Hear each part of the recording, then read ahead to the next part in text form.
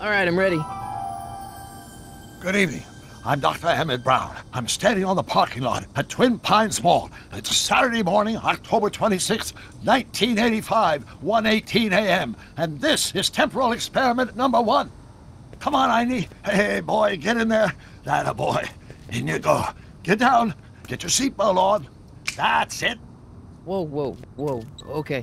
Please note that Einstein's clock is in precise synchronization with my control watch. Got it? Right, check, Doc. Good. Have a good trip, Einstein. Watch your head.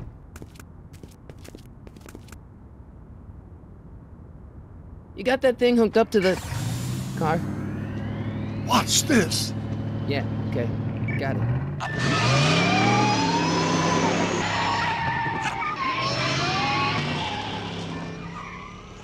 Not me. The car. The car.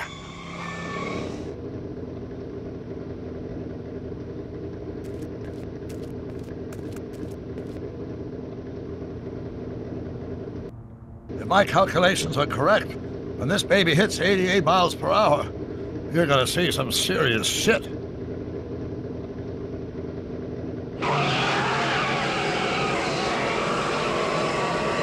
Watch this, watch this.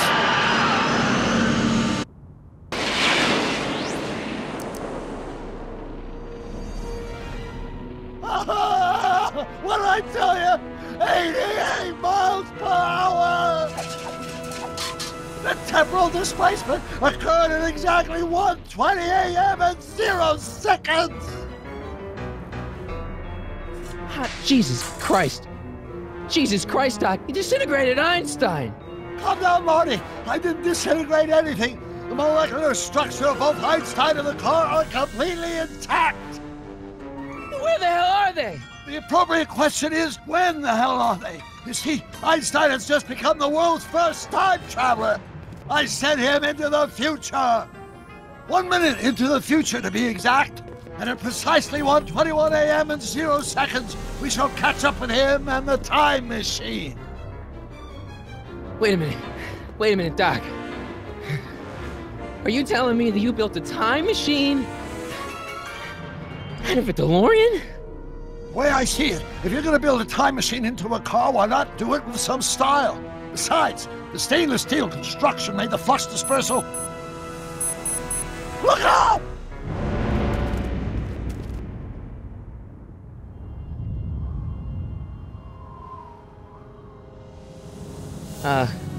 Doc? Huh, that's peculiar. Where's the car, Doc? It should have caught up with us 27 seconds ago. Doc, what happened to Einstein? No need for concern. It's probably just a minor miscalibration of the time circuits. Marty, could you get my notebook? It should be in the toolbox. Notebook. Got it. Flux capacitor? That's it! What the heck's a flux capacitor? My latest invention. The thing that makes time travel possible. In this notebook, I've detailed the nearly 3 decades of scientific breakthroughs necessary to build a working time machine. If it ever fell into the wrong hands, the consequences could be catastrophic. Let's see. It's mass equals I times Z, and E equals the square root of Z times C squared, and the flux dispersal rate is inversely proportional to the 4th root of N, carry the 9, then... Doc, something's way off here.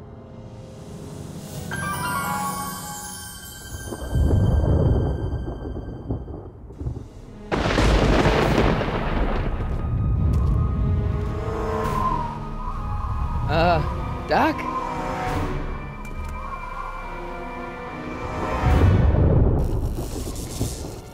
Great Scott! Doc, what is it? I've made a horrible mistake!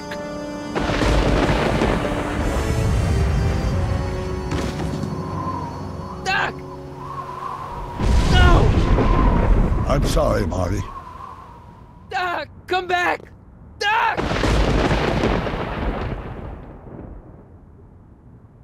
Doc!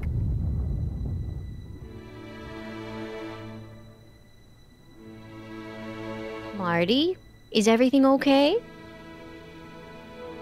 Yeah, Mom, it was just a nightmare. I was in the past, and Doc was there. Well, you're safe and sound now, back in good old 1986. But you'd better get up. Your father's waiting for you. Huh? Weren't you going to meet him over at Doc's? Holy crap, I'm late!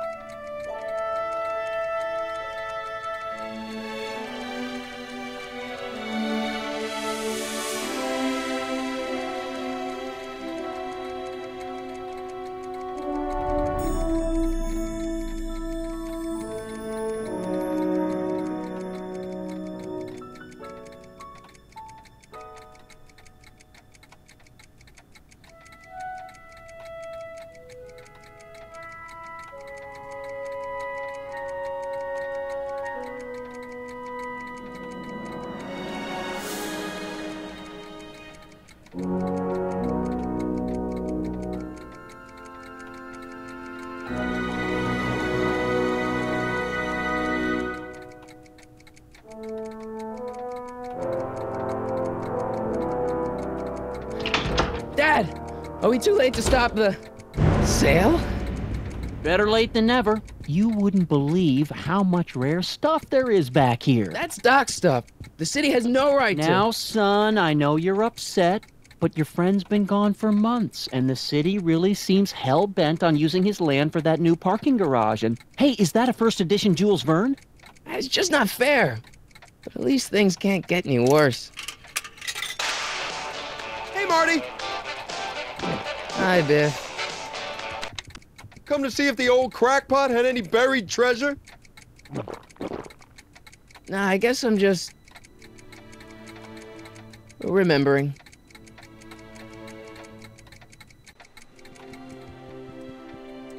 Doc built this model of downtown Hill Valley way back in 1955.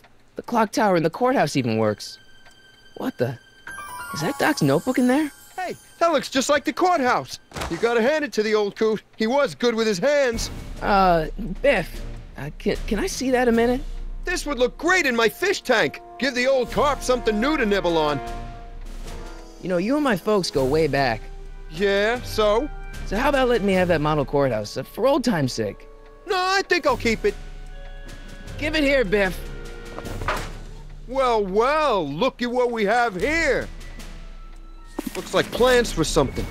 What's a flux catheter? It's none of your business. Doc asked me to... Brown's worm food, kid. But this looks like it might be worth something. Ha! Hey, Dad, why's my guitar got a price tag on it? Sorry, son. Must have been an overzealous clerk. Just pick it up. I'll iron things out with the bank.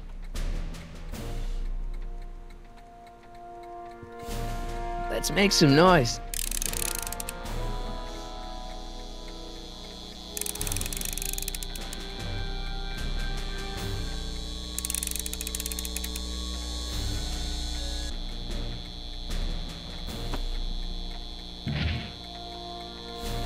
Here's an oldie, but a goodie.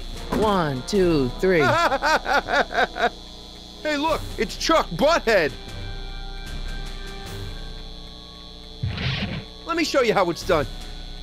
Now, Biff, I think that's Marty's guitar. Oh, gosh, you're right, Mr. McFly. Here you go, Marty. Let's hear a few licks.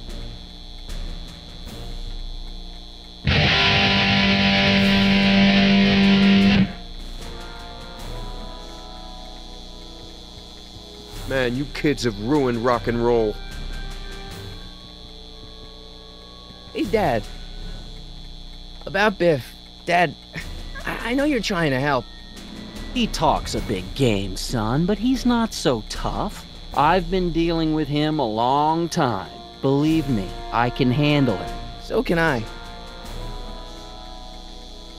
I guess you can. Okay, son, I'll stay out of your way, but you know where to find me. You want to hear a number by Biff and the Biff Tones? Always happy to play for my adoring fans.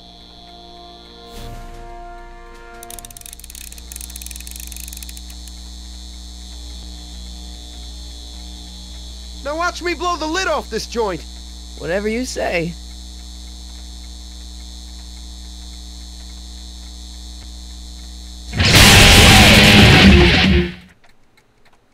Rock on, Biff. Oh, shit.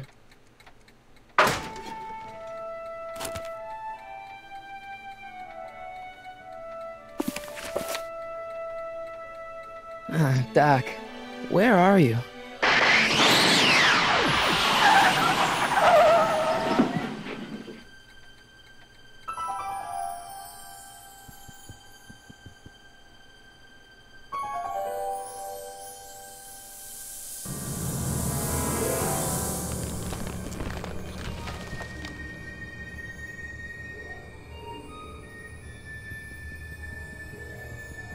Doc?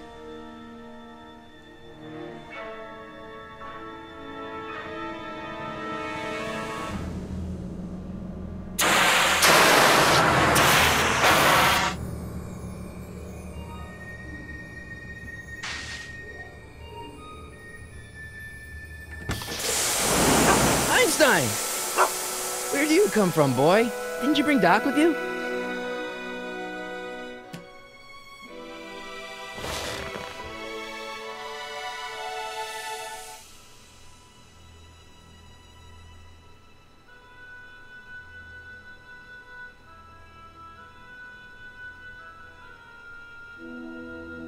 Okay, Doc, I know I haven't seen you in a few months, but I'm pretty sure this isn't your shoe.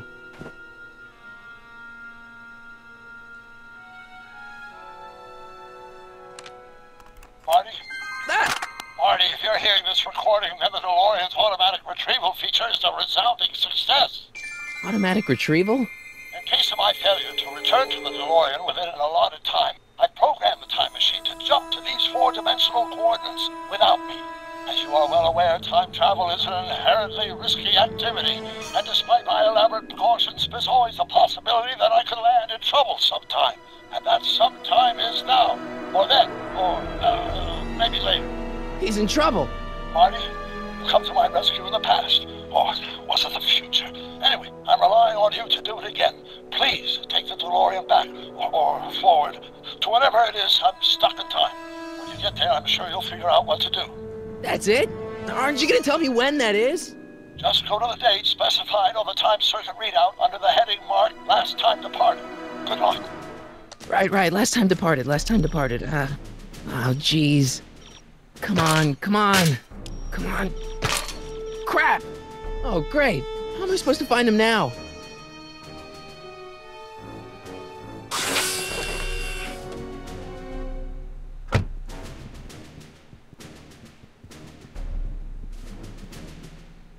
What do you know about this shoe, Einie? Great Scott! I think he's onto something!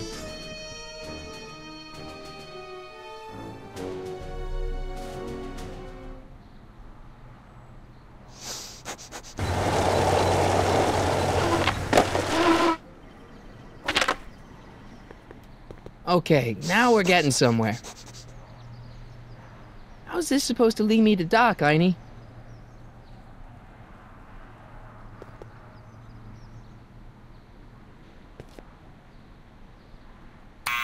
Step away from the door! Ah! Now, let me get a look at you. Einstein, come on! Just as I suspected. Hooligans! Get along now! Scat! State your business, child! You're making me miss Merv! Well, see, that's the thing. I'm not sure why I'm here. Einstein here brought me, and... Well? Can you let me in? I've got something to show you. What is it? Let me see.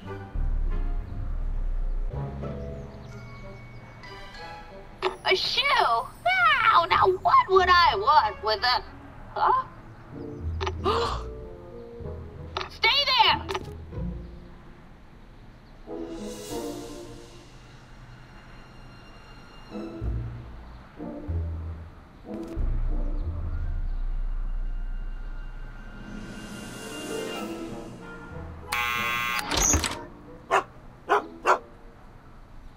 Leave that creature outside! Sorry, Einstein.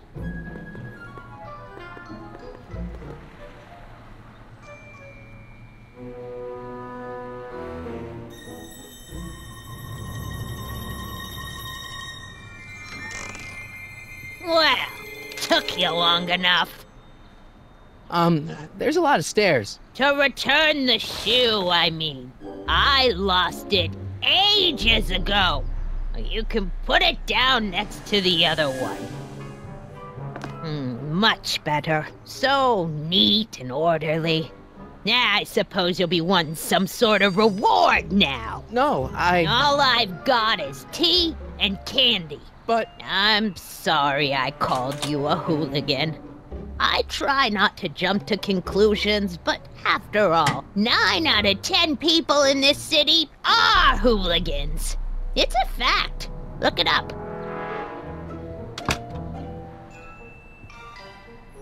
Have a seat, Sonny.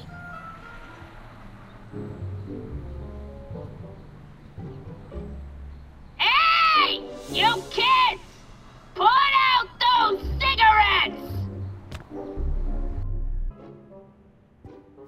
Don't touch those! My newspapers are in pristine condition and meticulously organized. Not about to let some street punk get jam all over them. Miss Strickland? Jack! Diane!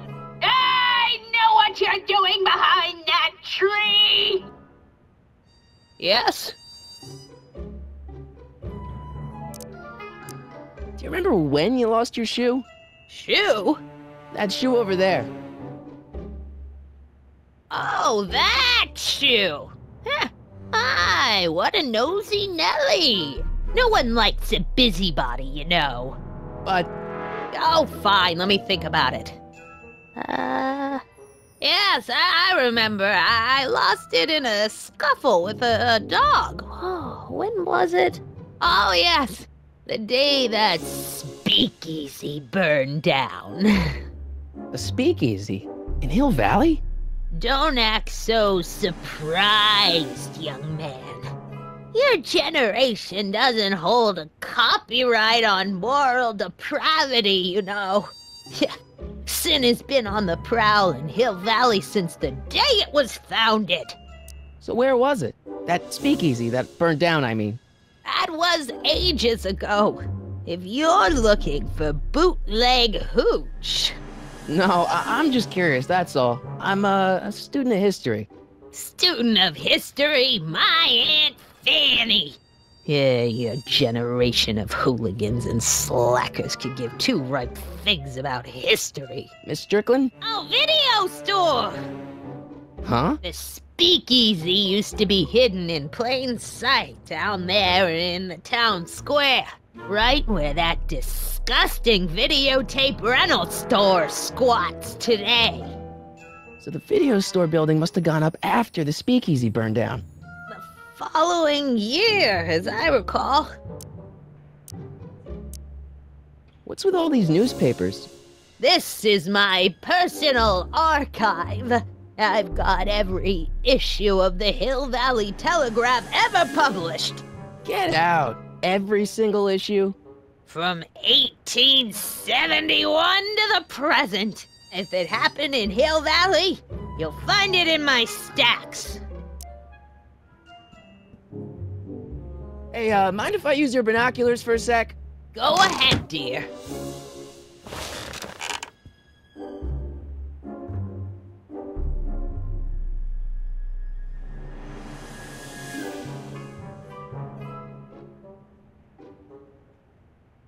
Rebuilt in February 1932. So the fire must have happened before then. But when? I need a date. Don't look at me. I'm far too old for you.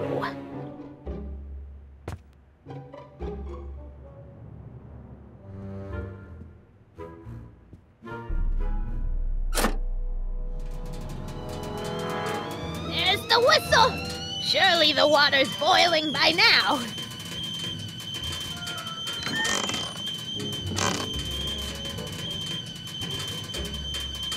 Let's see. Ground broken on site of former speakeasy. Singer vanishes. Hill Valley Expo delights crowd. Soup kitchen exposed. Here we go. Speakeasy arsonist slain. Legal procedure gave way to old-fashioned vengeance last night when a mob descended on the Hill Valley police station. The suspect in the speakeasy arson case, a drifter known as Carl Sagan, was pulled from his... Carl Sagan? It's Doc! Killed by a mob. What's the date? June 14th, 1931. Jeez, I gotta rescue him. My newspapers! Sorry, Miss Strickland. Let me... No! You've gotten my history out of order! Oh, do you know how long it'll take to fix what you've done? Ow! Get out! Get out! Get out! Help! Police! I'm being attacked by hooligans!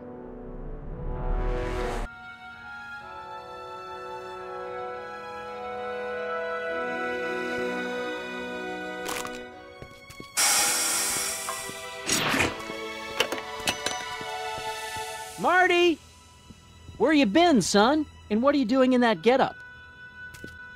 Didn't I tell you? I got the lead in the school play. We're doing... Grapes of Wrath? Right. Oh, Steinbeck! Who are you playing?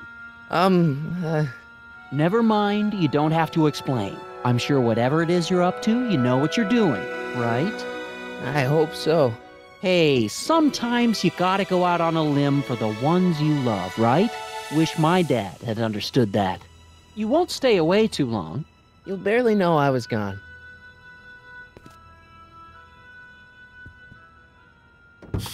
You ready to go, Einstein?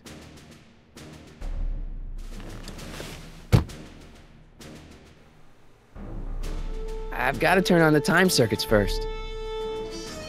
Time circuits, on. Flux capacitor, fluxy. Okay, if Doc's gonna get killed on June 14th, 1931, I'll just show up the day before and get him out. I hope you know what you're doing, Doc.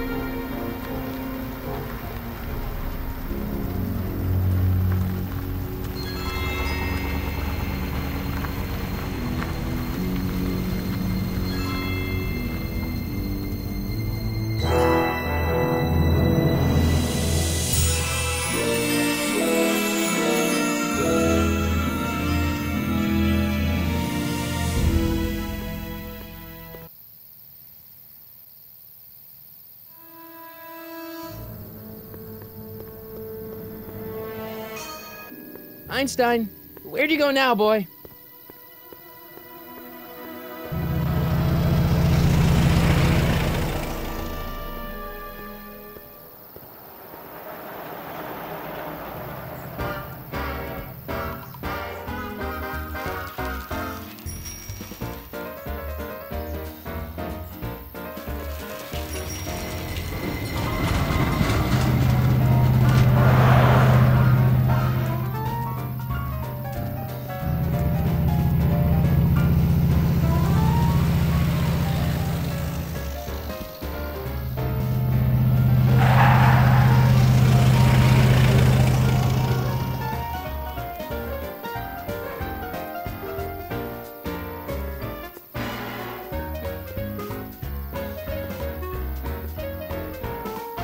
Young man! Excuse me, young man! Who, me? You're the only man in the street, and I'm looking for a man-in-the-street reaction. Naturally, you know about the explosion that destroyed this illegal gin establishment. I read about it, yeah. What's your opinion of Carl Sagan, the stranger who single-handedly did what the law has been unable to do for 10 long years, namely, rid Hill Valley of the scourge of liquor? You can mark me down as a supporter. The young man said, flashing a boyish yet virile grin. Hill Valley needs more upstanding youths like yourself. Do you have a message for the vicious gangsters who still roam these streets, no doubt plotting to corrupt our citizens with another den of booze, sin, and debauchery? No, not really.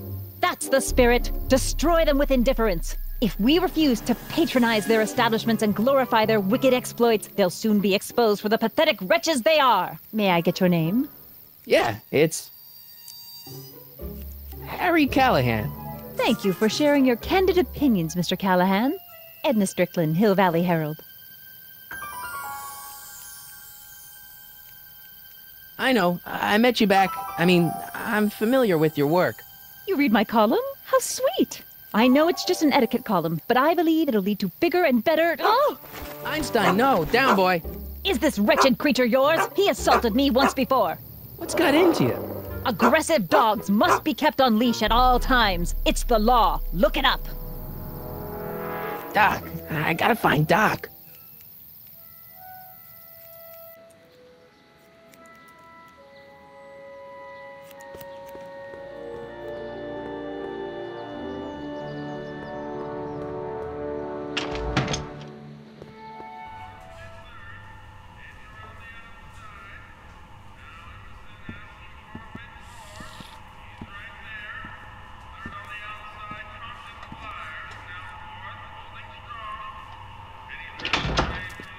McFly! Biff? Kid! Grandpa? That's Mr. Tannen to you, Artie. What are you doing out here? Well, I was getting kind of hungry, so I figured I'd come down here for some free soup. Just thought I'd come down for some soup. Think, McFly. The DA's throwing around subpoenas like Babe Ruth. I don't think Ruth's a pitcher anymore. Shut it! If one of those subpoenas landed in the hands of my number cruncher, I'd be in a whole lot of trouble. I could even get sent up the river. You wouldn't want that, would you? Would you? No, of course not, kid. All right, that's better. What are you looking at, punk? Keep your eyes on the soup, kid. Well? Well, what? What are you still doing here? Sorry, kid. I'll just run back to the safe house. You do that. And McFly, Yes? that hat's too flashy. You better let me hold on to it. Now scram! You got it, boss. And don't come out until I give you the all clear. I swear, if even one of you mooks could add 2 + 2 without your fingers, I'd dump that wimp into the lake. Hey! Anyway, I'm off to make myself irresistible. Don't let anyone burn down the shop while I'm gone.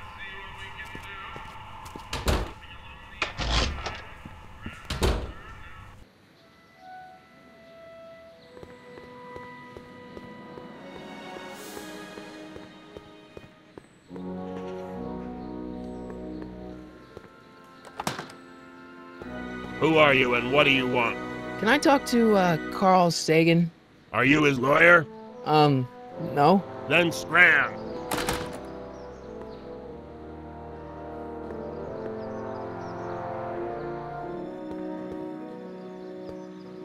Doc!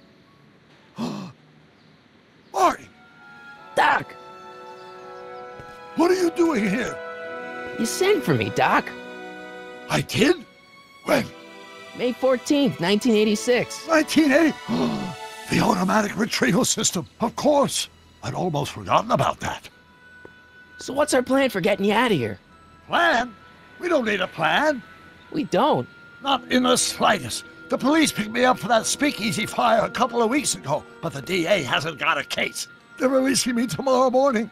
So basically, I traveled 50 years into the past to deliver your car? Sorry about that, but it's so wonderful to see you. We have a lot of catching up to do. Yeah, you might want to hold off on that, Doc. Great Scott!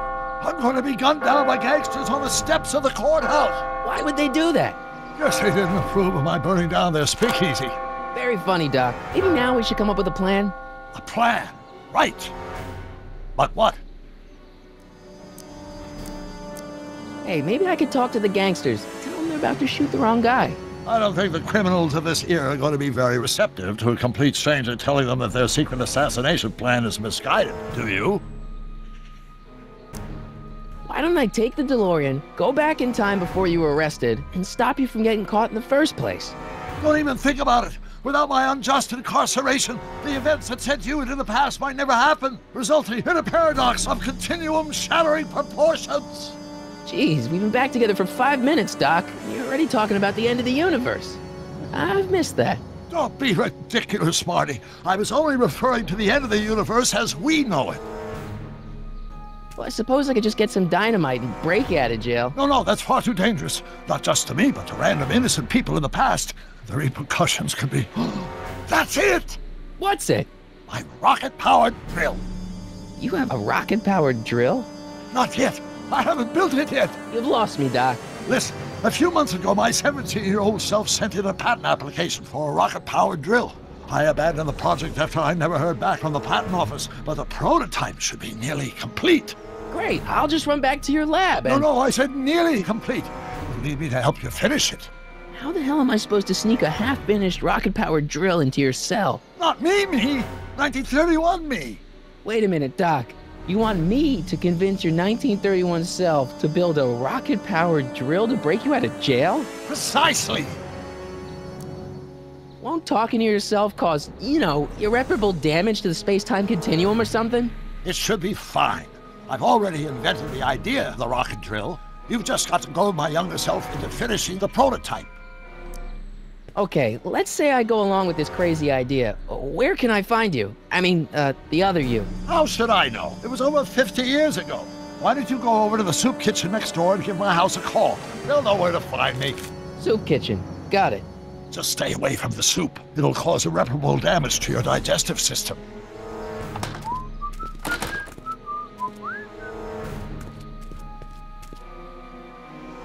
I guess I better get started. Don't worry, Doc. I'll get you out of here in no time. I'm not worried. Once you and my younger self put your heads together, you'll be unstoppable.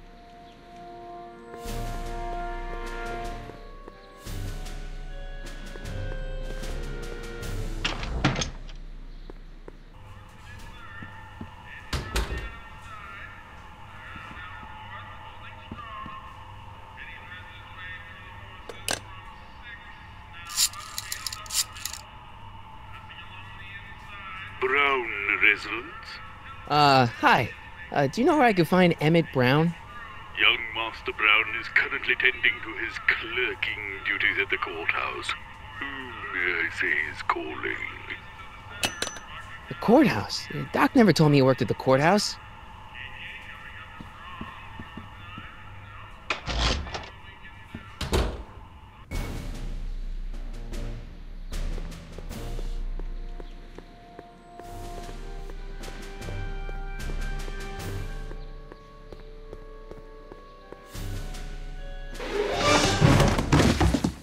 Touch those. These are very sensitive legal documents. Nobody is supposed to handle them but sworn officers of the court.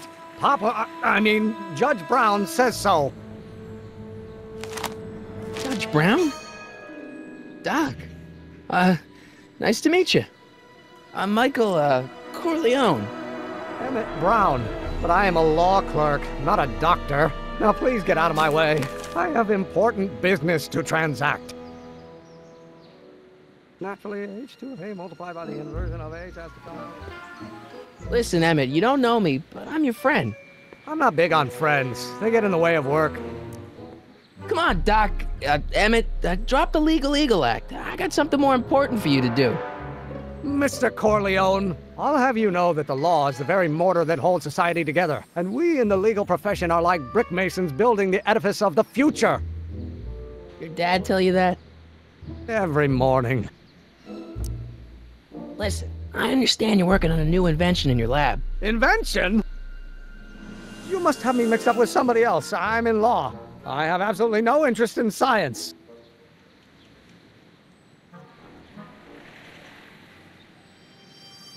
Only if the coefficient of friction remains constant and the Come on, wait up a minute. You again? Can't you see I'm busy? See, I'm sort of in the science business myself. That's why I sought you out. Not that I care in the least, because science is the furthest thing from my own area of interest, which is law, but I don't believe you. It's true. I'm a scientist. So tell me something, Mr. Scientist, from your vast storehouse of scientific knowledge.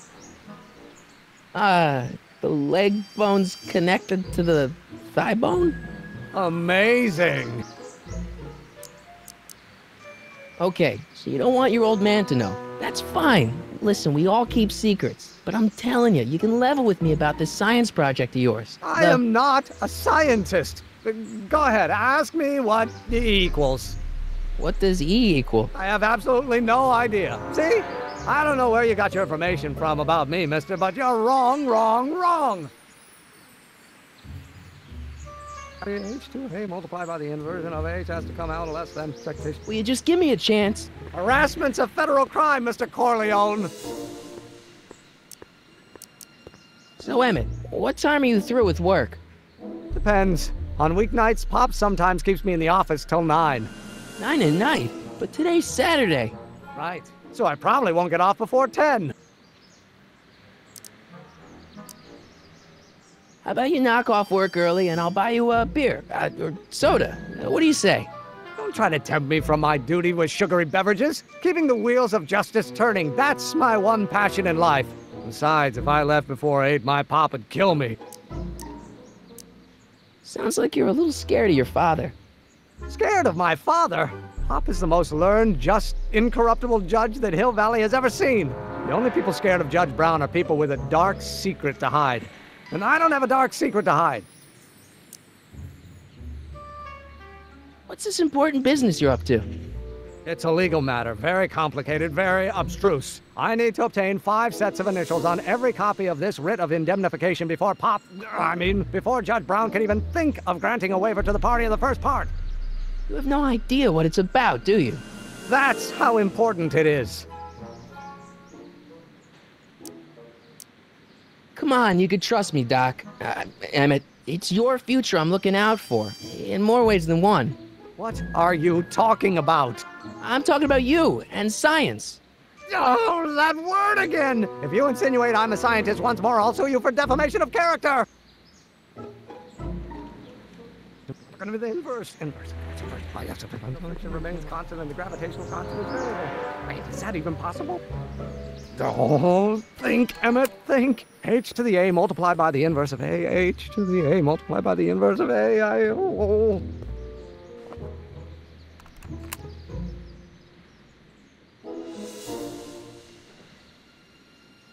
It's a derivative of the speed relative. Psst, Doc! Marty, have you found my younger self yet? So, Doc, does this ring a bell? Oh, think, Emmett, think. H to the A multiplied by the inverse of A. H to the A multiplied by the inverse of A. Good grief! Is that me? I sound so... Young? I was going to say intense. I forgot how wound up I used to get. Yeah, but what are you muttering about? Oh, that's easy. It's Ivanov's conundrum. Just tell my younger self that H equals the Hamiltonian operator. Won't giving him the answer mess up the time stream? Only if it turns out that reality is actually nothing more than a holographic illusion created by the interplay of subatomic particles on a vast two-dimensional membrane. So... It'll be fine. Hang in there, Doc. Not the best choice of words, Marty.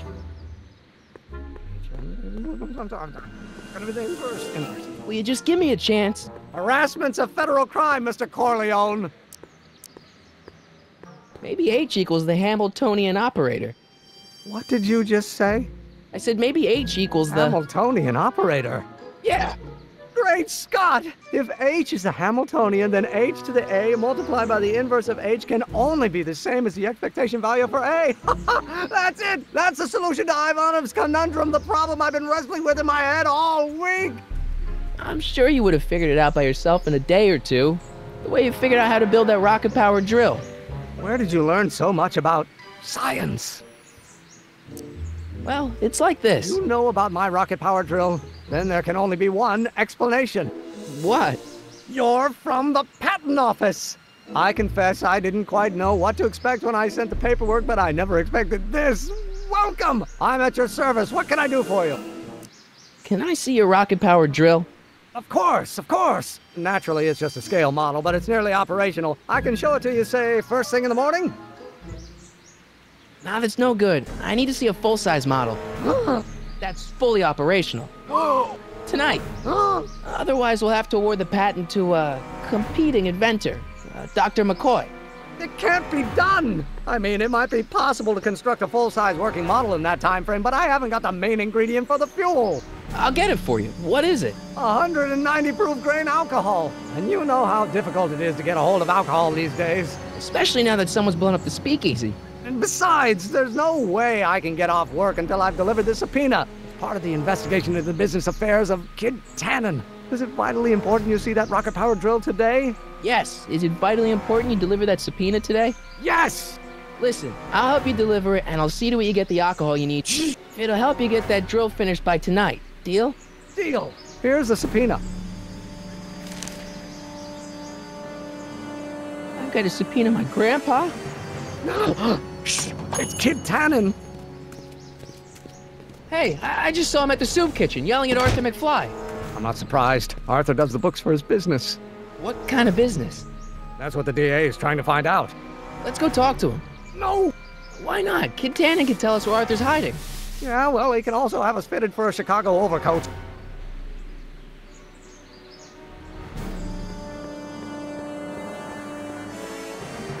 What the hell, Matches? You got kiwi all over my socks! Sorry, boss. Get out of here. How about you? Huh? I'm sitting at a shoe shine booth. You walk up. Either you're here to shine my shoes, or you got a death wish. Which is it?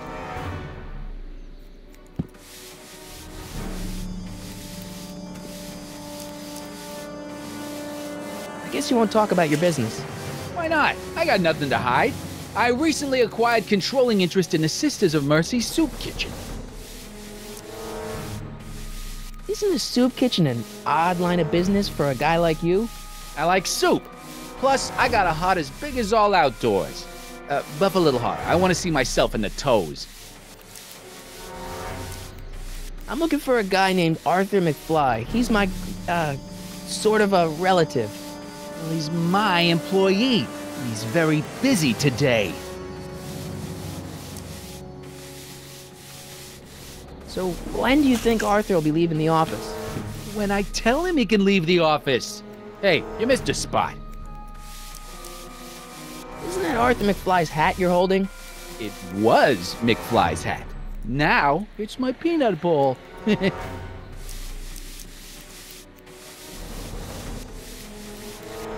I have some peanuts? Why not? I'm a magnanimous kind of guy. Go ahead, knock yourself out. Hey, kid! Yeah? What the hell is that? Hey!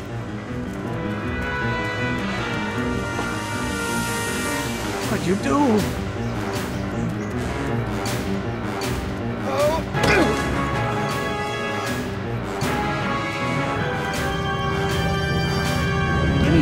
you lousy crook! Emmett!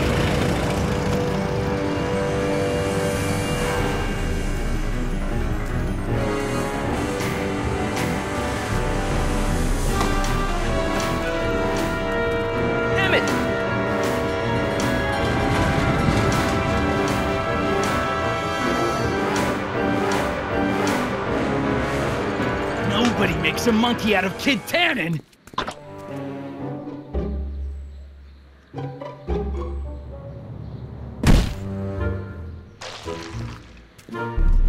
Ow! Fix me up!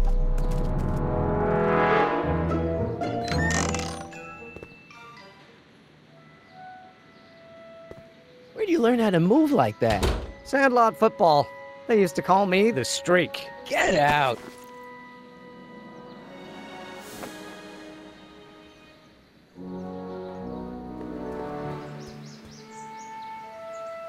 Hey, how you doing, Einie? Einie? It's short for Einstein. Einstein, of course, because he was a patent officer just like you.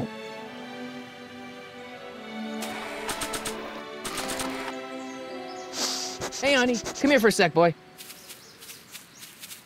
Hey, boy, can you find the guy who belongs to this hat? Where's he going? Only one way to find out.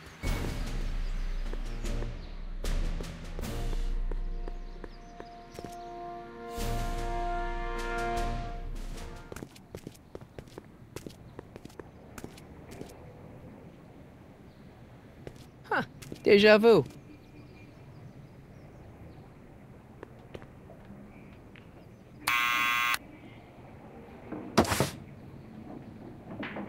Yeah? Who is it? It's McFly! Shh, I know! Hey, Arthur, can you come down a minute? Do I know you? We've got something for you. It's a subscription to the Accountant Weekly. He won't come out if he knows why we're really here. No, right. I'm not interested. And besides, the boss won't let me leave the room. Sorry, some other time.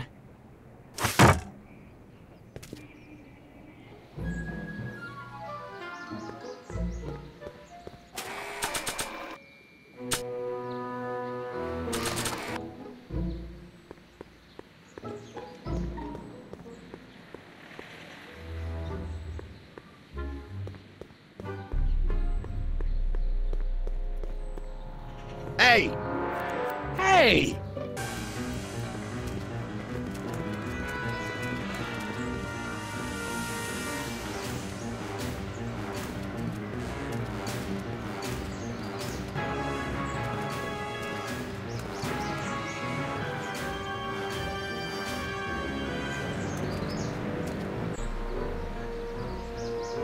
Don't... What do you think you're doing up there, you scrawny little runt? Get down here right now!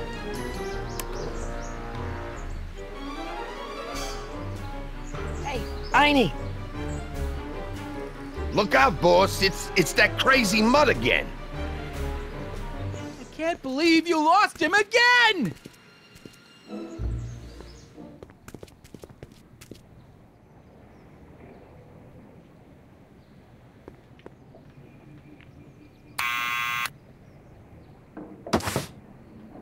What now?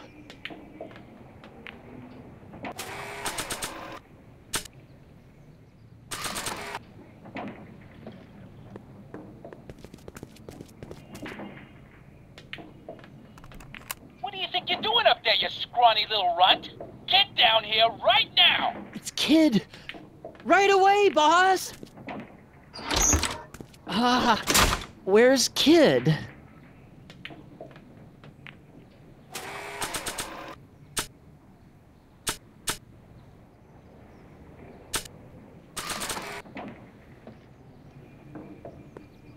Arthur McFly? Yeah? Got something for you. Thanks. A subpoena? Ordering you to appear in court and provide evidence in the investigation into... Kid Tannen? Take it back! You can't get rid of it, Mr. McFly. Once you've been served, it's your duty to report to the court at the earliest possible time. Failure to do so could lead to a warrant for your arrest. Arrest! But kid'll kill me. Stupid Artie. Holy cats, what am I gonna do? I suggest you avail yourself to the protection of the court. Oh gosh.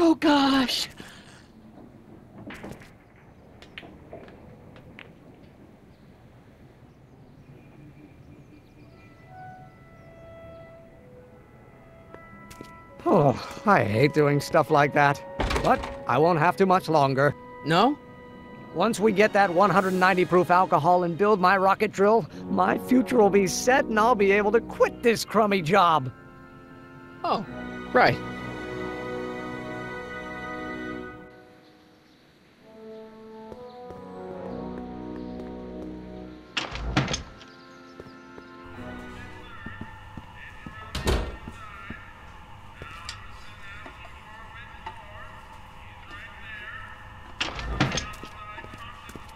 Hey, cue ball. What? The truck just arrived with a fresh shipment of, soup. Soup? Well, this is the regular soup, and this is the special soup. Right. Special.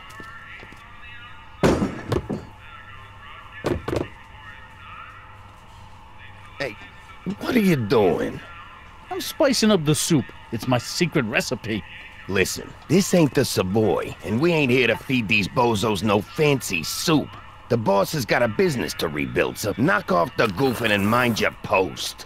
All right. Just try the soup. Well? I can see why you want to keep this a secret.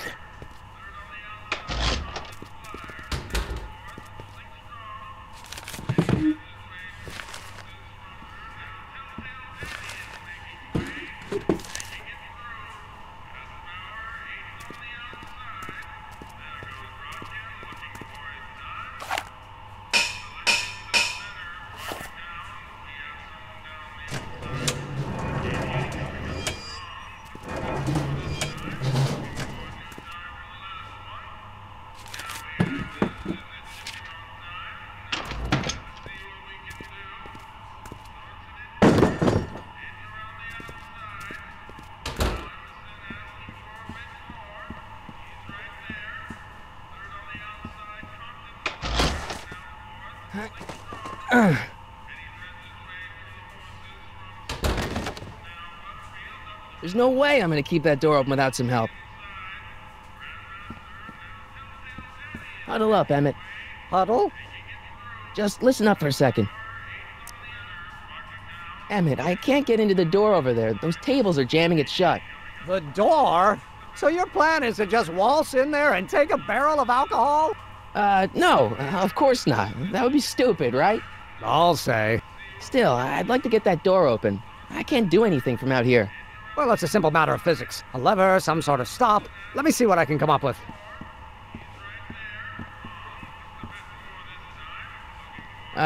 Excuse me. Yeah? Could I have a bowl of soup? You're a soup kitchen. What do you think?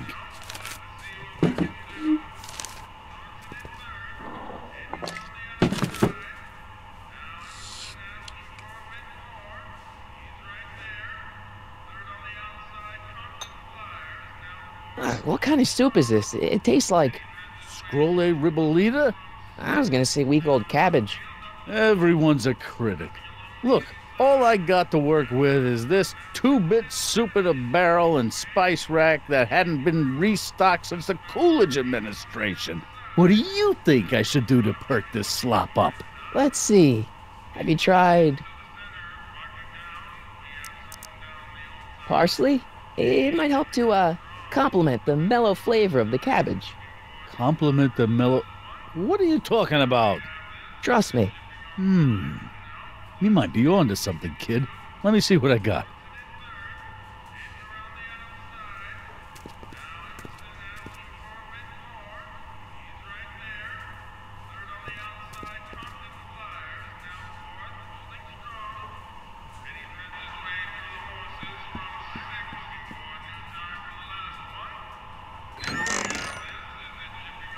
The kitchen's for management only, rummy. Whoa!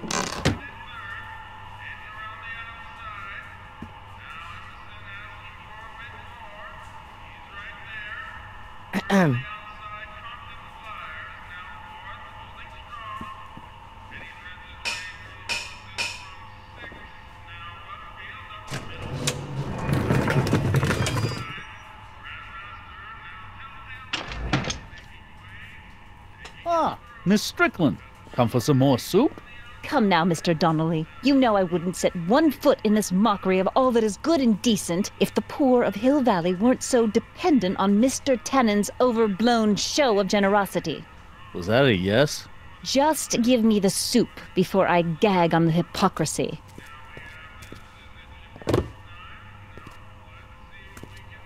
I'll tell the boss you said hello. I'll just bet you will. Edna picked up the barrel of hooch. Now all I have to do is to get it from her somehow.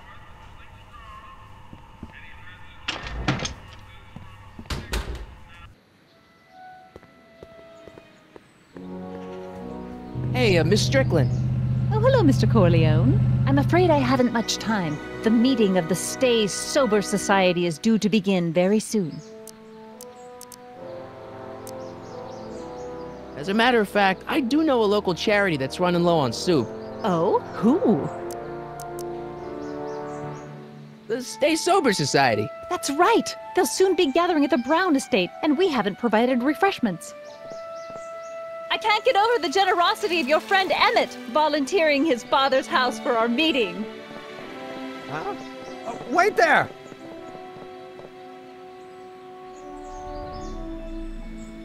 Michael!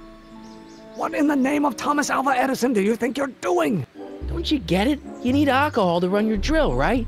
Those bootleggers at the soup kitchen won't let us get our hands on any of their hooch. But we can get Miss Strickland to pick it up for us and deliver it right to your door. No, out of the question. Why? I can't just let strangers invade my parents' house. What do we know about these people? They're sober. It says so right in the name. Well, okay, but a Pop needs his peace and quiet at the end of the day. This meeting is sure to be too noisy for him. They'll be quiet. You'll be quiet, right? Oh, yes! I play my tambourine very softly. You hear that? Yes, but... But what? But it's still impossible. Think of the Stay Sober Society. What'll happen to them? They can all fall off the wagon for all I care.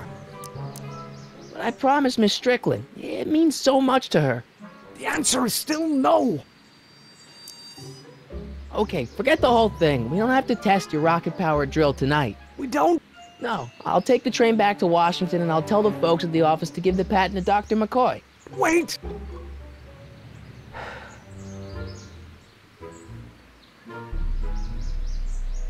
You will instruct the members of the society to wipe their feet before they come inside. Then you are Emmett Brown. I thought as much.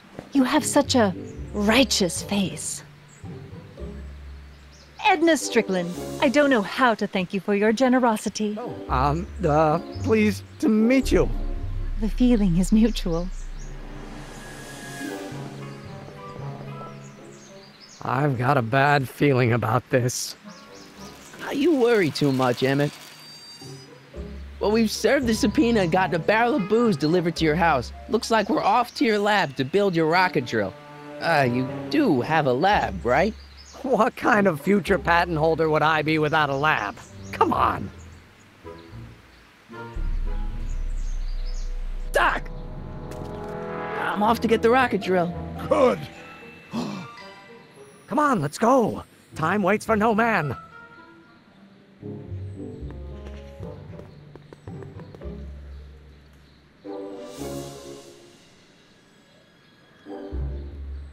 Are you sure this is gonna work, Emmett? Don't let the ramshackle nature of my laboratory fool you. If all goes according to plan, we'll soon be in possession of the most powerful rocket fuel known to man. That's great. How? Well, it's very simple. This crankshaft induces a powerful direct current into the electrolysis chamber, producing hydrogen, which must be periodically released into the primary distillation barrel. While tending to the hydrogen, we'll also need to regularly sprinkle these shredded protein flakes into this aquarium of tuber bacteria to generate the necessary nitrogen to catalyze the reaction. Cool. Oh, hot! Extremely hot! The temperature of the reaction must be kept at a steady temperature of 623 degrees Kelvin by carefully pumping these bellows. Any questions? Emmett? Why is there a brace of drunkards gathering on our lawn? Sweet fancy Moses, it's my father! So? So, he doesn't know I'm engaging in acts of scientific exploration in here. He thinks this is where I go to pour through my law books. Oh. You tend to the reaction. I'll try to get rid of him. Tend to the what? Can't we just start over after he's gone? It's too late. The reaction's already started. Don't worry. I'll try to help you out where I can. But... coming, Father! Father! Don't you father me, child. Eating you, Father, but I wish you would go on a diet. You don't know what called.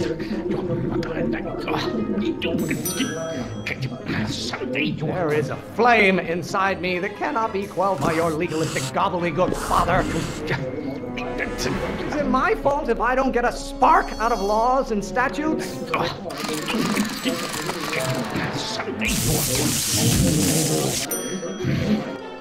Excellent. Now twist the valve there.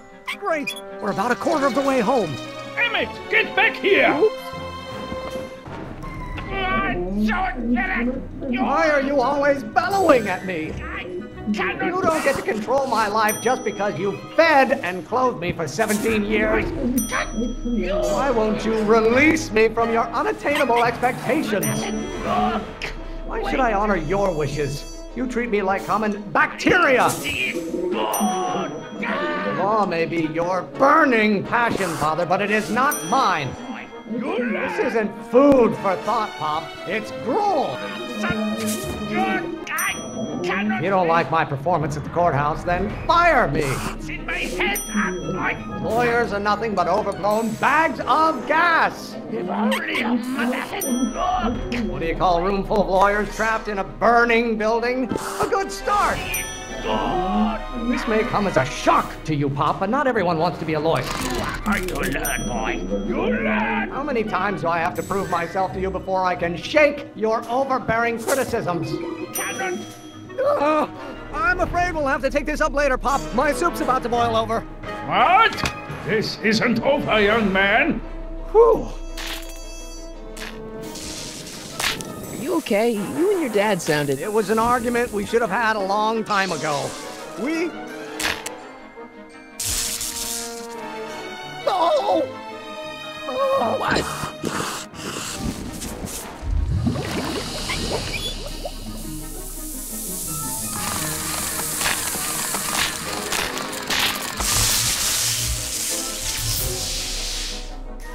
Eureka! Now all we gotta do is fuel up the old rocket power drill and you and I can take it and go. But don't you want to test it first? No time. The last train for DC leaves in just a few minutes. All right. You've got to get this baby to the U.S. Patent Office. Exactly. So tell me, Michael, when can I expect to hear back from the Patent Office?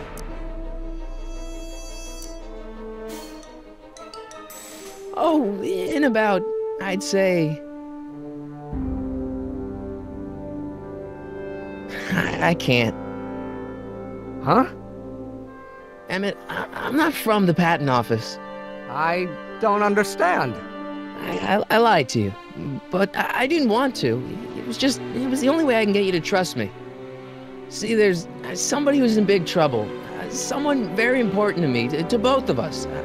I can't tell you who, but I need to save him tonight, and I need your invention to do it.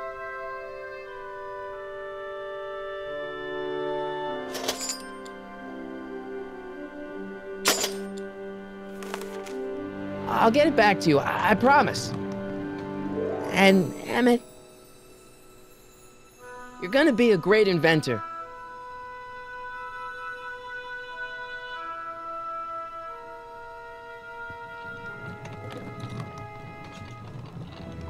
Wait! Keep the throttle at about 8.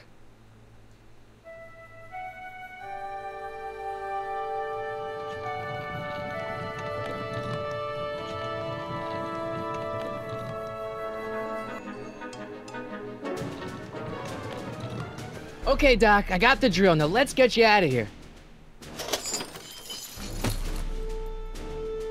Come on, start.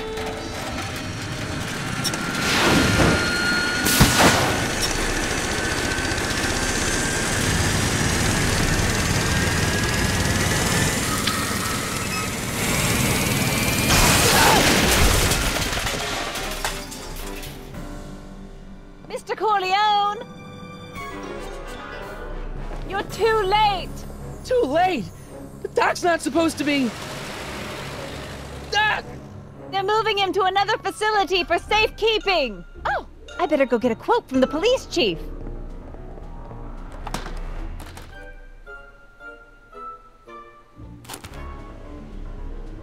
Paddy wagon intercepted. Suspect slain. Then they're still after him. How am I gonna rescue him now?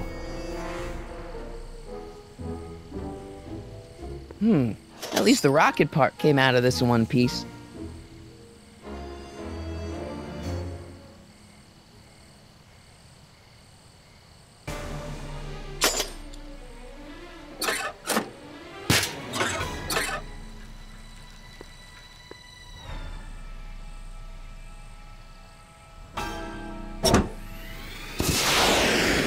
Alright, I'm coming, Doc.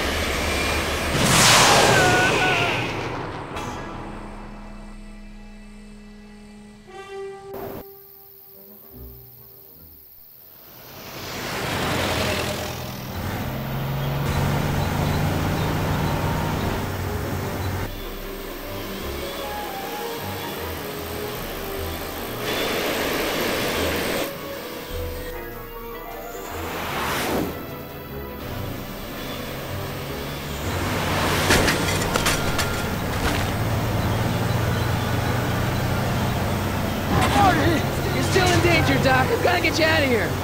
What's that? I said you're still in danger. Never mind, never mind. Get me out of here, and we'll talk later.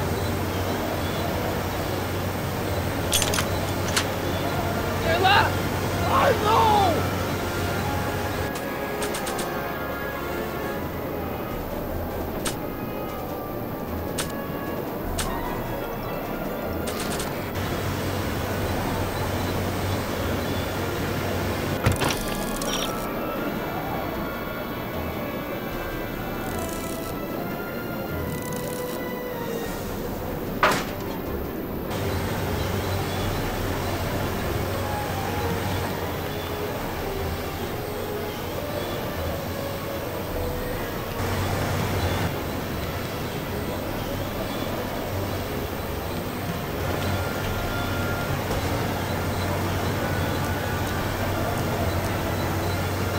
Doc, I'll get you out. Be careful, Marty.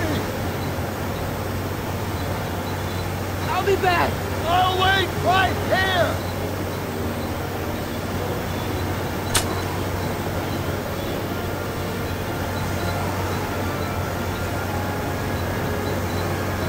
What's he doing here? Keys. The window's shut tight.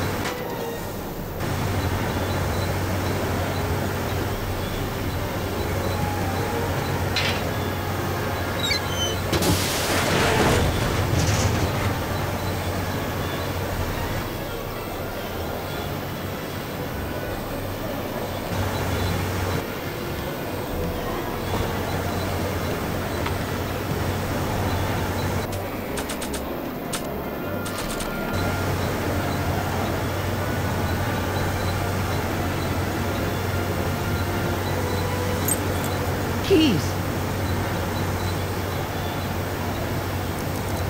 I need a distraction. Leave it to me. Hey, driver!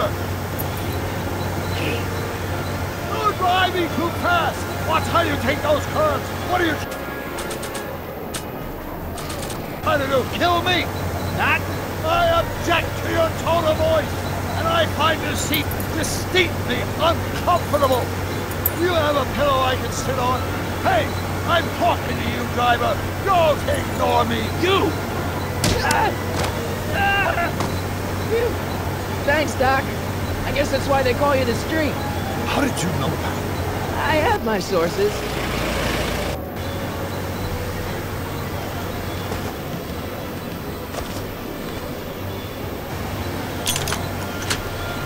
They won't budge. They won't budge. Stand back, Doc.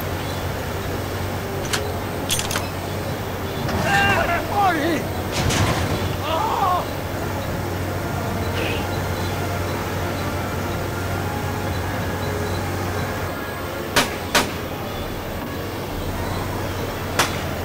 Eat lead, Sagan! Ow! Son of a bitch!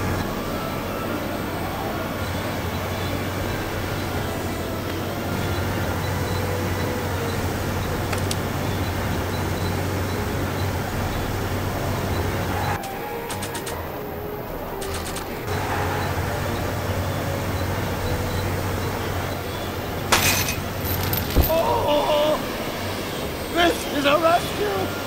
That's the idea. Doc! Ah! Doc! The throttle! What? Oh!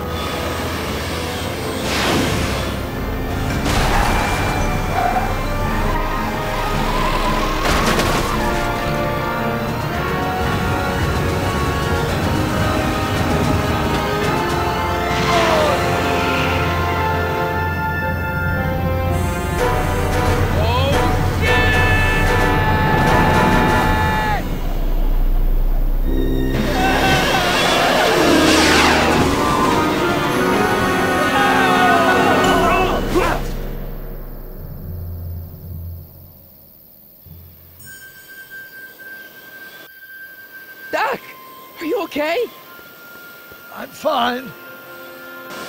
But I wonder what sorts of bizarre repercussions my younger self's invention of a flying bicycle will have on the timeline. Did you know that would happen? I had a suspicion. I never could keep those rockets from exploding. So, what do we do now? Now we get back to 1986 before our interactions with the past inevitably cascade into a calamitous future. Where'd you leave Einstein? Doc? He's not in the pound, is he? No, but I think we've got bigger problems right now. Great Scott!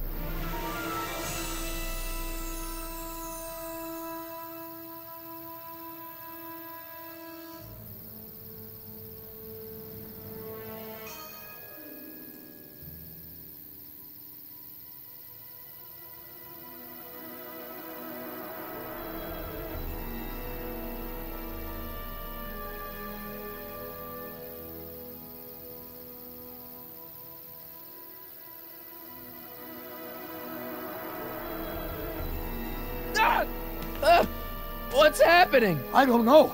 Unless... tomorrow's newspaper. Do you still have it? Yeah! Local accountant beaten. Left for dead. Local accountant Arthur McFly was severely beaten and left for dead on the steps of the Hill Valley Courthouse last night. They're gonna kill my grandpa? Tannen's goons, no doubt. Probably in retaliation for Arthur answering that subpoena you delivered. What are we gonna do? I'm not sure what we can do. According to this, your grandfather was dumped on the doorsteps of the courthouse 5 minutes ago. My dad's picture is disappearing. That's the time stream catching up with your grandfather's fatal wounds. Which means your father will never be born, and neither will you, unless...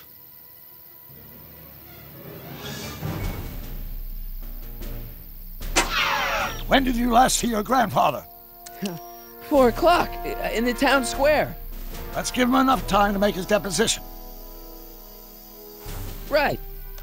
We'll have to be careful not to run into ourselves. That shouldn't be a problem in your case. I mean, you were in jail. All right, let's get moving before the police find us. Freeze! Ah! Step out of the car with your hands up.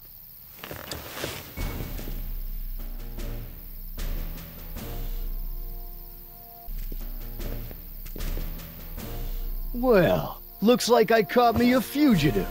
Carl Sagan, the speakeasy arsonist. He hasn't spotted me yet. Alleged speakeasy arsonist, if you don't mind.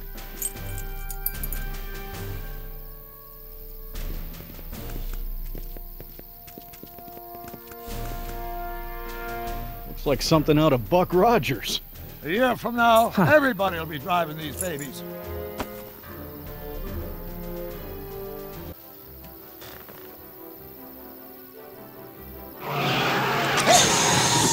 Stop! Stop! Go! Save your grandfather! I'll be fine until you get back. You got it, Doc.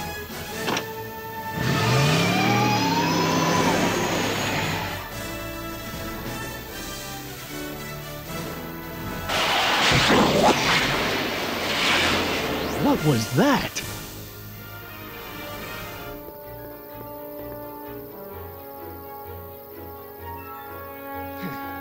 $4.55. Artie's got to be in there somewhere, spilling his guts to the DA. There he is. All I got to do is get to him before... Mr. Crockett! I was wondering if I could do a little follow-up interview with you about the plight of poor Mr. Sagan. My sources indicate that Judge Brown will be setting him free tomorrow. I wouldn't bet on that. What's that? Nothing. Listen, can we talk later? I've really got to get to the courthouse right now. Really? Why? My grandpa's on jury duty, and I have to get him his medicine. Oh, well then. Carry on. And do put that vicious dog of yours on a leash, will you? We have laws about that sort of thing, you know. Sure, no problem. Ah! Ah! Oh, come on, yesterday, Marty. Stop talking and get moving.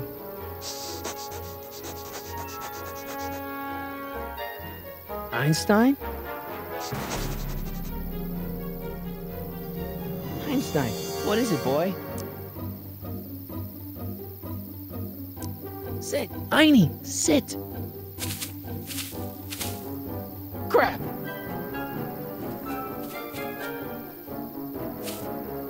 Einstein.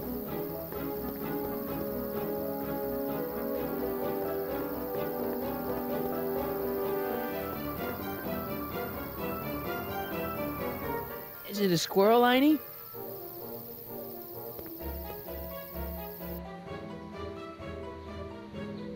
You want to play? Okay, let's play. What are you up to, Einie?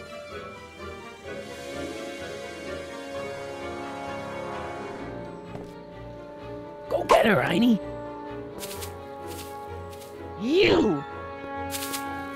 Oh! Get this mangy animal away from me! Come on, Einstein. Get away from the nice lady. My shoes! Einstein, no. Oh! Way to go, Einie. Now to get into that courthouse and grab Artie before Tannen's guys. Ah! Ah!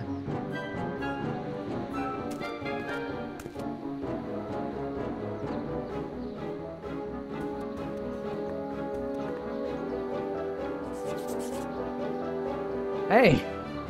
Oh, God. Hey. According to my calculations, the rotary engine for a full-scale rocket drill requires 1.21 kilowatts of power. Can you check over my work to make sure? Are you all right? Yeah. But I need to get to Arthur. Why? I have to brief him on what to say to the DA. Oh, are you the legal expert now? Come on. Shouldn't we be getting on with our work? We're on a strict deadline, right?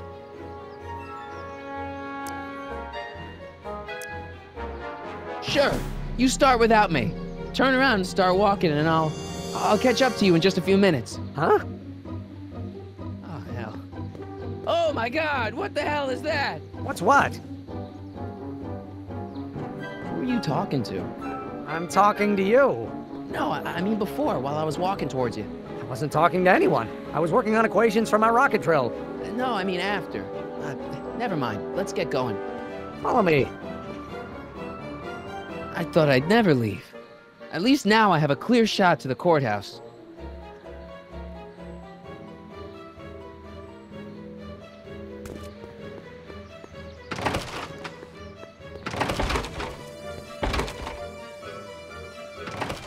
You gotta come with me. Look, you're in a lot of danger. What do you mean I'm in danger? No time to explain, Gran.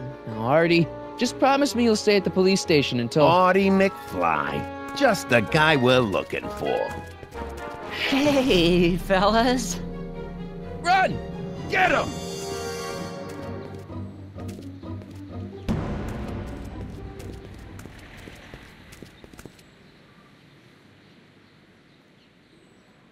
Artie?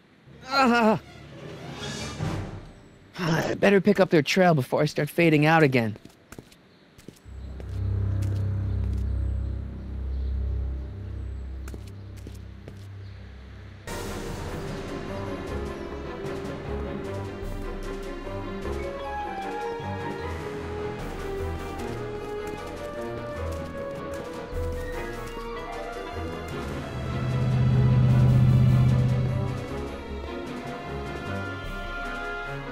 Looks clear.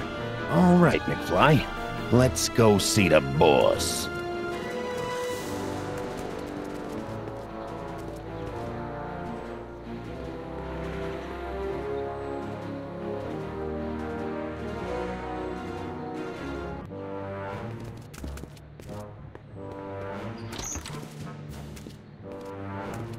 Artie, how's my favorite accountant doing? Oh, I've been better. Oh, I'm so sorry to hear that, McFly. Trixie, take a powder, doll. We got business to discuss. KO, you boys play nice now. Mwah! Nice to see you again, Artie. You too, Miss Trotter. Yeah, we're all happy as clams. Now scram.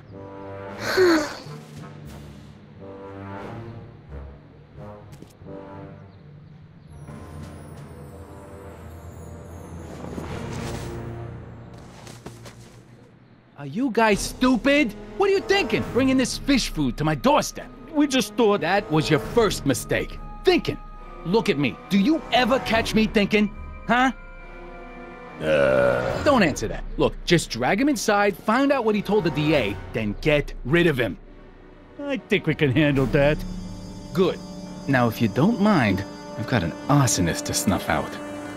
And will one of you slobs start hauling these crates in? We're on it, kid.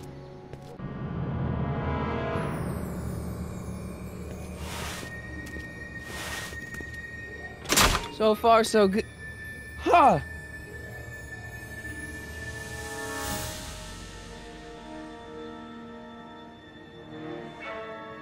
I better get in there quick.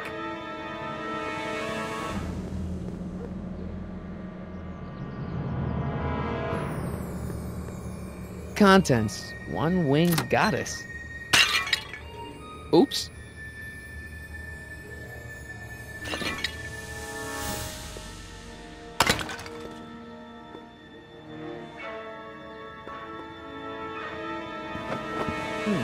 Nice fit. Here goes nothing. Get the crates, cue ball. Stir the soup, cue ball. Clean out the bloodstains, cue ball. Shit, I'm not a gangster, I'm a freaking butler. Now, which one of you guys goes in first? Jeez, for a gal with no arms, you sure is heavy.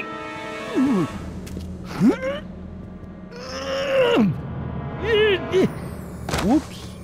Ow! Do you mind? I'm trying to conduct a professional interrogation over here. Where should I put this? Just shove it behind the bar. I'll just shove you behind the bar.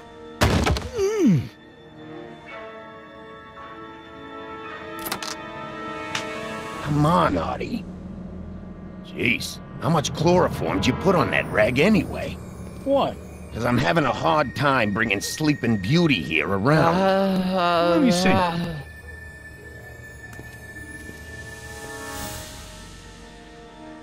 Hey, Artie! We got a few questions about you and the DA.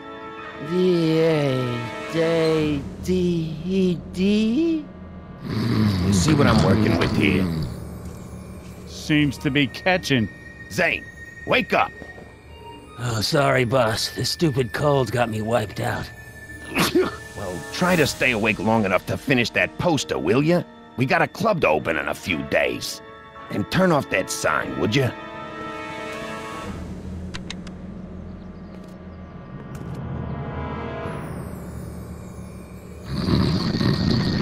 up, sleepyhead.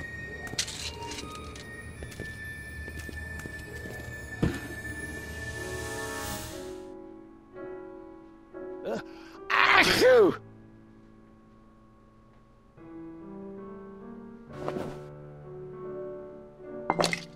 No wonder Artie's so out of it. Still can't get Trixie's nose right. I can't take that. Zane would know something's up.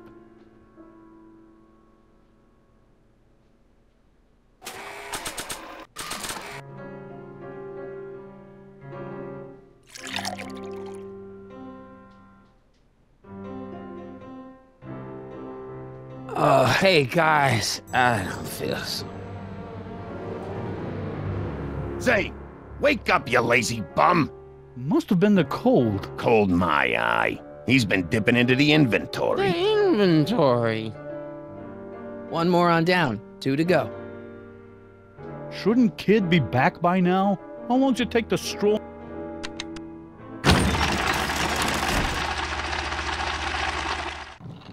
Hey! Hey! What was that? Must be some wiring problems with the emergency button.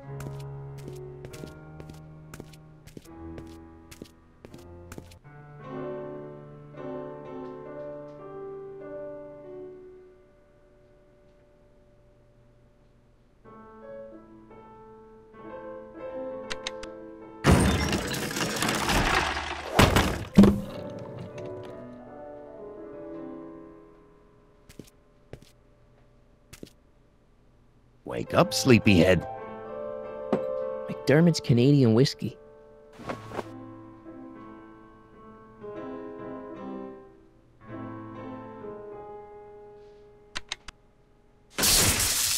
Ow!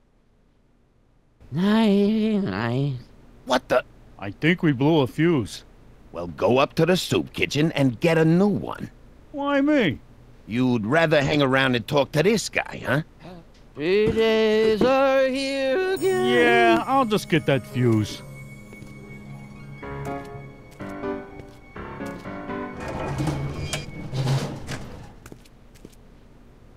Come on, Artie, wake up. You're sleeping your life away. Literally.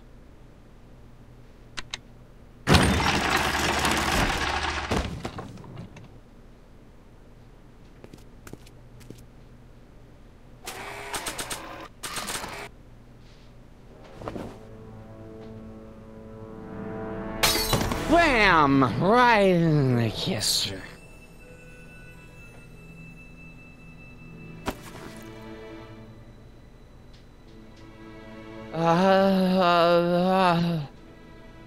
Hey, you. Wait, do I know you? Not for about 40 years. Is anyone down there? Everything's spinning. Come on, Artie. Let's get out of here before these jerks get a chance to kill you. Wait a minute. They were gonna kill me? Great. This isn't funny, guys.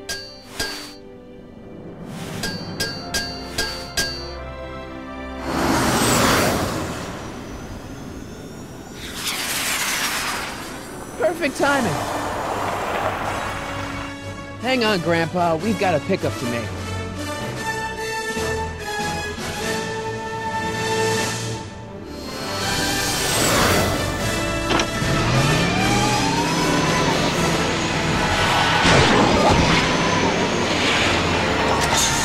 Need a lift? I thought you'd never ask. Ah, what's he doing here?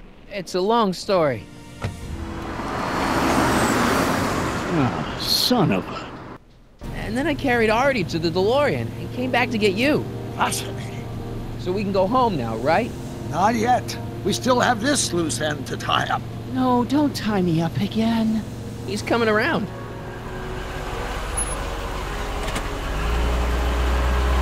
Please be careful.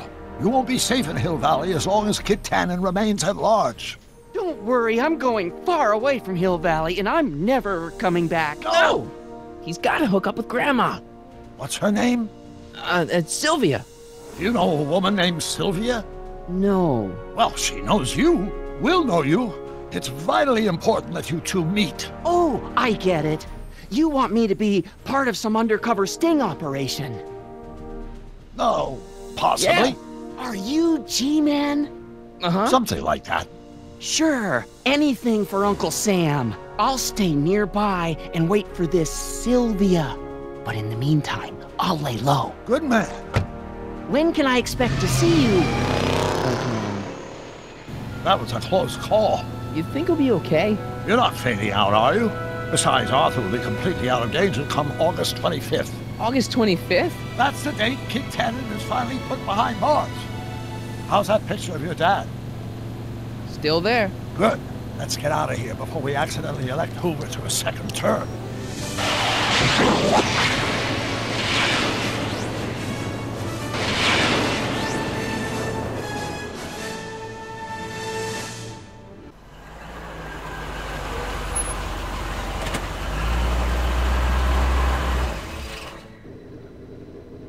Well, everything looks okay.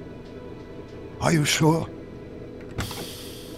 See, McFly residence. So, want to come in? Maybe hang out a while? I want my dad to see for himself that you're still around. I'd love to, Marty, but... You've got to go. I understand, Doc. You've got a life to lead, kids to raise and all that. No, I've got to go to the bank and stop that estate sale you told me about. Oh. You go find your pop. I'll be back within the hour. See you soon, Doc.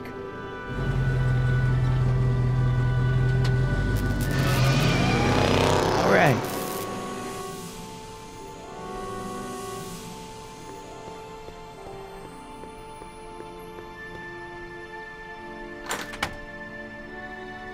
Hey, anyone home? There's something wrong with my key.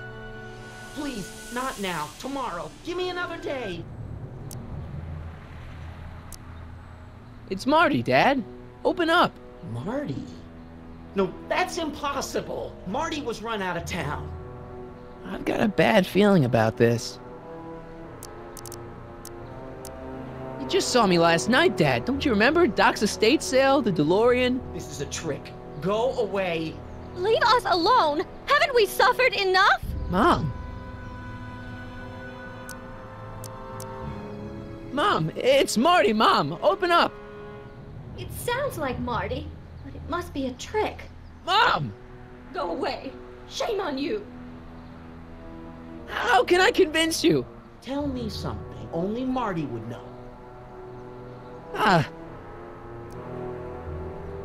I've got a scar on my left knee. From what? Skateboarding down the courthouse steps when I was 12. That's right. Oh my lord, what are you waiting for, George? Let him in! Stupid locks. Marty! Oh my God, Dad. What happened to you? What do you think happened, butthead? Biff. I thought we told you to stay out of town, shrimp. Biff, whatever's going on, I'm sure we can handle it. Reasonably. Who were they? Like you don't know Cliff and Riff. What do you think we should do with them, baby bro? What we should have done years ago, big bro. I'm gonna enjoy this, McFly. Wait, I'm trying to process here. What the hell did you do to my dad? Your dad's been in that wheelchair since before you were born, butthead. And you better hope he has a spare, cause you're gonna need one in like 3 seconds. Ooh. I got a question. What are you guys doing here anyway? It's that time of the month. Time for Georgie to pay up. We usually take the payment in cash, but this month we can take it out of your hide. Ooh. Hey! And another thing. When did I get run out of town? 2 years ago. Don't you remember? We made a deal that we'd go easier on your old man if you left. But now you're back, so the kid gloves can come off.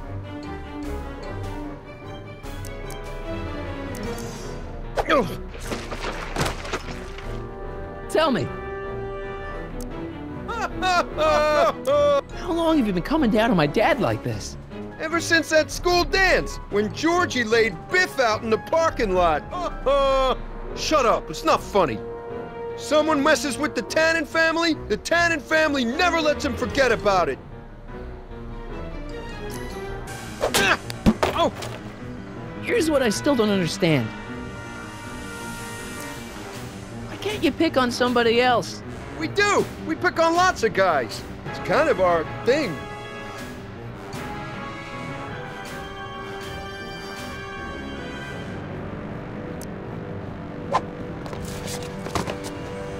Biff! Wait, does all this have something to do with Kid Tannen? Pop? What about him? He was supposed to end up in jail. Jail? Pop's never spent a day in jail in his life. The Tannen gang's the 5th most dangerous crime family in California. We got connections all over the place. No way. You don't believe me? Biff, no! Bang! Ha ha! Check it out. To your family from mine, in gratitude for your continued service, J.J. Valenti. That's Don Valenti, godfather of the Sacramento mob. The 3rd most dangerous crime family in California.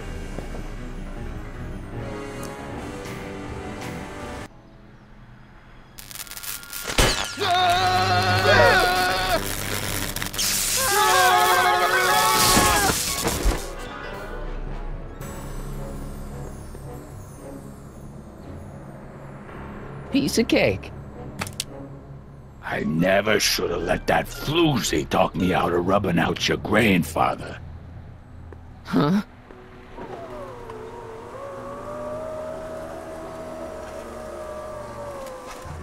Kid? No one in Hill Valley messes with the Tannen family.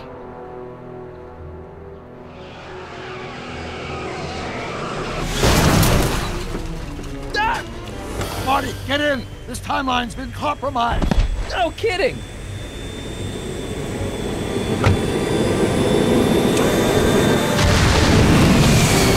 Somehow, something we did in 1931 allowed Kid Tannen to escape his date with justice.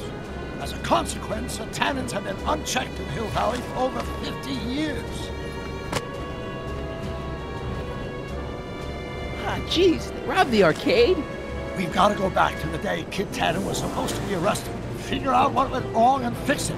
Otherwise, you could be forever stuck in a town owned by the Tannens. Not an option, Doc. Punch it.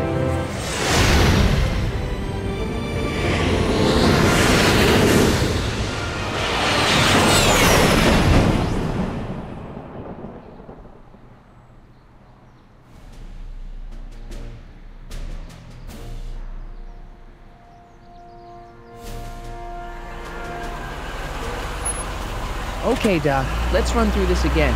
Sometime tonight, Kid Tannen is supposed to be betrayed by his mole, the singer named Trixie Trotter. That hot babe I saw coming out of the speakeasy. Exactly. When she does, history says Tannen will be arrested by a rookie cop by the name of Danny Parker. Parker. Hey, do you think he's related to Jennifer Parker, my girlfriend? Could be. Heavy. In any event, somehow we've changed history so that neither of these events happens, condemning your family to generations of abuse at the hands of the Tannen crime family. You need to go back into Tannen's speakeasy, find out what's gone wrong, and get Kid Tannen arrested. No problem, Doc. Let me just put on my hat and I'm good to go. Is the mustache really necessary? It's essential. You can't let Kid know that you're the same troublemaker that foiled his attempt to kill me. Are you sure you can't come in with me? It's far too dangerous. You may be easy to disguise with your nondescript features, but ever since my daring escape from the police and the mob, my distinctive face has been plastered over every paper from here to Reno. Nondescript? I'll find a safe place to hunker down. That flop house ought to fit the bill. You can find me there if you need me.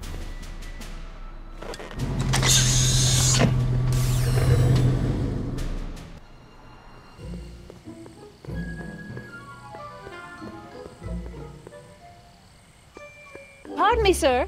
From the way you're dressed and your general aura of seediness, I can infer only one thing. You're heading for Tannen's speakeasy. Am I right? No. At least you possess enough shame to lie about it. Unfortunately, I don't have the power to stop you, but I beg you to tarry here a few more seconds and listen to my song. Me, me, me, me, me.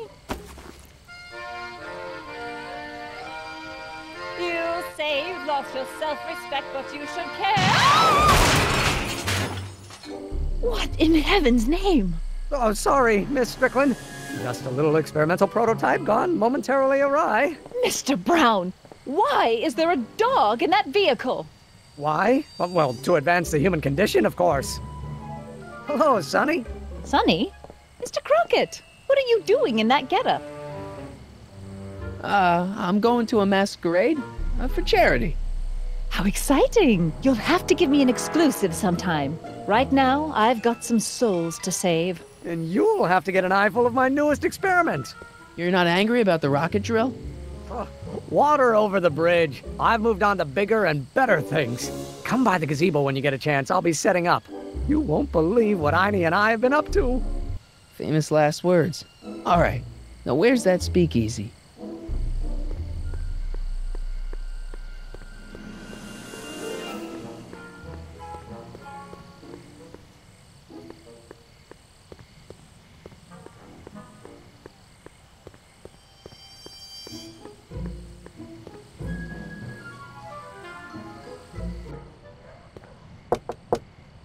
Who sent you?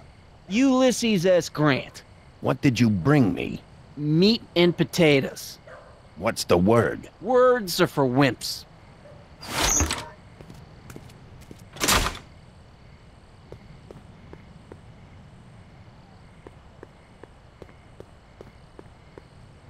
Who said you were worthy?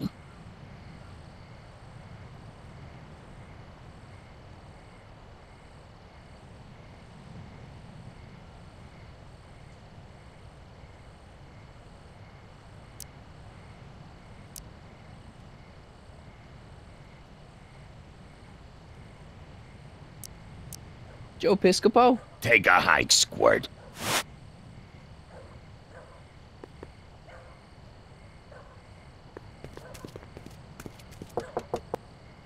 Who told you about this place? Place to call to my travel agent. What's the big idea? Stitch in time saves 9. Settle down, mister. Why don't you wait outside and take a nap? Napkin, please. I've made a mess.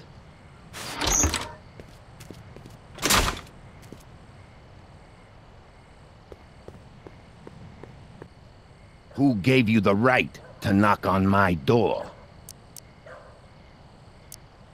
Doris Day? What will you do if I let you inside?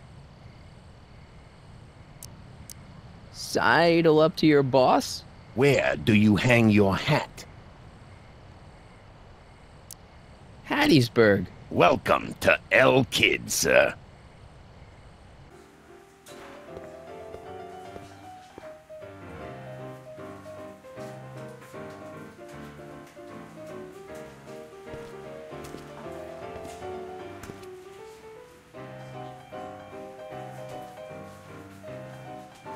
Ladies and gentlemen, it's my pleasure to once again present the hottest little number this side of the Rockies. And when I say my pleasure, I think you'll know what I'm talking about, am I right?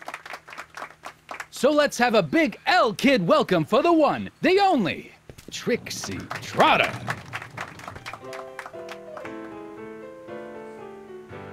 They say I'm crazy, got no sense, but I don't care. They may or may not mean offense, but I don't care. Out of my way, kid. I got some sorrows to drown. I am my own superintendent. My star is on the ascendant. That's why I don't care. I don't care. I don't care what people think of me. I'm happy, go lucky. Hey, I know you. You're Parker. Oscar Danny Parker, Hill Valley PD. Have we met? You look familiar. Nah. Well, stranger, sit down and have a drink on me. I hear you've been having troubles. Troubles? Buddy, nobody knows the troubles I've seen. Want to talk about them?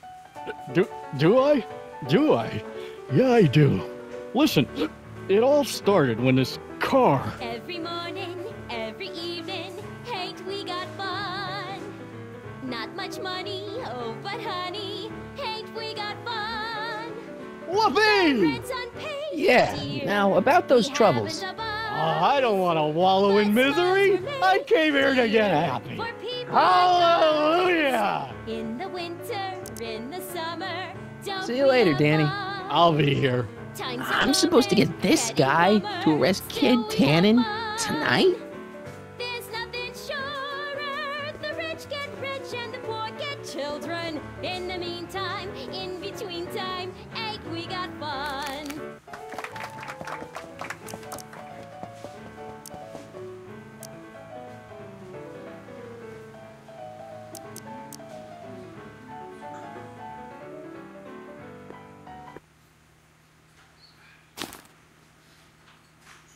Come to me, my melancholy baby.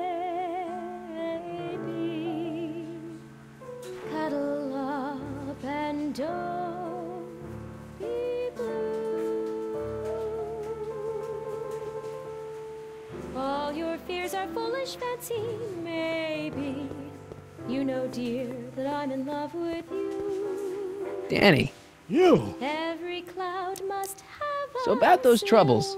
It all started on June 14th. I was chasing down one of Tannen's boys when this car, straight out of Buck Rogers, popped up out of nowhere and ran my car off the road. No. Then later, I lost track of a witness. The poor schlub hasn't been heard from since. That wasn't your fault. And then, to top it off, I somehow managed to lose custody of an 80-year-old arsonist when not one, but two of those godforsaken space cars showed up and whisked him away. That's unbelievable. That's what the chief said. Demoted me on the spot. My family sent me to a psychiatrist because they thought I was seeing things. And worst of all, my gal Betty left me. Because she thinks I'm a bad provider and a head case. Betty, as in Jennifer's grandma Betty? What? Listen, Danny, it's really important that you get back together with Betty. Ah, that ship sailed. What the heck with her? I got a little secret that'll set me up with women twice as classy as Betty will ever be. You've got a secret? What is it? I don't think I should tell you. When I'm sad like this, I don't think straight. But listen. Yes? I like you. You're my new best friend. See you later, Danny. I'll be here.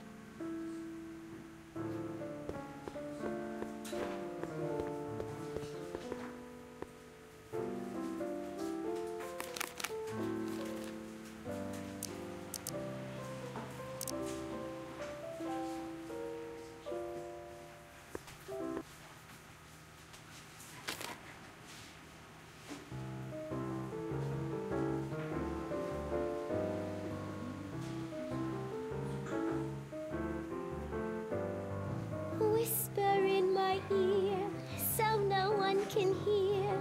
Secrets are for sharing love, they're not meant for blaring love. Whisper in my ear, so no one can hear.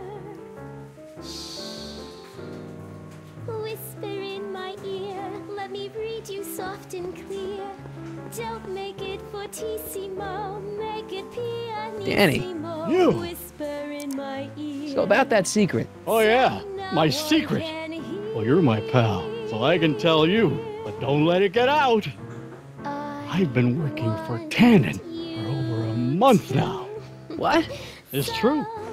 All I gotta do is look the other way while evidence is getting destroyed or a truck full of gin is coming across the county line, and Tannen makes sure an extra bunch of bills makes their way into my pay envelope.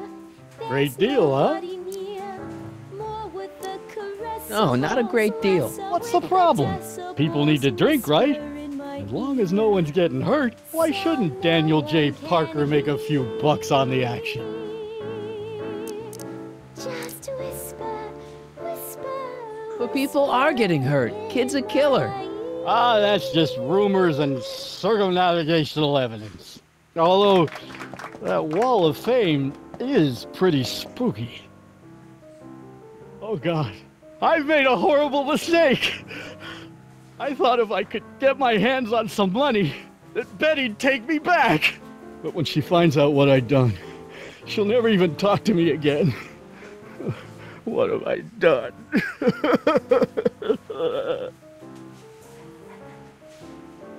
Come on, Danny, pull yourself together. It's not so bad. Not so bad. I'm a corrupt cop who's lost his only chance at true love. How's that not so bad? Hang in there, Danny. Oh, God.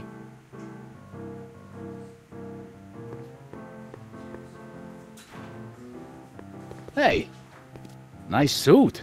Where'd you get it? Costume shop at the mall. I had it custom made. Yeah? Quality material. Who are you? Where you from? The name's, Sonny Crockett. I'm just your average 1931 kid, you know, hanging out in speakeasies and, soaking in the scene. Average kids don't dress that way. Come on, what's the dope? Spill it, or I'll... Go easy, kid. From the cut of the suit, I'm thinking he might be with the Valenti gang. Is that so? Yes? Prove it. You ain't leaving till you show me some bona fides.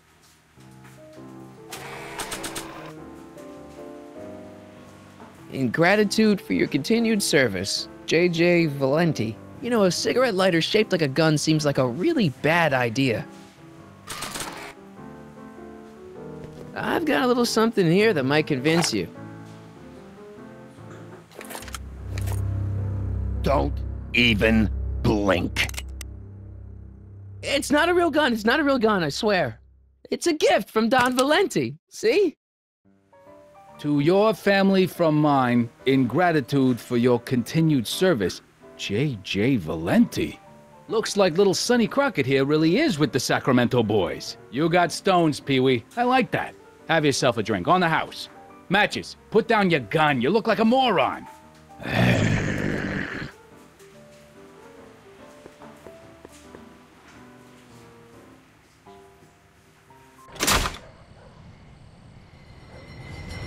Hey, Artie. He's back.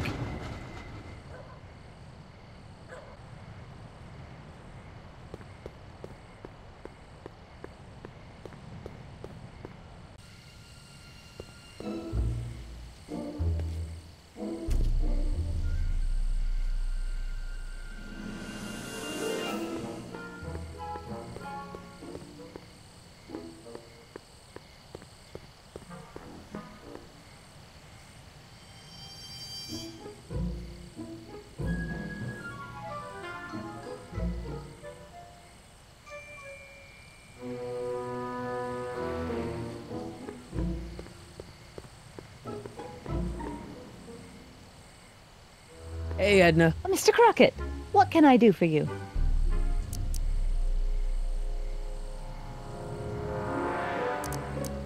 What was that song you were singing earlier? Do you like it? I wrote it myself. It really gets the toes tapping at the Stay Sober Society meetings. Although I suppose that could be the Shakes. Would you like to hear it again?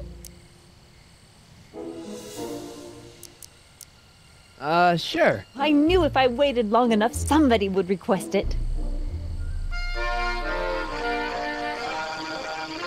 You say you've lost your self-respect, but you should care. It's not too late to redirect and start to care. Don't despise the good and pure. Time to rise up from the sewer. Wash off all that foul manure. Show the world you care. You should care. You should care. What people think of you. Of goals that you could name. Reclaiming your good name is what you ought to do. You should care. You should care. If your reputation is in disrepair, it's not going to hurt you to reclaim your virtue, for you should care. Catchy. You really think so? Yeah, it's, got a good hook to it. One needs a good hook if one is fishing for souls. Do you think I could have a copy of your You Should Care lyrics? I've got a club of my own that could really use some inspiring. Sure. Let me just get a page out of the hymnal. There you are. Hey, thanks.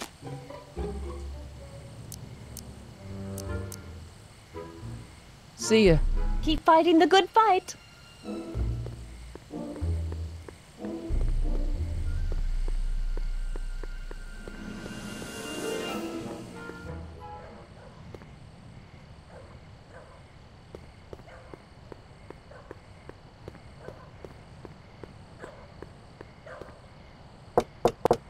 Welcome back, sir. Looks like Parker's still parked.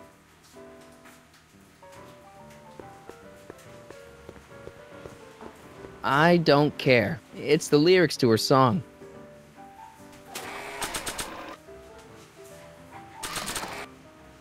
Hey, Trixie, look over there!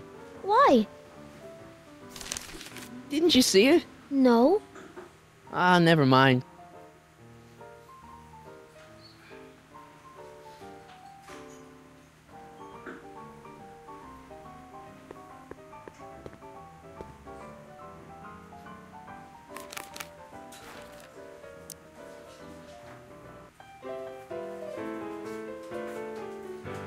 You should care, you should care what people think of you. She's right.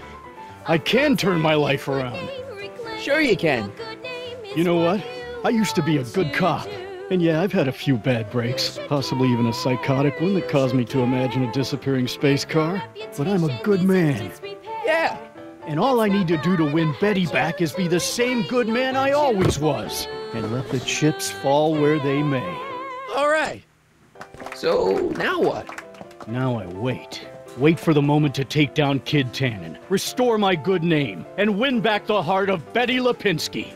Hold that thought. I bet that moment is just around the corner.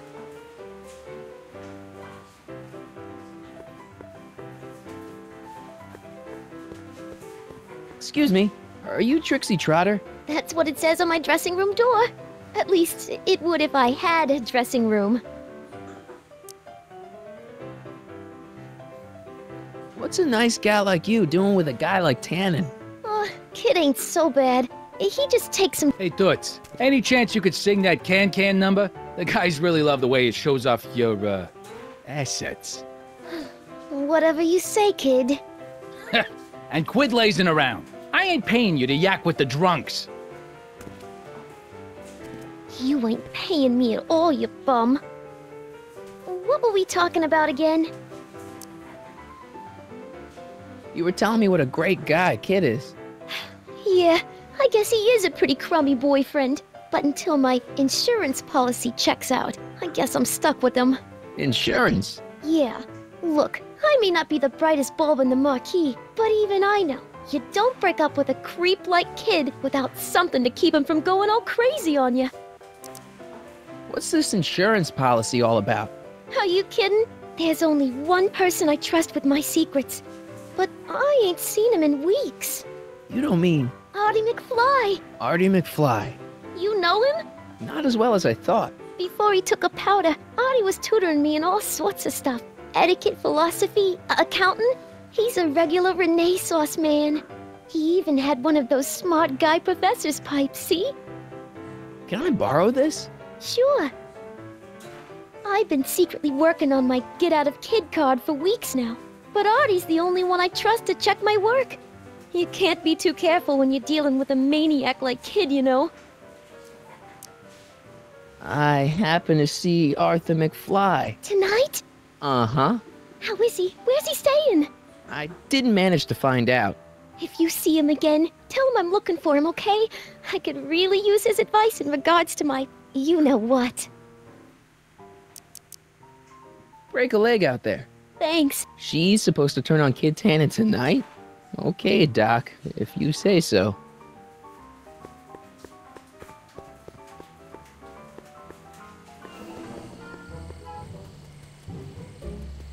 Hey, boy, how you doing?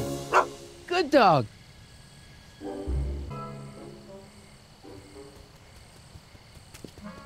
Hey, boy, take a whiff of this. Gotta love that nose.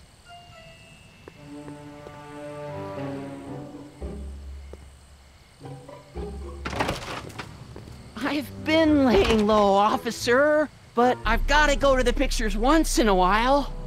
Hello, Arthur. Officer? I'll take it from here. But... We can talk at the Majestic, away from prying eyes. Yeah, Einstein, you done good.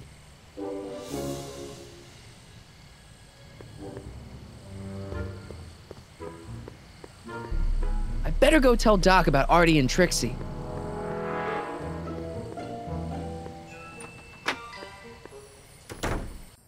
Hey, Doc, I could use a little help.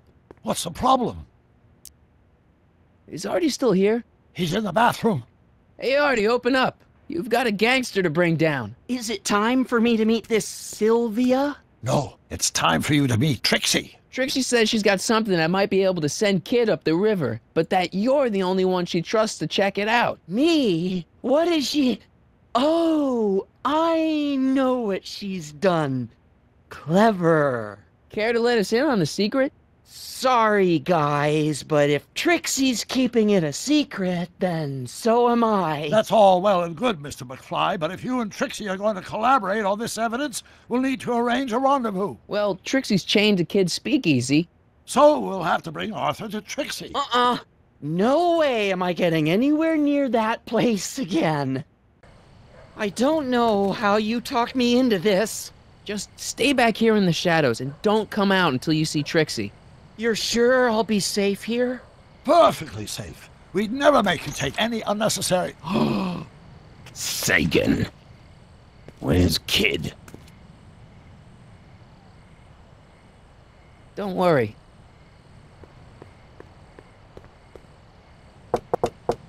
Welcome back, sir. What's it gonna take to get Trixie to squeal on Kid?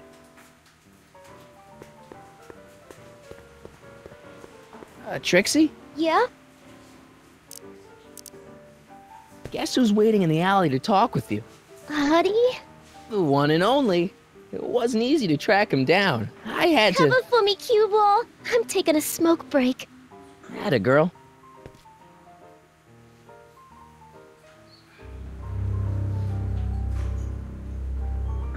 Hey, you! Huh? Yeah, jerk. I saw you making eyes at my Eunice. Sorry, pal. I don't have time for a fight. Why, you... I'll never get to Carnegie Hall at this rate. All right, fella. I think you're done for the night. Hey, where do you think you're going? Me? Yeah, you. What do you know about this? Nothing. Ah!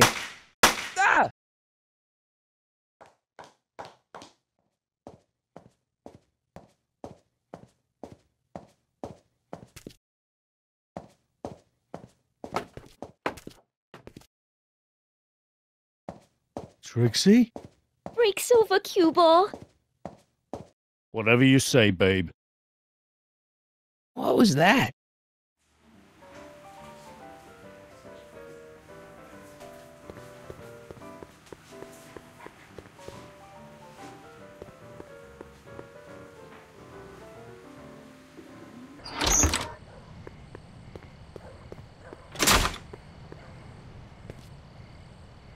Artie? You missed a hell of a party, buddy. Kid, well, what happened? Oh, you're gonna love this. So, I'm hanging out in the club when all of a sudden I get an urge to drain the lizard, right? I come out into the alley, and who do I see? None other than that scrawny, subpoena-answering rat, Marty McFly. And get this, the little worm's whispering away all conquistadorial-like with my Trixie! Oh, no. Naturally, I pull out Kid Jr. and prepare to put a couple bullets in McFly's head, which causes Artie's nose to start bleeding because he's a big wuss. And then, What? Trixie literally gets down on the knees and begs me to let him live. Huh? Seriously, down on her knees crying and begging for McFly's life. So, what did you do? What could I do? I fired 2 shots in the air and told Artie to take a hike. Oh, that was merciful. Hey, I got plenty of mercy. Besides, now Trixie owes me big time. And Kid Tannen always collects on his debts. Always.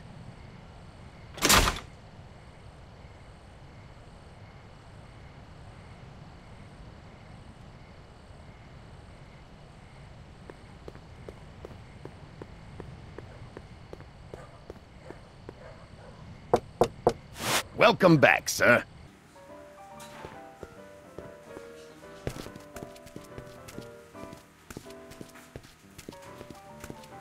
Boss? Do you mind? I'm trying to have a good time here. I think you'll want to see this. Are you crazy? Bringing a stick of dynamite into my club? That's just it, boss. It's all over the place. I think our speakeasy arsonist is getting ready to strike again.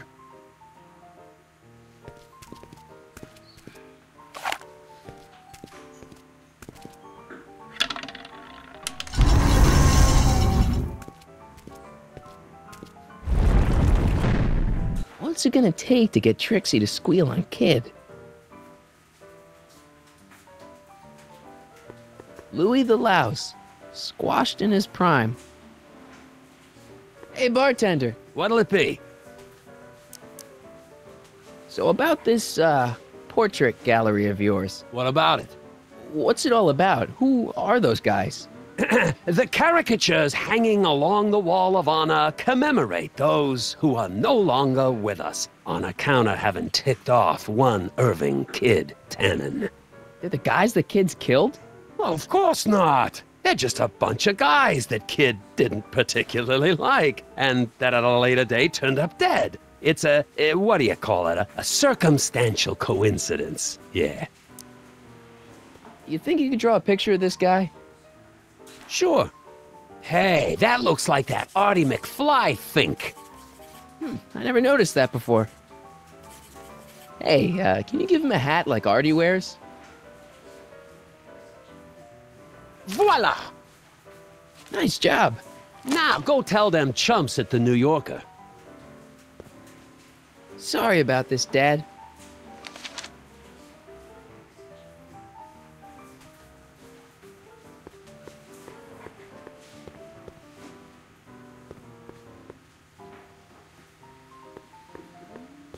Trixie? Yeah?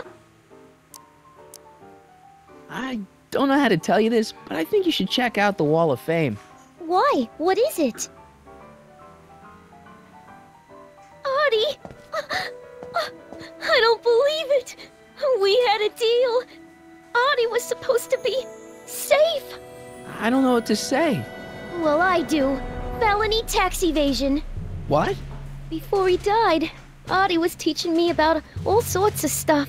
Literature, history, accounting. And I made a big discovery while I was copying all of Kid's books.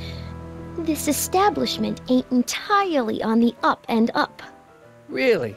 Oh, I knew about all the gangster stuff. That kind of thing you expect from tough guys like Kid. But when I found out he ain't been paying taxes on his speakeasy profits, well, cheating Uncle Sam is one step over the line.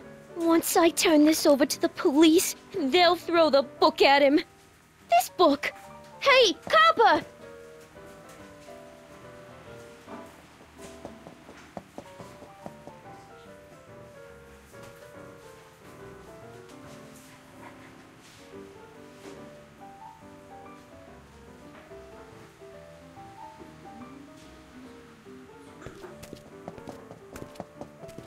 What happened to my louse of an ex-boyfriend? I don't know. Rats. I told the chief we need a team of bloodhounds like they got over in Placerville. Yeah, but in the meantime...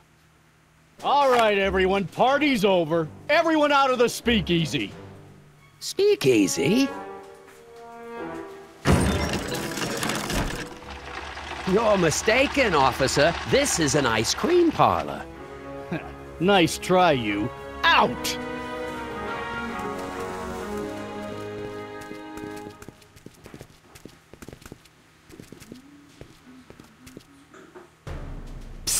Crockett, Would the Valenti mob be willing to help, defuse this little situation? Sure, no problem. I'll bring it up in the next company meeting. Hey, we ain't begging here. Kid just thought JJ might like a piece of the action, especially now that he's just caught the speakeasy arsonist. Wait, you mean Doc? Doc? You ain't with the Valenti gang at all, are you? What do you know about the arsonist? Come on, you. Off to the station house. Kid's gonna get you, rat. He's gonna get all of you. Yeah. Well, that's that. Thanks to Miss Trotter's evidence, the entire Hill Valley police force is out looking for Kid and his goons. You don't understand. We've got to find him now. He's captured a friend of mine. Who? Never mind. Don't worry. We've got the entire town square sealed off. If Tannen's within a mile of here, we'll find him eventually. I don't think we have time for eventually.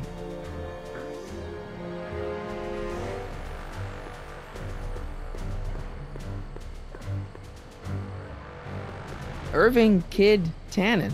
Guess he dropped this on his way out. It's empty. Figures.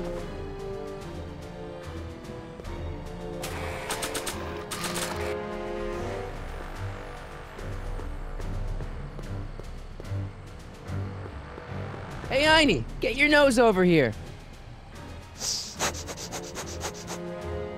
All right. I really don't think Tannen and Doc are with Herbert Hoover, Einie. Okay, I'll check it out.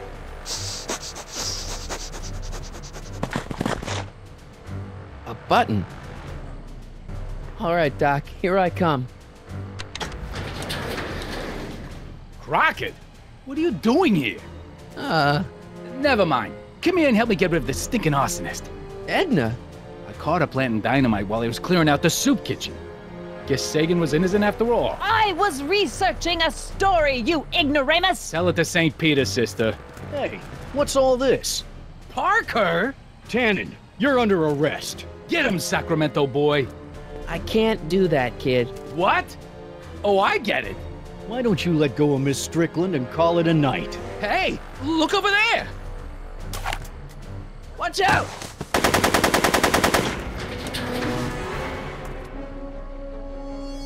Give it up, Tannen. The alley's blocked off and so are the roads out of town. It's over. Over? Nothing is over until Kid Tannen says it's over.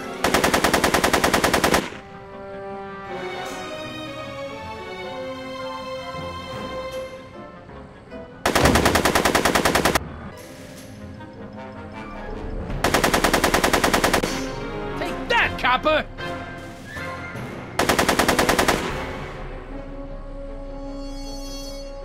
Go, Tannen! Make like a tree and die, rat!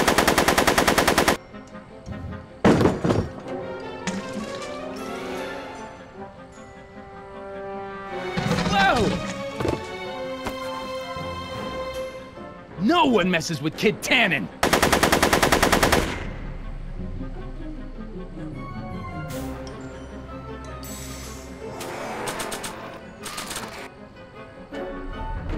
Bowling for 10.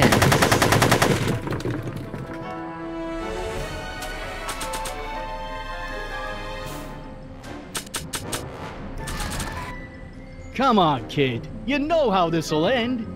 Hey, there's an idea. But not while Edna's in there.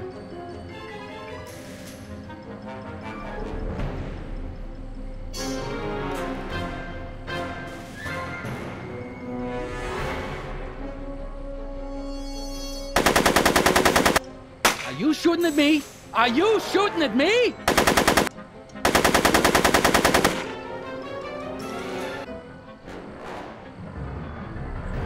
Hey, kid! Eat lead, phony!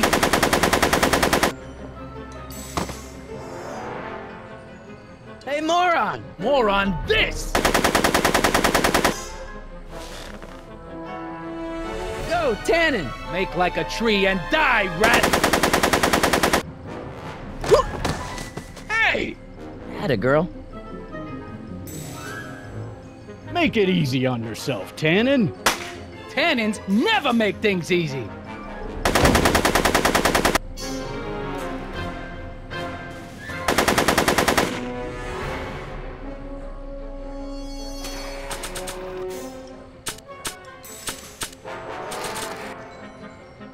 Hey, kid!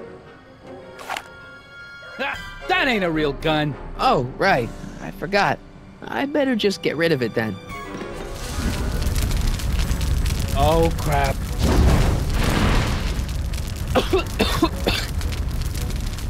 Hey, he's getting away! Oh no.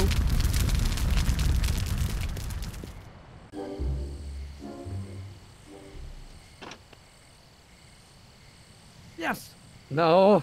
There. Good as new. Oh, look. Tannen? The judge's son. All right, Parker. I want a getaway car and a clear road to Nevada, or the brown kid gets it. Doc! Marty? Doc? Yes, it's me. I'm talking to you through the radio apparatus my younger self has installed in the rocket car. What's going on up there? It's not good, Doc. Trixie and Parker did their part, but now Kid's holding you hostage. Great Scott! No kidding. Try to get Kid in the car. Once he's inside, give me a signal, and I'll do the rest. How am I... You! Emmett!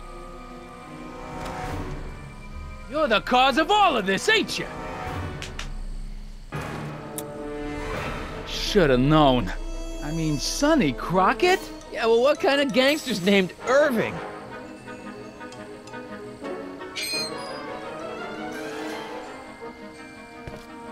Hey! Doc, hit it!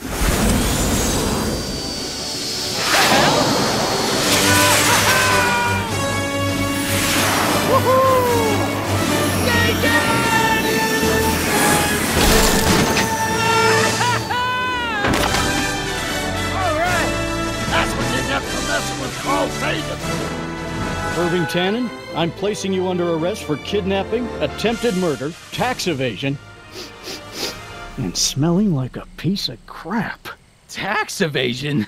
Haven't you heard? The feds are practically drooling over Trixie's books. Trixie? That's what you get for killing Artie, you bastard! What? I didn't... Trixie? Artie?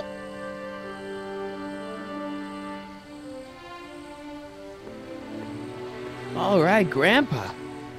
My poor car. I believe I owe you an apology, Mr. Brown. Thanks to your ridiculous contraption, Hill Valley's most notorious criminal is finally headed to prison. No apologies necessary, Miss Strickland. My rocket car may have accidentally saved the day, but only because it's a completely out-of-control failure. I need a new idea. If you're willing to listen, I might have a few suggestions. But first, I think we should take in a movie. I'm all yours, Mr. Brown. I think you'll like it. It's all about a brilliant scientist with an overabundance of hubris. Whew. Come on, Einie. Let's go find Doc.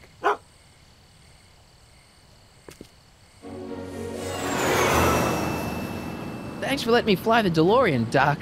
This thing's a blast. Are you absolutely sure that everything's back to normal? Totally. Kid's going to jail, Emmett's going to see Frankenstein, and there's no such thing as a Tannen crime family in 1986. And we remembered Einstein this time, too. Hill Valley crime rate at all-time low. Well, except for Grandpa necking with Trixie, I think we're ready to go back to 1986. Do you feel yourself fading out of existence? No. Then as long as your father's still born in 7 years, I say, let your grandfather sow his oats. Sowing oats? Is that what's going on with you and Edna? What are you talking about? Emmett and Edna. They're gonna go see Frankenstein together. That's odd.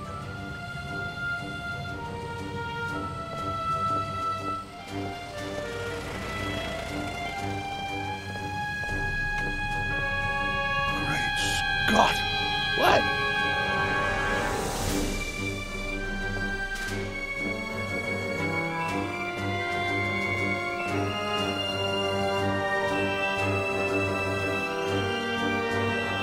We've got to get back in. This could be disastrous. Stop!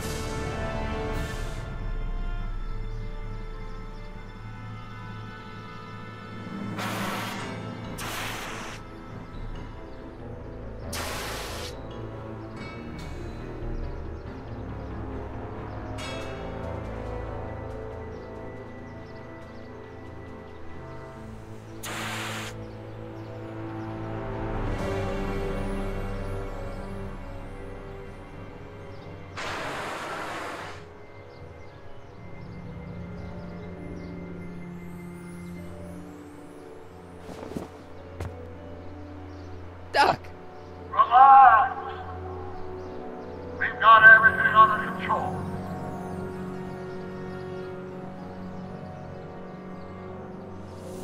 Don't worry, everybody. I'm okay. The billboard broke my fall.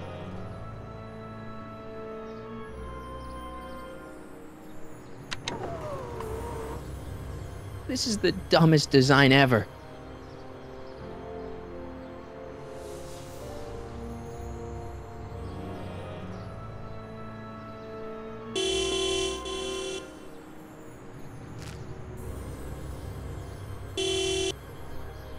What the hell? Hey, could you give me a... Jennifer?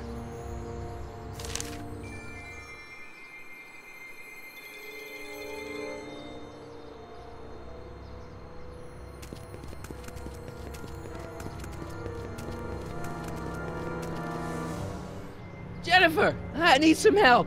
Martin? It is you. Is that a DeLorean? Well, yeah, it's a DeLorean. What else would it be? How the hell did it get into the billboard like that? Never mind that. Just give me a hand, okay?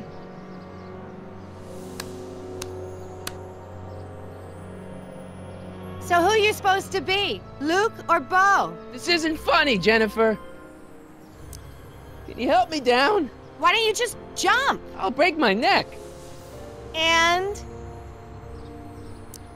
You got any rope you can toss me? All I have is this rusty wrench thing I found in the dirt. A tire iron. I think that'll do. Toss it here. Oh, back off, Martin. This is my whatchamacallit. What do you give me for it? All right, let me think this through. Don't strain your brain, Geekzilla.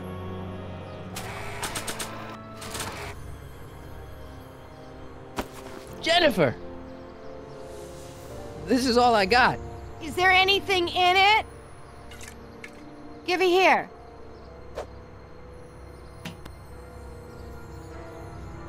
It smells like armpits and booze. Irving Kid Tannen, the gangster?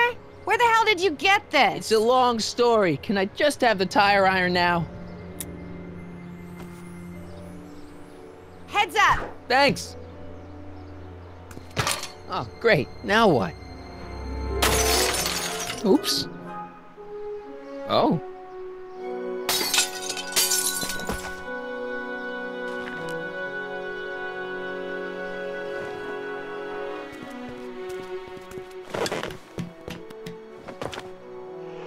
Well, your dorkness, my debt to society is paid.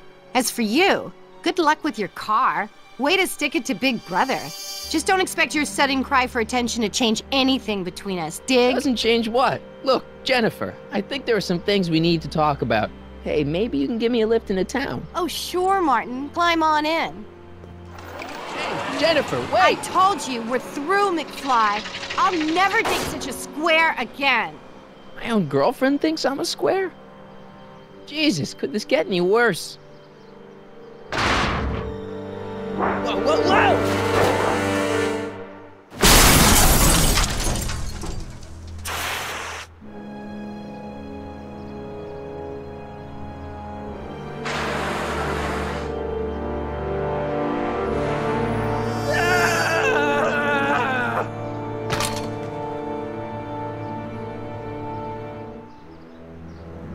Doc, I could really use your help right about now.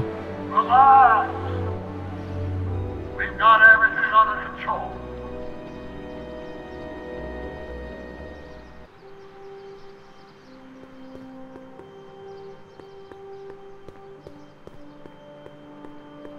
How the hell do you get through these?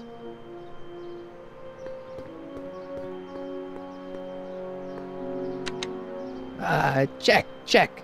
Sibilance. Who is this? Stop messing with the intercom. Oh, hi. Can you buzz me in? Visitors must check in at the north gate. Oh, North Gate? I'm not walking clear around Hill Valley. There's gotta be another way.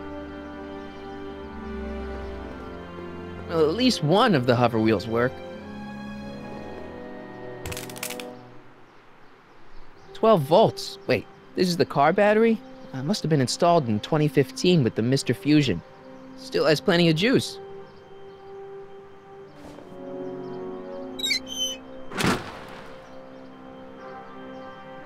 Okay, good. This could be useful. Now think, Marty, think.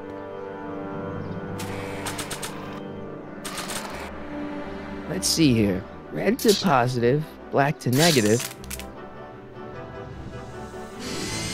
Whoa!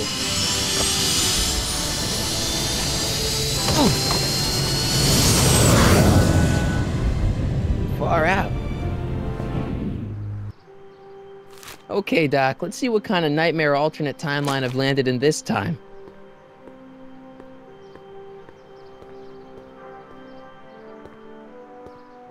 Okay, Marty. Nothing to be afraid of. It's just an alternate hill valley that's turned my girlfriend into a punk rock vandal. That doesn't mean it's full of post-apocalyptic biker gangs run by armies of Biff clones.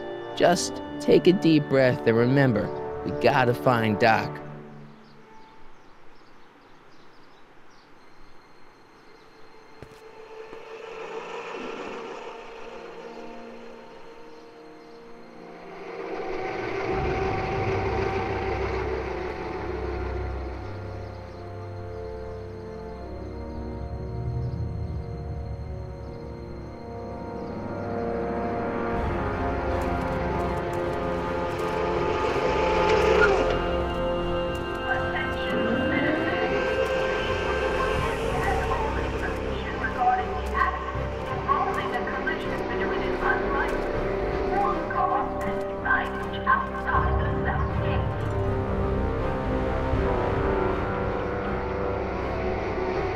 It's so clean. Good morning, citizen. Good morning to you too, citizen.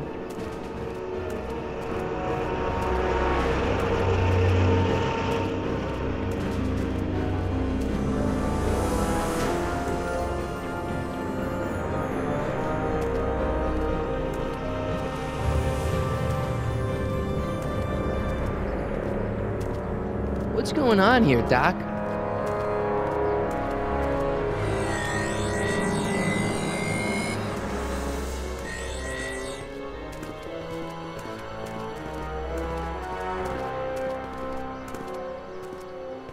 Jeez, my Hill Valley never looked this good. Watch where you're going, citizen. Sorry. Mr. Parker. That's Officer Parker to you, Martin. Now what's with the outfit? It's Thursday. Yeah? Polo shirt Thursday. You're out of uniform. That's a violation of Civic Ordinance 9EEE. And you're not wearing an ID, in direct violation of Ordinance WB 714. What are you up to, citizen? Polo shirt. Are you on the pot, citizen? Put your arms up, spread your legs. Hey, what are you doing? Quiet. Hold still. Nothing. What's your deal today, McFly? Since when are you a cop? I thought you were a shoe salesman. Are you on something? I've always been a cop, just like my pa. Great, I've turned my girlfriend's dad into a cop. Can you tell me where I can find Doc, Citizen Brown? Are you sure you're an honor student? Where do you think he is at this time of day? At work? That's right, working at the courthouse.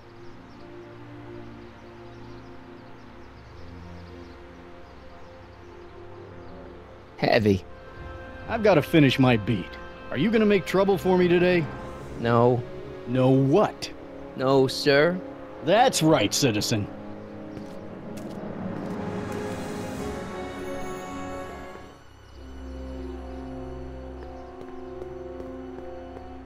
You are standing in front of the Hill Valley Courthouse. The original courthouse was built in 1885. Just 20 years after Hill Valley's incorporation into the state of California. Though the courthouse holds the seat of the local government, it also has been used as a shelter during the recovery period following the 1906 San Francisco earthquake. Most of Hill Valley's community is a result of displaced San Franciscans planting roots after that dreadful disaster. In 1976, the downtown renovation project saw the first major additions made to the courthouse since its original construction. The courthouse was expanded with an additional 128 offices in the new flanking wings, and a new mayoral office added to the original clock tower space. Look closely, and you can still see some of the original courthouse's details preserved in the new international-inspired facade.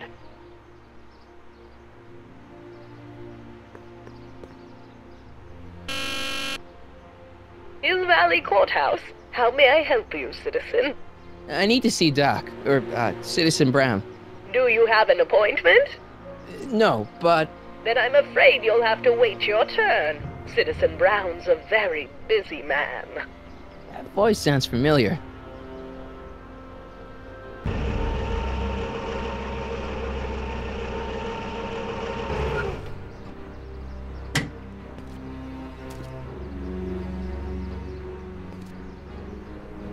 Biff?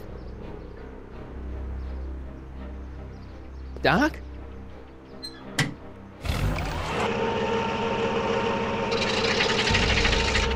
Wait! I need to talk to you.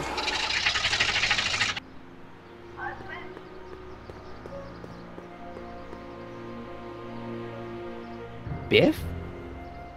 Hey, you're George and Lorraine's youngest. Martin, right?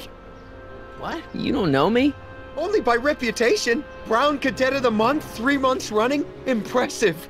Are you interested in the Citizen Plus program?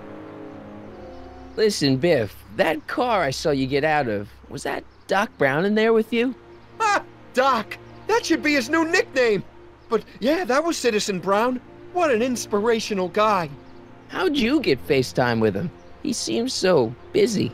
You got that right, Martin. Citizen Brown's a busy guy. But unfortunately, I'm a special case. See, Martin, I used to be a real bad apple. A real butthead. You a butthead? No. What can I say, Martin? I was always getting into trouble. Too much trouble, what with the booze, the partying, the women. Even my dogs were a pack of trouble. Pack, get it? Yeah. What does this have to do with Citizen Brown? Well, after getting in so much trouble, the authorities, they took me in to see Citizen Brown and gave me an ultimatum. Citizen Plus or bust. What is this Citizen Plus? It's Citizen Brown's new re-education program, and I'm the first of Hill Valley's Citizen Plus. Pluses.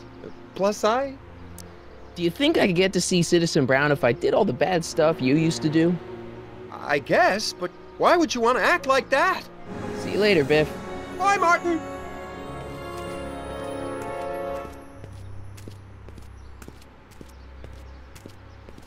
What's Jen up to now?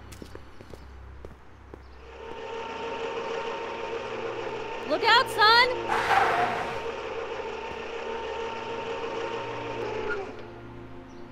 Mom?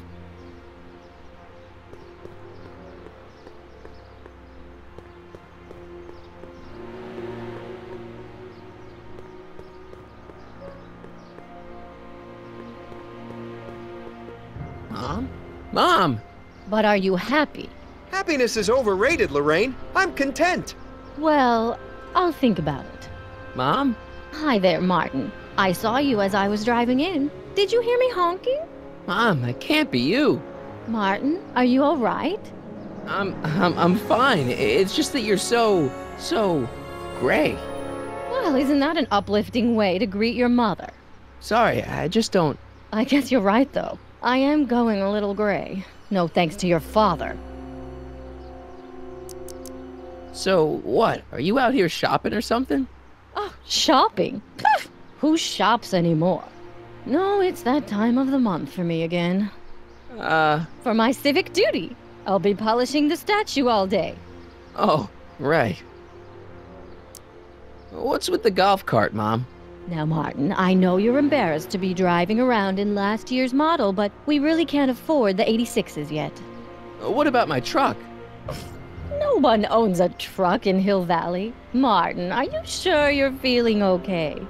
Yeah. I must have had a really vivid dream last night. Well, I hope your dream world was more fun than this one. Could you do me a favor? I forgot to give your father my timesheet for last week, and now Mr. Nosy is convinced that I'm hiding something from him. Timesheet? Aren't they annoying? But Citizen Brown always says, a scheduled life is a happy life. Anywho, could you be a dear and drop it off at the house? Here, take the car. Actually, I know, dear. Love you too. I'd give you a kiss, but you know what that gets you. Don't forget to pick me up this evening. Yeah, sure.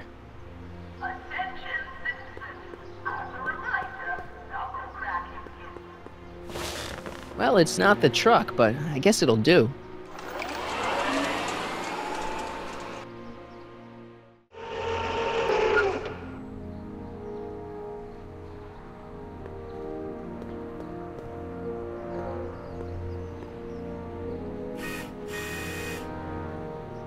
I don't know, John. Isn't this illegal? What isn't illegal in Hill Valley? What if Citizen Brown's watching? Don't worry, nobody can see us here. He's a peeping Tom. Dad. Try to warn your old man the next time, okay? Hey, demerit? Hey, what for? Insufficiently polished. I saw Mom downtown. She told me to give this to you. Thanks. Say, what gives around here? You know, the usual. Keeping tabs on Hill Valley through my trusty bank of monitors. Always on the lookout for some interesting footage. Interesting? What do you mean interesting? What kind of silly question is that? I've been gathering candid documentary footage for Citizen Brown's promotional videos for over a year now. I know your mother doesn't approve of my work, but wait a minute. You say you saw Lorraine? 11 to 12 hair salon, 12 to 12:20 lunch at soup mo counter, cream of asparagus with crackers. What was that? You know your mother's problems. If she slips up again, it could mean demerits for the whole family. There she is, polishing the statue in the park. Just like the schedule dictates. Oh, then everything's fine. Good. Unless... How was she when you spoke to her? Lucid? Sober? Whoa, Dad, what are you telling me? Are you saying Mom's a drunk? Shh, I don't know for sure that your mother has relapsed into her old ways, but she's been acting very odd lately, almost as if she didn't like my constant supervision. Confidentially, I suspect she's got a flask hidden somewhere, probably very near the spot where she's working right now. Do me a favor, son, will you? See if you can worm the truth out of her. She won't confide in me, but she may be less guarded with you. Double rations this week if you help your old man out. What do you say? That's a good boy. Okay, Dad, we need to talk. Hill Valley has a lot of rules. It certainly does, for our own good. Well, I'll leave you to your snooping. Supervising, son, supervising. Oh! Is that what you were trying to hide from me when I showed up? This? This is, I might as well tell you. Tell me what? Hill Valley under Citizen Brown is not quite the contented town you were led to believe it was. No way. This isn't a criticism of the great man himself, of course, or his sainted wife, Edna. No one's worked harder than they to apply the most advanced social planning techniques to our municipality, but... What?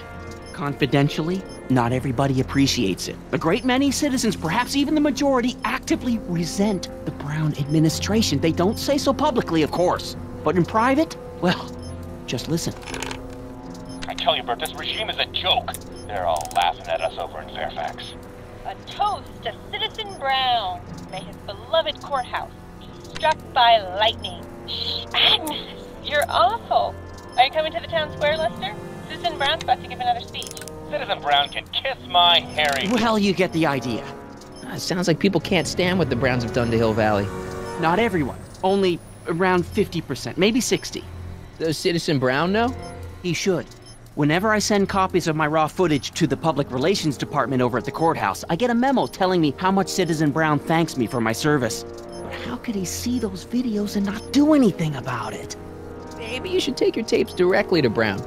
Oh, I don't know about that. I mean, sure, he might appreciate my bringing these problems to his attention and reward me for my public service, but then again, they say it's never wise to be the bearer of bad news. I'll leave you to it. Right. Another day in Hill Valley. The perfect place to live. That wasn't a note.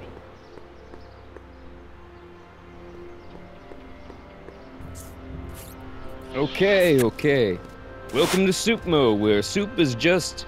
Oh, it's you. This better be important, McFly. Leech, was that Jennifer? Well, A, it's none of your business, and B, seeing as she ain't your chick no more, yeah. Okay, now this timeline is really pissing me off. You and Jennifer? Really? Oh, is the poor little nerd jealous? Well, yeah, and a little disgusted. That's probably the soup. Where are the free samples? Here, I keep them behind the counter. Oh, God. If you puke, you're cleaning it up, wuss. I can't finish this. Not my problem. See ya. Smell you later.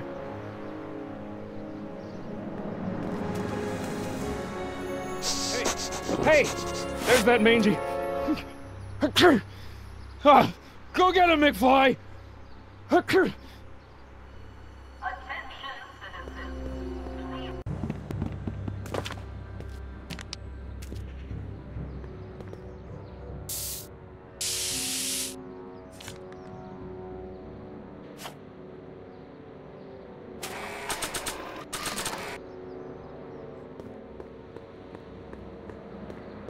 It would look better blue.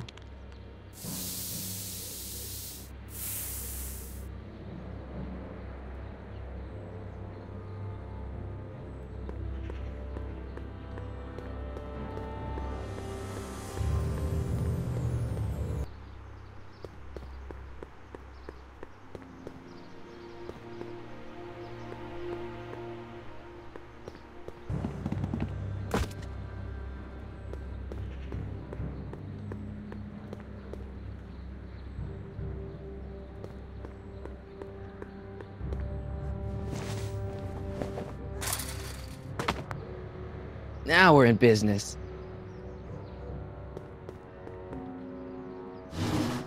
I outsmarted you, didn't I? Aw, don't be like that, Einie.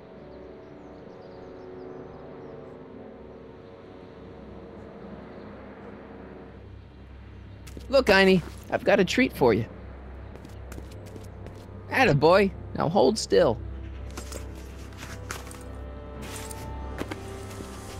See? I'm not such a bad guy, right? Whoa, okay. I guess I've won you over. I wish they were all this easy.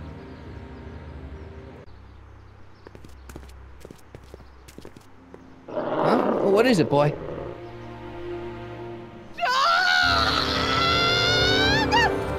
Einstein, wait!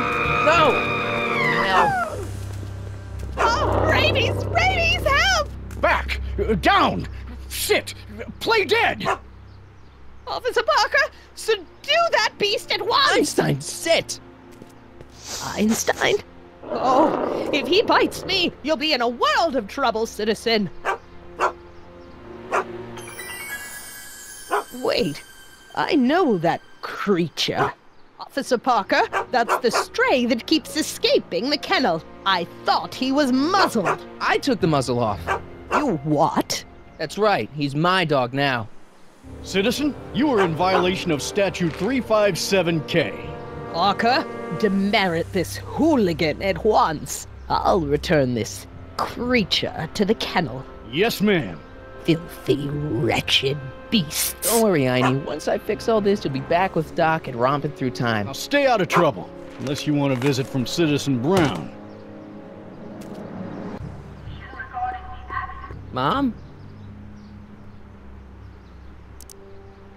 Mom, are you drinking again? Don't be silly, dear. Booze is illegal, you know. Yeah, Mom. It's just that Dad mentioned... Your father. Why, I just can't get away from his prying eyes. Always spying, always watching.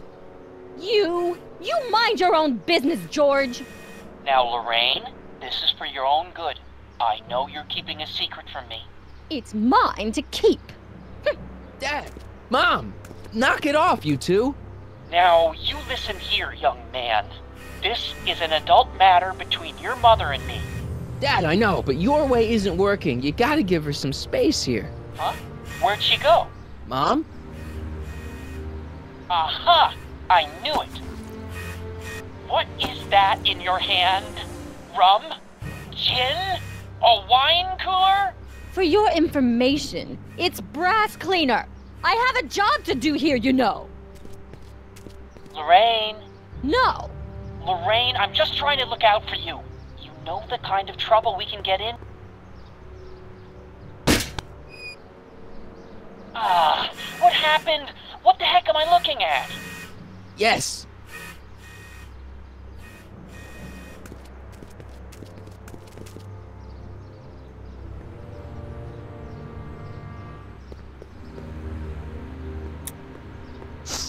Mom, now that Dad isn't watching.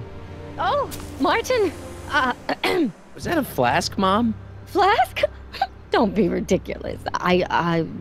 Look, it's okay, Mom. Get a hold of yourself. Oh, your father's right. I'm backsliding. But it's been so hard, what with your brother and sister leaving, and then your father getting obsessed with his monitors, and Let me take care of the flask. Dad doesn't have to know anything about it.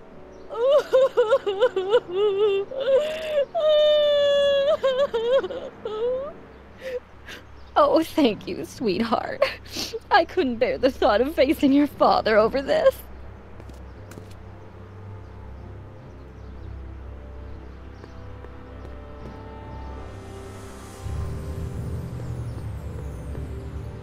This timeline sucks. Mom and Dad are fighting again. Mom's drinking.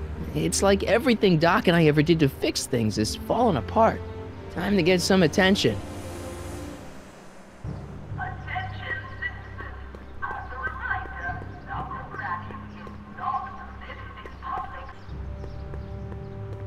Hands up, citizen. Assume the position. Here goes nothing. There better be apple juice in this. Why don't you open it and find out? Don't get smart with me.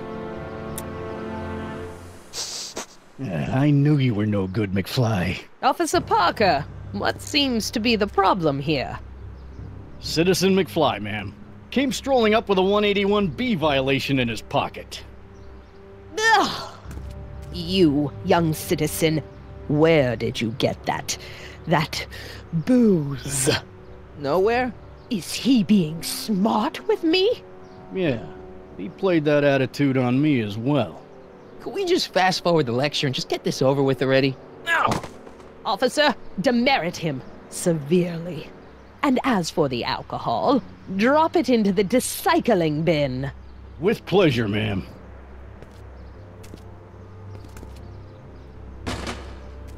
Now, keep your nose clean, or you'll find yourself in front of Citizen Brown.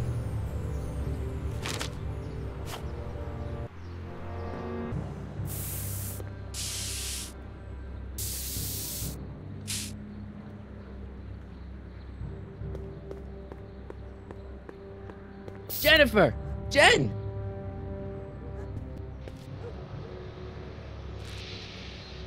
You got a problem?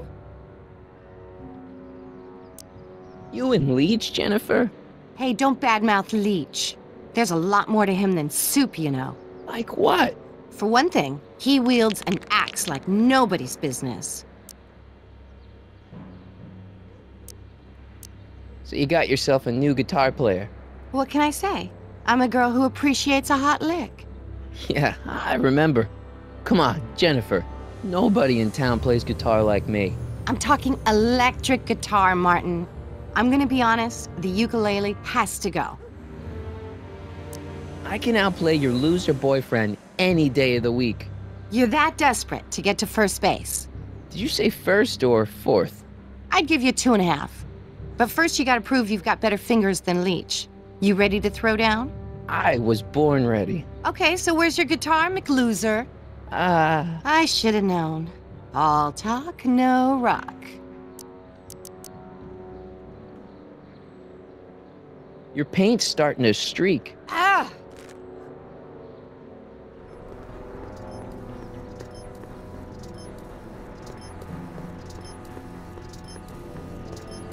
Hey, what's my guitar doing out here? Your mother and I convinced you to give it up, remember?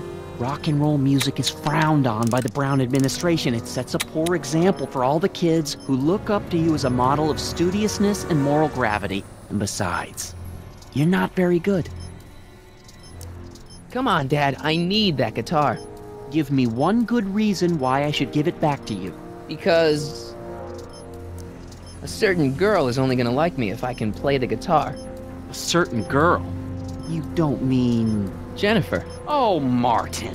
Why are you fixated on that little hellion? She's nothing but trouble. Yeah, my kind of trouble. And besides, the way you play guitar, you're only gonna drive her further Go ahead, son. Do your worst. Thanks, Dad. Good morning, Mrs. Brown. Please address me as Mrs. Citizen Brown. I'm sorry, Mrs. Citizen.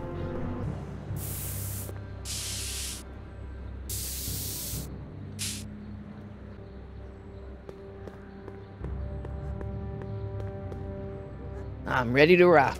You against Leech? You sure you want to do this? Yeah, I was born ready. Okay.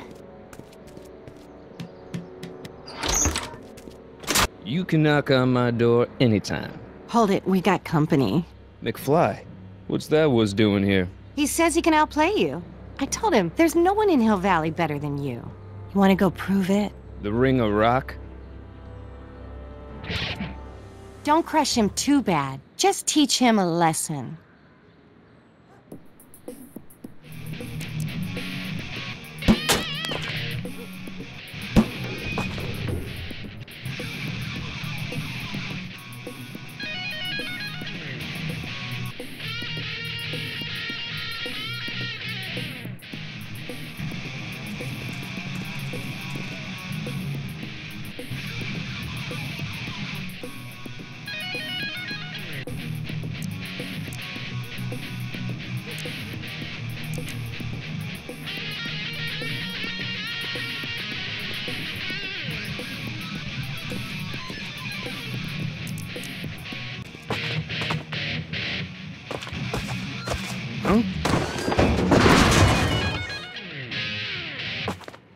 Martin McFly, that was totally awesome.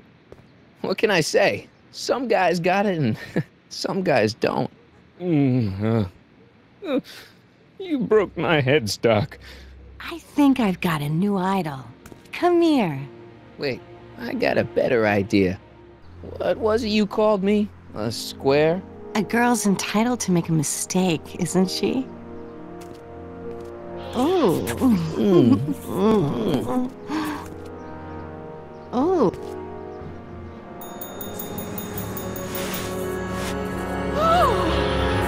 Hooliganism! Delinquency! Officer Parker! I just caught these two degenerates violating statute number... Jennifer! Daddy! 476D! Open mouths? And tongues. You've gone too far, Jennifer. What's the big deal? It's only hormones. Stop! We don't use words like that in this town. I'll deal with you later, young lady. We're gonna have to have a long talk about the Citizen Plus program. What? Oh, come on. Officer, give Mr. McFly a 476D's worth of demerits. I'll tend to your wayward Yes, daughter. ma'am. And this is for getting my daughter in trouble with Citizen Edna. Now keep out of trouble, or Citizen Brown will come down on you like a brick wall. McFly!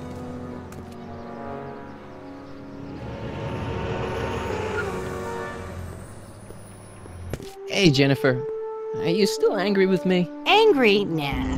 The threat of being Citizen Plus was worth it just to see my dad's veins go all purple like that. Great, because I gotta go. Geez, Martin, what's gotten into you? Booze, dogs, necking in public? It's like you're a different guy today. A way cooler guy. I know this is gonna be hard to believe, but I'm the same guy I've always been. It's everyone else who's messed up. And stop calling me Martin, it's Marty. Well, Marty, what's next on the agenda? Knocking over banks? Maybe. What's a guy gotta do to get in trouble around here? I think you're about to find out. You, citizen. Get out of here, Jen. Not a problem. Are you Martin Seamus McFly? Yes? We have a warrant for your detention. Detention? You've accrued over 15,000 demerits in the past 24 hours. Cool. Is it, young Mr. McFly? Is being branded as a criminal of weak moral character cool? I'm not weak. But you are in a heap of trouble. Trouble? Oh my, yes. But don't worry, we're here to take care of you. Like your Citizen Plus program took care of Biff? Perhaps. The program is in need of new volunteers. But let's not get ahead of ourselves. First, let's see what Citizen Brown has to say about your particular strain of antisocial behavior. You're taking me to Citizen Brown? Immediately. Officers, away with him. Yes, ma'am. It's about time. I always knew your goody two-shoes A+ student act was too good to be true.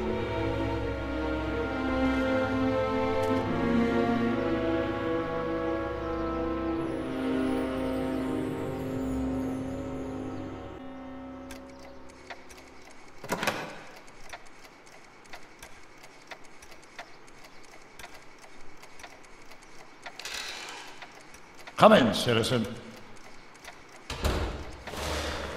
Martin McFly, age 18, resident of Sector L, Father George, Mother Lorraine, president of the Junior Brown Brigade, recipient of a full-ride scholarship to Strickland College, winner of the Courthouse Challenge Deportment Award, 0 demerits until this morning. The obvious question, Mr. McFly, is... what happened to you?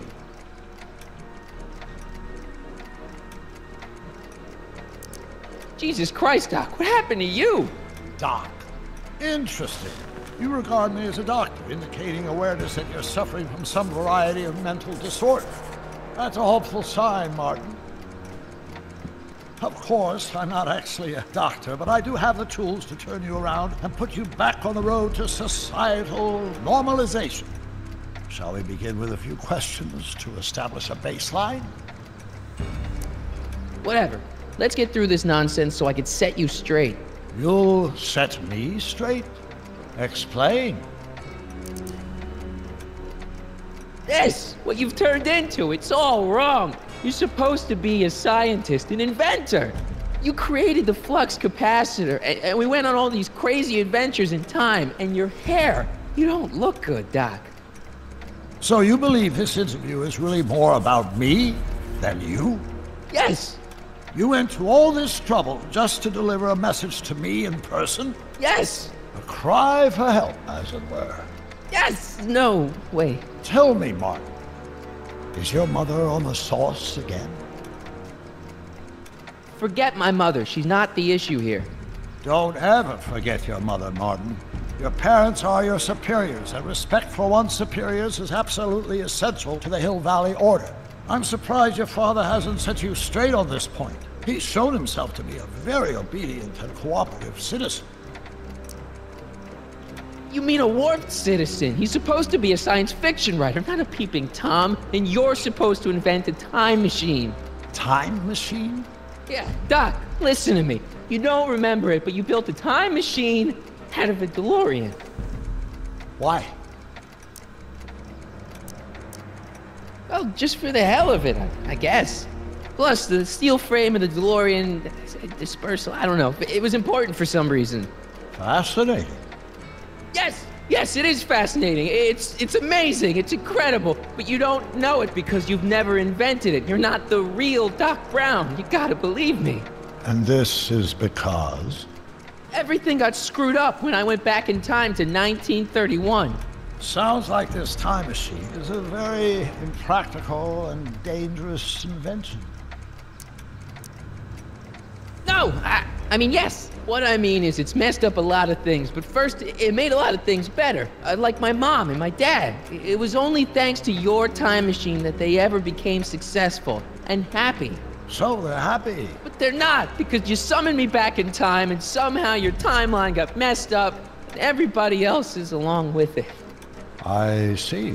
No, you don't. Think back. Don't you remember me? We knew each other when you were 18. I'm Sonny Crockett. Incredible. This case is more serious than I'd imagined. The boy has fabricated an alternate reality. No, this is the alternate reality. My reality is the real reality.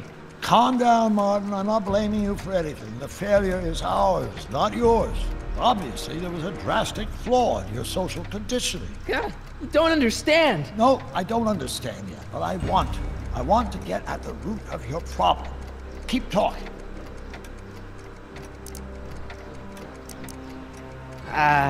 Take your time. Look around the room. Perhaps something here will stimulate your memory. Okay, take a look at this picture of Einstein here. The dog. Harboring dangerous animals is a municipal offense. Yeah, they told me, but you harbored this very same animal once, a long time ago. Remember the test run of your rocket car? Einstein landed on the roof of the courthouse. I do recall something of the sort, but naturally it couldn't have been the same dog. There wasn't anything natural about it. Einstein's a time traveler too, thanks to your invention. An impressively detailed illusion. Keep talking.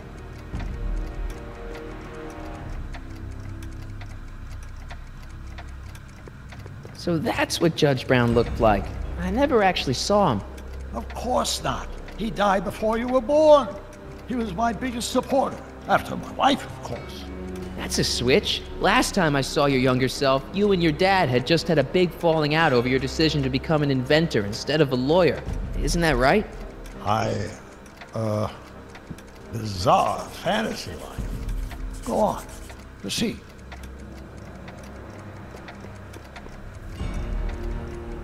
Hey, this is your fish tank. Yes, that is my fish tank. It looks much better without all the bacteria. What? Edna just had it cleaned. Yeah, but in 1931 it was full of bacteria that we used to make rocket fuel. Remember? Stop trying to confuse me! My whole life has been dedicated to the practical use of technology to shape a more efficient, orderly society. Ask anyone. It's a fact. You can look it up. But you know better, right? Emmett? Wrong. Do you see this picture? I keep it close by me to remind me of the moment when my life's course became clear. August 25th, 1931. The day I single-handedly captured Kid Tannen, the scourge of Hill Valley. Single-handedly?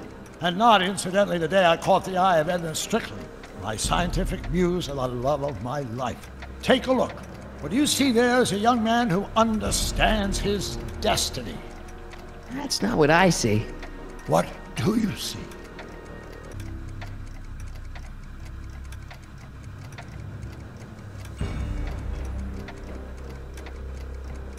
Could that be? I think it is. What? It's me, and you, the other you. It is me, and you. But how? Sonny? It's impossible. No, it's science. Your science, Doc. In this other world, the one you say you come from, am I happy there? Very happy. You've got 2 great sons. Sons? Yes, and a fantastic wife. Not Edna? Not even remotely. And your invention, jeez, Doc, you can go anywhere you want to, anywhere in time. You're the luckiest guy in the universe. And what about Hill Valley? Hill Valley? You know it's got problems. A little bit of urban decay here, a little bit of crime there. It's a normal city. People are happy, mostly. And even when they're miserable, they're not miserable like they are in your Hill Valley. Stop!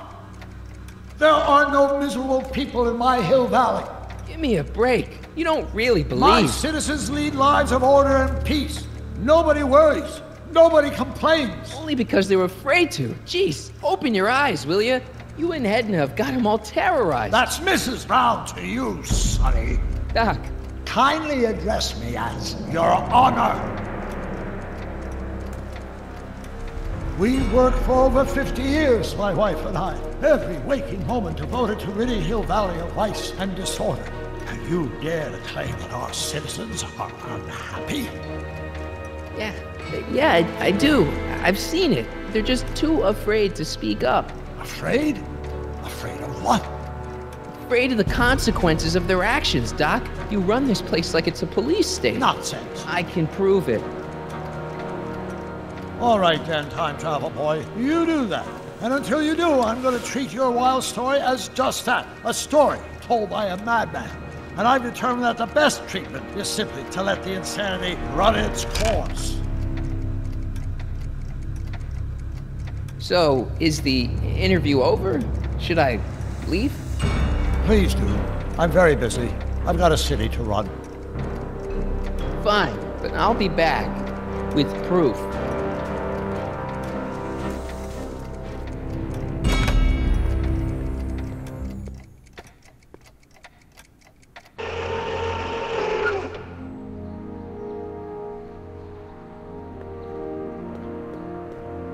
Doc wants proof that Hill Valley isn't the perfect place he thinks it is. One smoking gun coming up. Dad! Pop out the tape, son. I think it's done rewinding. Whoa, take it easy. Sit here. Guess I blacked out for a minute there. Fell out of my chair. Fell nothing. Somebody whacked you. Whacked me? Impossible. We take great pride in the fact that incidences of physical violence in Hill Valley have fallen to virtually... Who did it? Can you tell me? This can't be happening. There's gotta be a clue around here somewhere. Dad, that's not one of our bats, is it?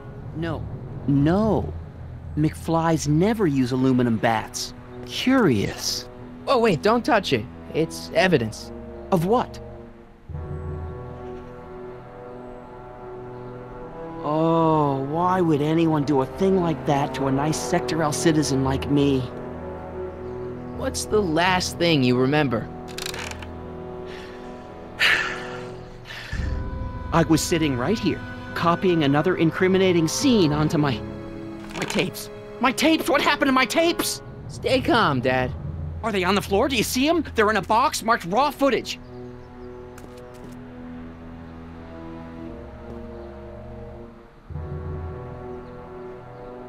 Here it is. Raw footage. Thank heavens. Wait a minute. You see, I told you were just jumping to conclusions. All these dark suspicions about thieves and attackers when all the time it was just... empty. What? There's no tapes. But I'm sure they were in there before. Before whoever it was whacked you in the head and took them. Oh my gosh, I've been mugged. Mugged in Hill Valley. They can't get away with it. Oh! Don't worry, Dad. We'll get to the bottom of this. Who could have done this to me? Who's been making trouble for you since, like, forever? Biff! Biff? Ever since the Browns took an interest in him back in the 50s, he hasn't caused me a lick of trouble. Besides, thanks to the Citizen Plus program, he's as gentle as a kitten these days. Oh, it's no use. The tapes are gone. All I can do is hope against hope they don't surface and land me in trouble. Come on, Dad. We can't just give up. I mean, maybe there's some more clues around here. What's the use? Even if we find out who took the tapes, we're not going to be able to get them back without attracting attention to ourselves. There's gotta be something we could do to get our hands on those tapes. Well, we can make new ones. We can? Sure. It may take a while, but if you're willing to help your old man out, it shouldn't take us more than, say, 6 months. 6 months? But I need those tapes now. You need the tapes. What I mean is...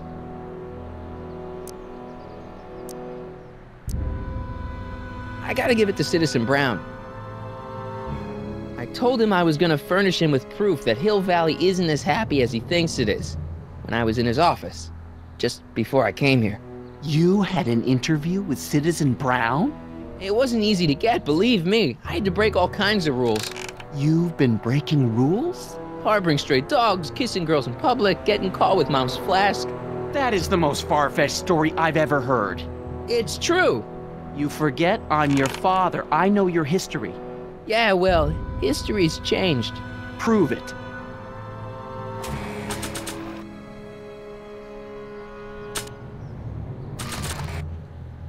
Read him and weep. Demerits, but... It was the only way. I don't understand.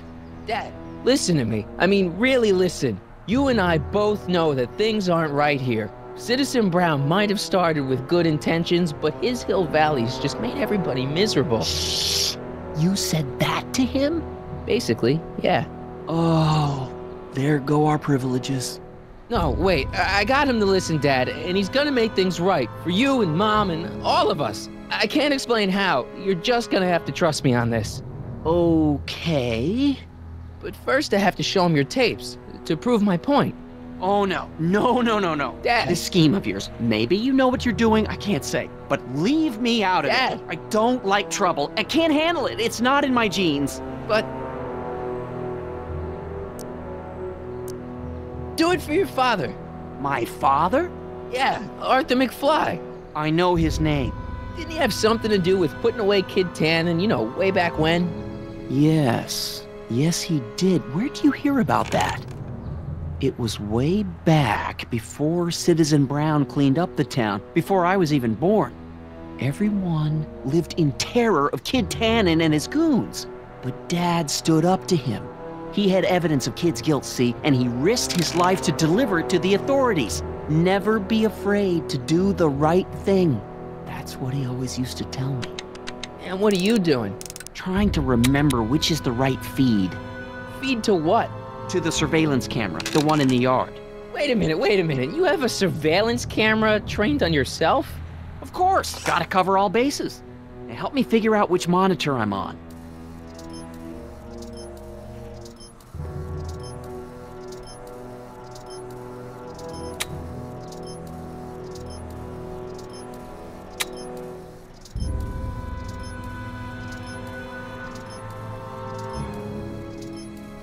Hello?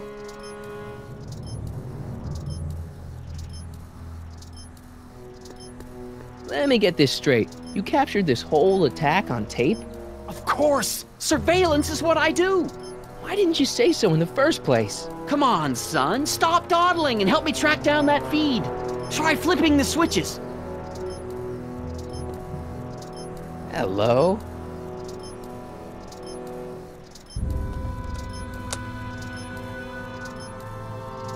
There, that looks like us. So the surveillance tape must be on this VCR. This must be before the attack. Let's see. I remember cleaning the playback heads at 5:30. The attack couldn't have been very long after. Oh, it's Biff! But it can't be him. The Citizens Plus program has rendered him as gentle as a kitten. Huh? I can't understand it. That's not the way he's supposed to behave. Why, even the old Biff would never... Wait, what's that weird flashing on his wrist? Let's find out. I knew this zoom and enhance feature would come in handy someday. Cost me a bundle at the hobby shop. It's his digital watch. I wonder why it's doing that. Hey, wait, stop the picture. Can you zoom in anymore? X11. You know what that means? Not yet. Lorraine! Don't lay into me, George. I've got something very important to say, and then I'm going to be leaving again. I've got something important to say, too. I was attacked and robbed. It's always about you, isn't it? You can't just wait and listen to my news. Oh, no, you have to go and beat me to the punch. Pull yourself together. That's right. You two sort things out. I've got some business to attend to. I'm more together than I've been in months, George. For your information, I haven't had a drink all day.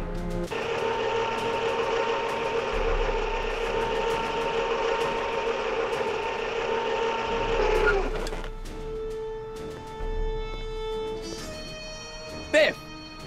Whoa, settle down there, fella. You beat up my dad. Do we have a problem here, citizens? No, no, officer. Just a little misunderstanding. I'm sure we can work it out. Right, Martin? Sure. Okay.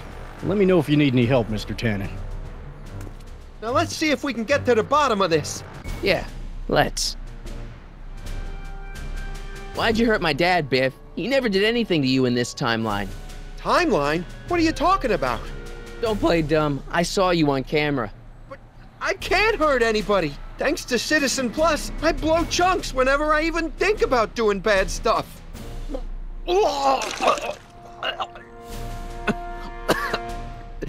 See? If you didn't beat up my dad, then where have you been for the last couple of hours?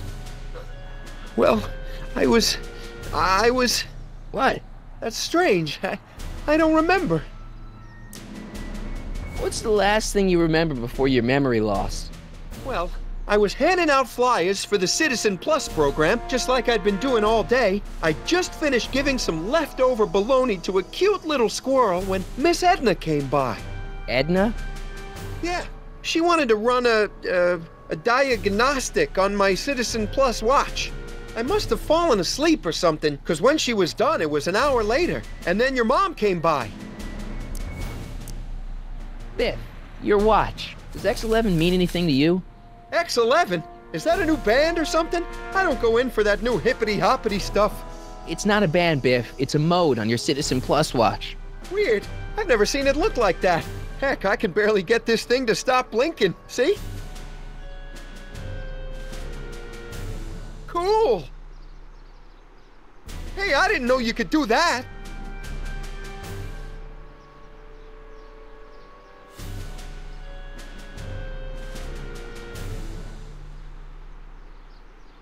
Biff? Okay, that's weird. What's wrong with you?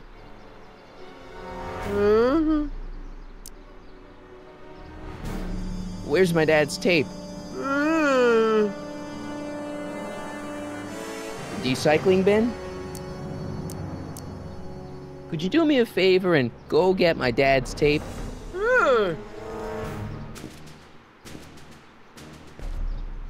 Hey, Mr. Tannen. What's up? Is that McFly kid bothering you? Hey, you can't go in there! Hey!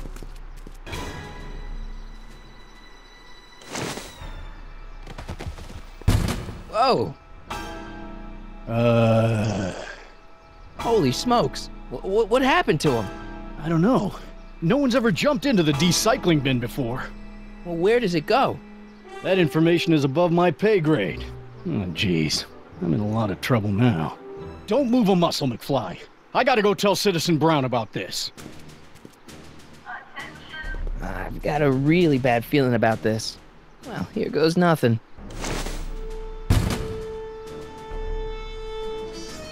Gosh, ma'am, did I do something wrong? Did I do something? Mr. Tannen, I put a lot of work into honing you as the first Citizen Plus. What on earth possessed you to assault a police officer and dive headfirst into the decycling bin? Did I do all that? Lord, I thought your father was dim. No, really, I don't remember doing anything like that. The last thing I remember, I was showing that nice McFly kid my watch. Then, blam, I'm down here and you're yelling at me. McFly? McFly. Strickland. Oh, hi, Martin. Give me the tapes, Edna. Mr. Tannen, please restrain our guest. Biff, stop! Stop! Oh, no.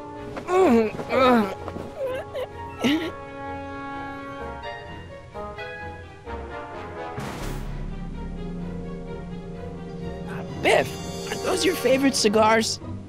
Cubans? Huh? Tannen, focus. Hey, look over there. It's beer. Beer? Where am I? Tannen, I didn't go behind my namby-pamby husband's back so you could wallow in your vices. Ow! Look at all these unhappy faces on your father's videotape. Biff, isn't that the license plate to your car? Sheila?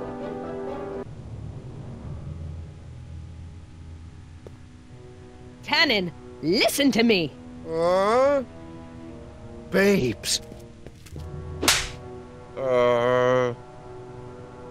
Booze!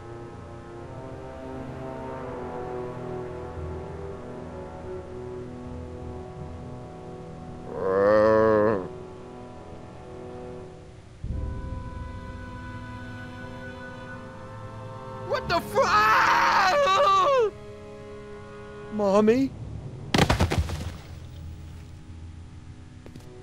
Tannen, get up, you useless slacker! Come on, Edna, give the poor jerk a break. A break? You sound like my wishy-washy husband, always trying to find the good in people, never wanting to accept the fact that some people are just born bad. Maybe, but that doesn't give you the right to turn them into zombies. Now, give me my dad's tapes so I can— You mean those tapes I erased while you were struggling with my zombie? What?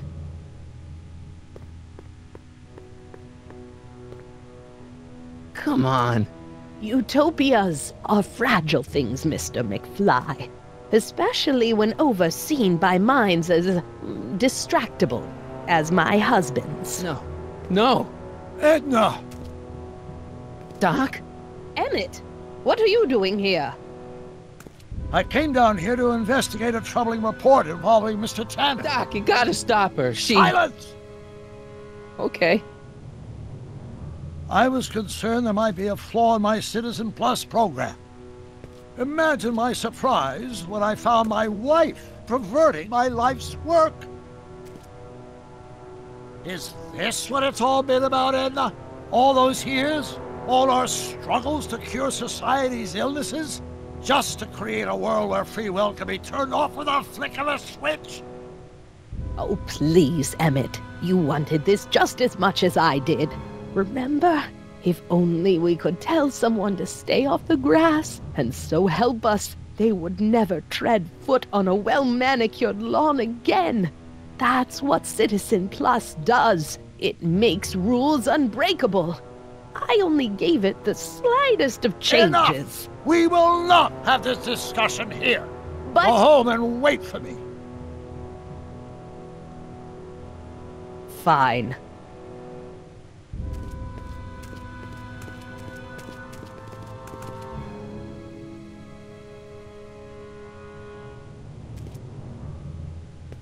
Doc.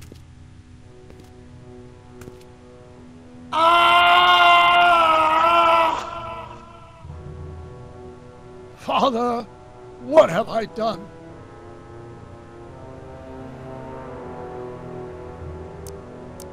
Doc, don't be so hard on yourself. This Hill Valley may be a little messed up. Okay, a lot messed up, but you were just trying to help people. Or was I just entranced by the challenge of transforming the human psyche like so many chemicals? I'm sorry about Edna, Doc. She didn't seem so bad back in 1931. No, she wasn't. When we were first dating, she was so spirited, principled, compassionate. When did I lose her? I'm sure he wouldn't blame you for all this, Doc. He was so happy when I gave up my childish dreams in favor of Edna's more practical pursuits. Are you proud of me now, Father? Enough wallowing. What's done is done. It's time to look forward. Maybe, but maybe not. What? Your notebook from the other timeline. Not this foolishness again. Look, you can use it to repair the time machine and fix all this so it never happened. Everyone could be back the way they're supposed to be. You, Edna, Jennifer, my parents. Doc, you once told me if you put your mind to it, you could accomplish anything. Well, accomplish this. There's a lot of empty pages. The only one you need is right here.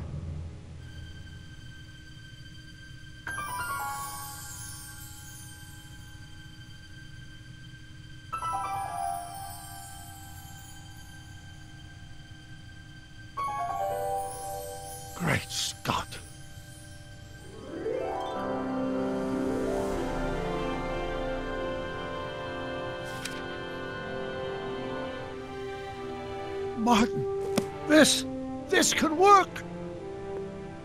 It'll take time, of course, but once it's done, we'll have all the time in the world. Ha ha! Doc? Martin, we must get started at once. Come on! Can we bring Einie along? The dog, yes, of course. You know, I used to love dogs before Edna came along. You don't say. I'll go ahead and start preparing a lab. Edna will be furious, but who cares? We've got a time machine to fix. Woohoo!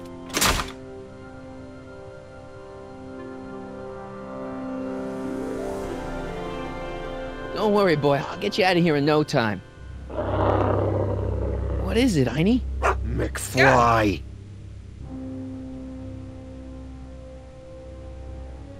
Hey, Biff.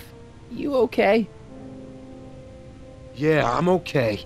Better than I've been in a long time, you know? So you remember... That witch making me do stuff? Yeah, she'll get what's coming to her. No one tells Biff Tannen what to do. No one. Hey, I'm the guy who snapped you out of it. Really? Because all I remember is a punk kid who thought it'd be funny to make me jump down a hole. Ah.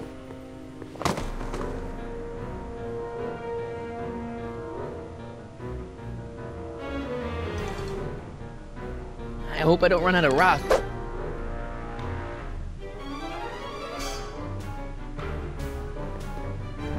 Down, Biff. Stay. All right. McFly. Oh, crap. All right, McFly. Time to race the music. Bass. It's face the music, you idiot.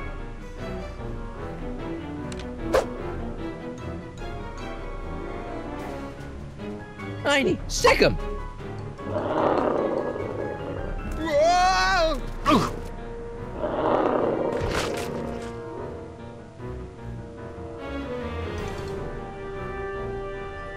Place your bets. What the?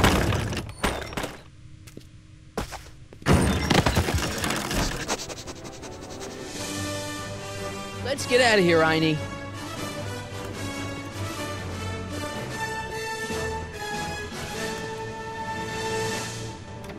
Doc! Sorry I took so long. Biff came around and jumped me. I totally laid him out with the old ruler. Martin McFly. Edna? It's almost impressive how many years of work and planning you nearly ruined in just a few short hours. Where's Doc? Doc. My husband is in a better place. Better place? What have you done to him? Relax, Martin. We've got everything under control. Doc! No! Doc!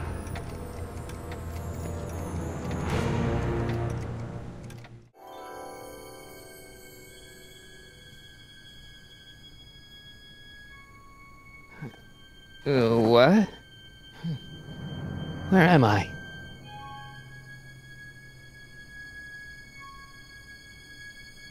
Ah, Citizen Plus? Citizen Plus! Ah!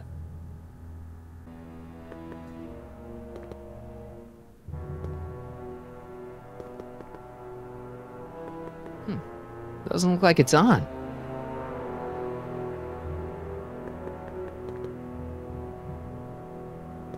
That's not very relaxing.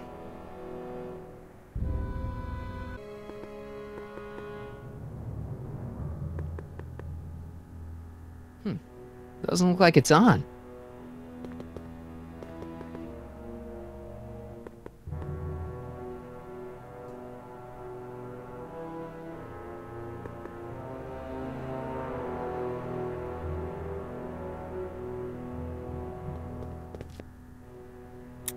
Make sure the McFly boy is prepped for his Citizen Plus treatment by the time I finish with my husband. How is Citizen Brown? I'm afraid it's worse than we imagined. He's gone completely antisocial. Darn. We're using every tool at our disposal to snap him out of it.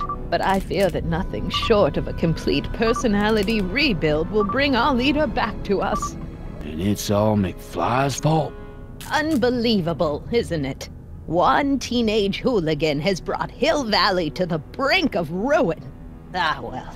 Let me know when he's ready. I'll be tending to Citizen Brown. I gotta get out of here and rescue Doc. Someone's locked up all my stuff. I'll never get that combination on my own.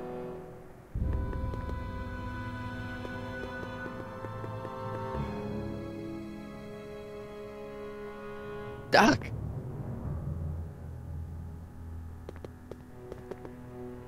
Hello? What? Why is all my stuff locked in a cage? In order to ensure that Citizen Plus patients don't injure themselves, their belongings are placed in a locked box until the completion of their Citizen Plus treatment. Injure themselves? It's a very intensive process. Some people can't handle it. Can I take a look at my stuff for a second? Why?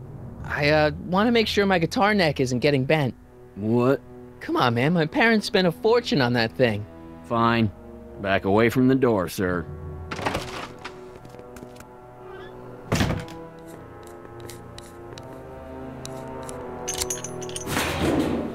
There. How's the guitar? I guess it's okay. Good.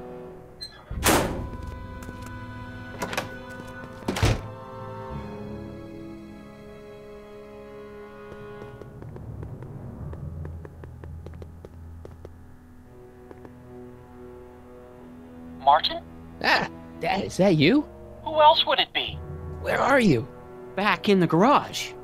What are you doing in the Citizen Plus ward? Edna threw me in here.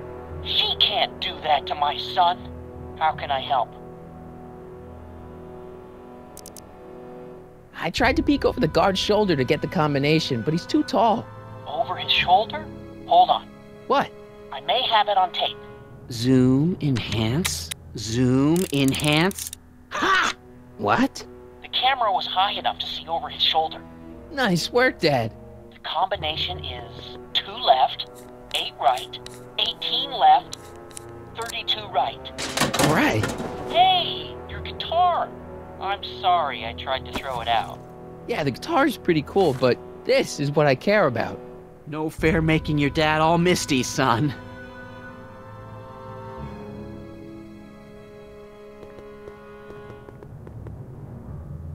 Dad. How can I help, son? Is there any way you can help me escape this loony bin? What did you have in mind? I don't know. Maybe override the security systems or something. Override the what? Son, this isn't a science fiction movie. Stay close, Dad. I'm as close as I can get, Martin.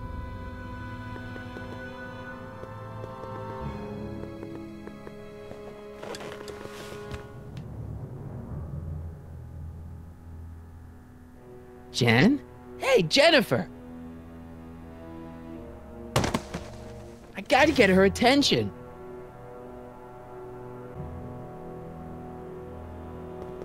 Dad. How can I help, son? Could you let me talk to Jennifer? Jennifer Parker? Yeah, she's in the room next door. Let's see, that'd be waiting room beta. Got it. You're all patched in, son. Jennifer. Martin, is that you? Where are you? I'm over here, in the camera. Oh, Martin, aren't you in enough trouble already? Trouble? Jen, what are you talking about? You know, with all the drinking and the PDAs. Jennifer, what's wrong with you? You sound strange. I used to be strange, Martin, but thanks to my first Citizen Plus treatment, I'm well on my way to becoming an average, well-adjusted teenager. Citizen Plus? Oh no, Jen, not you too.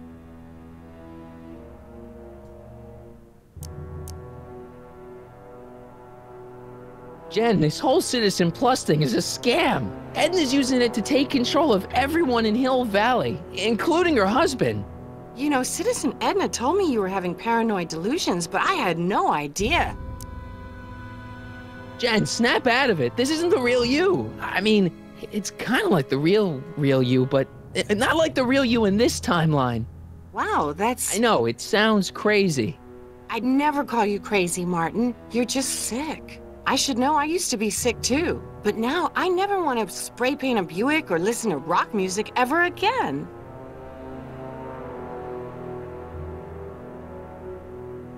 Could you hang around for a few minutes? It's nice to have someone to talk to. I'll be here until the guard comes for me. Then I'll really have to tell him about how you're hijacking the cameras. Oh, come on, don't be a narc. I'm not a narc. I'm a good citizen.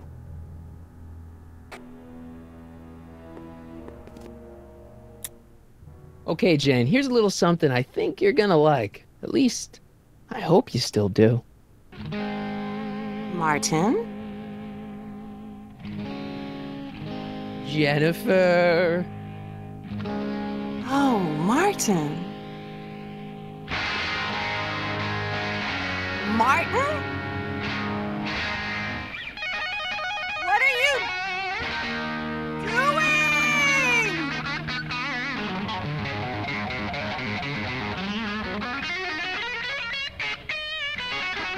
What's going on here? I have no idea, sir. I was minding my own business when all of a sudden a horrible noise started coming out of that camera. Well, that's not right. Yeah, well, neither is this. No one scrambles my brain. You hear me? No one. I'm Jennifer Parker, rock and roller. Jen? Oh, yeah, right.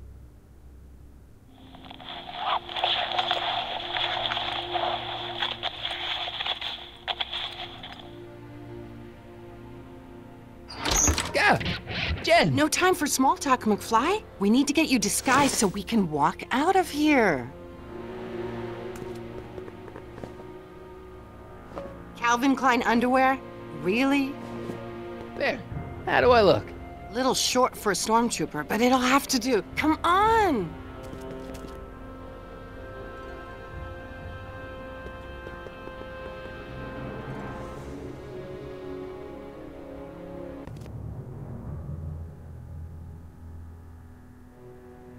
Okay, Hotshot, what's next? Now we rescue Citizen Brown, get the hell out of here, and get things back to the way they're supposed to be. Whatever, just as long as I get to break some stuff. I've got a lot of pent-up hostility right now, you know? Miss Parker. What the? Yeah. I'm here to escort you to the lobby. Your father's waiting for you. Can he wait? I was hoping that this attractive young man could take me on a tour of the facilities. I'm afraid I really must insist, miss. Relax, Jennifer. I've got everything under control. Really? Really. Okay then. But first... What was that for? For saving me, dummy. Let's go, officer. You know, I'm probably gonna have to write you up for a PDA violation. Don't bite me. What? Rock and roll.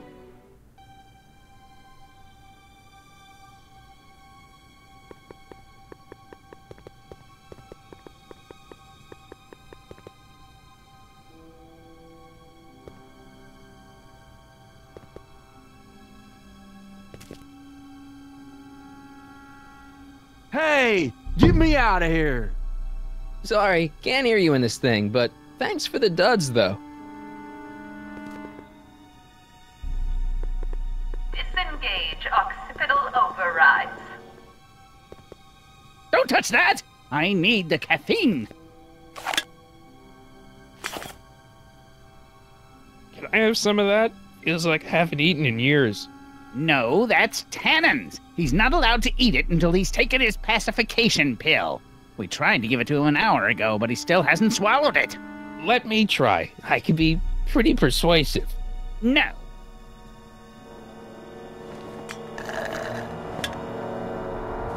Increase somatosensory fluids by 17%. Hi, Biff. The guard says I'm not supposed to give you any food until you swallow your pill.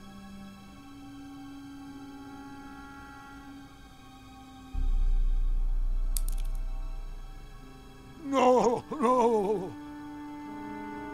I'd never get my hand under there.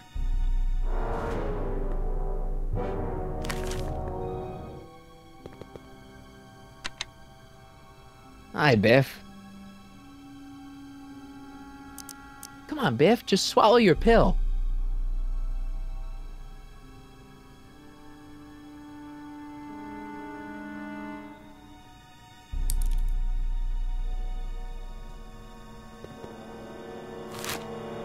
Oh, Biff spit. Don't worry, Emmett.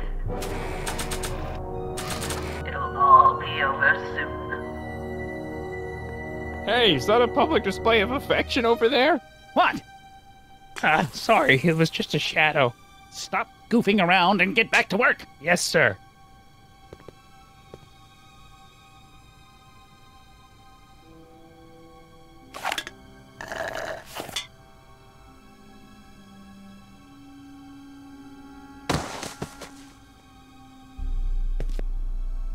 Jeez, what have they been feeding Biff? Horse tranquilizers?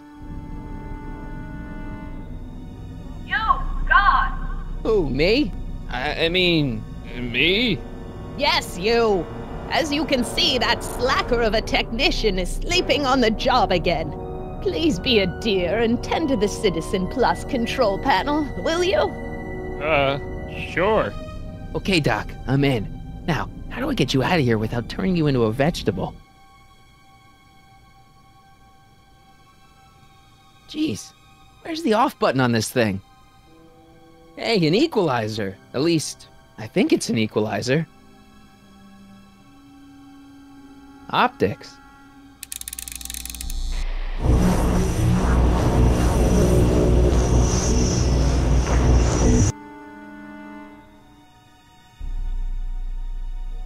Volume. Finally, a word I can understand.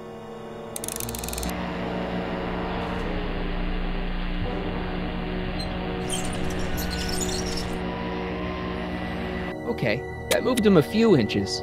Maybe I can blast him right out the door. I'm sorry about the discomfort, my love, but it's really all for the best.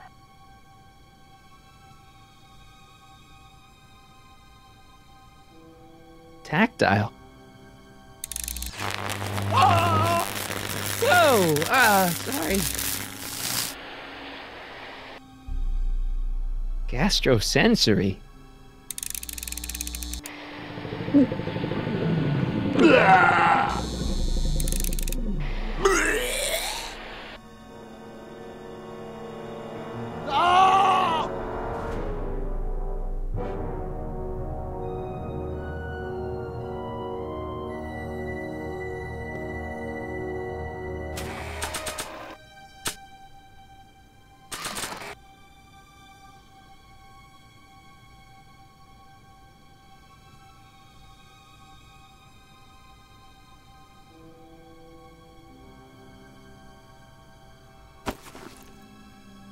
There's no jack. Just let it go, Emmett. When you wake up, you'll be a whole new person.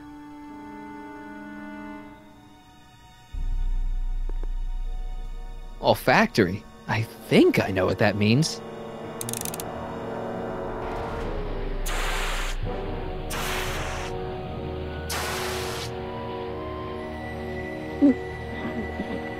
What the? Looks like the aroma tanks have clogged themselves again. Oh, thank you. I hadn't noticed that. Come on, make yourself useful.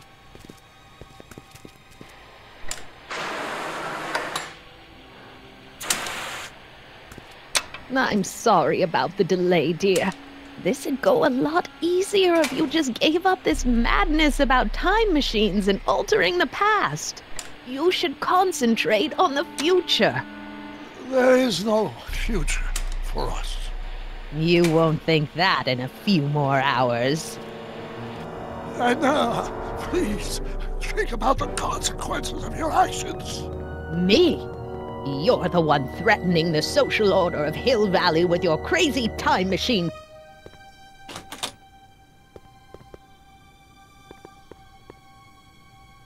Check. Sibilance. Sibilance. What was that?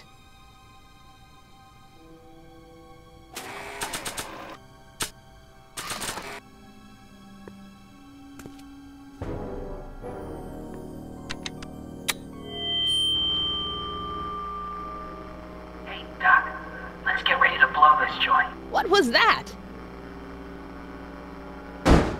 You! What are you doing?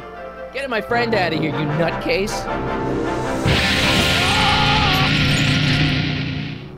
Okay, that was a little less dramatic than I had expected. Whoa!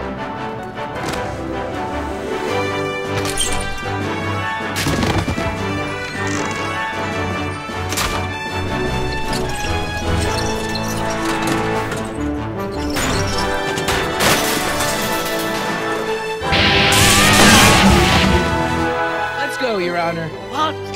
I can't hear you! You're welcome!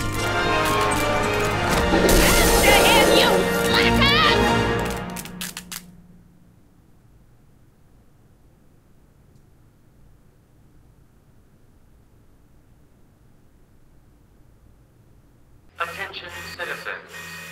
This is an Omega-1 priority alert. Potentially disruptive nonconformists are loose in the courthouse.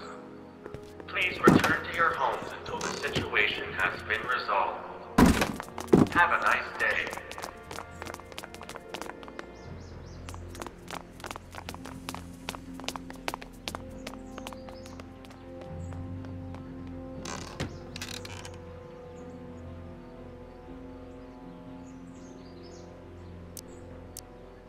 What the heck was Edna doing to you back there? She was trying to rebuild my personality from the ground up, erasing the parts she didn't like. Harsh. Hey, it's my mom. Hey. Don't talk to her. She could give us away. What do we do now? Now we wait for the guards to clear out so we can make a break for your time machine. Shouldn't we go help? Once we go back and change history, none of this will ever happen. I guess.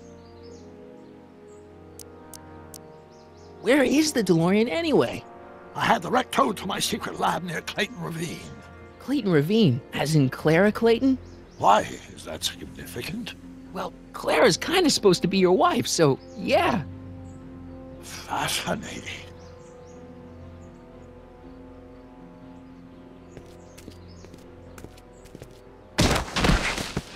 All right, Dad. No offense, Your Honor, but why'd you marry Edna anyway? She's kind of crazy. Yes, now. But back when we were first dating, her madness was tempered by an ironclad sense of right and wrong. At least, that's how it seemed to me at the time.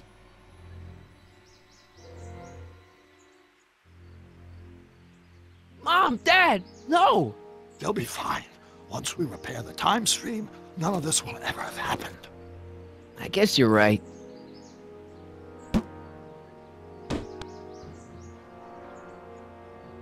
Looks like the coast is clear.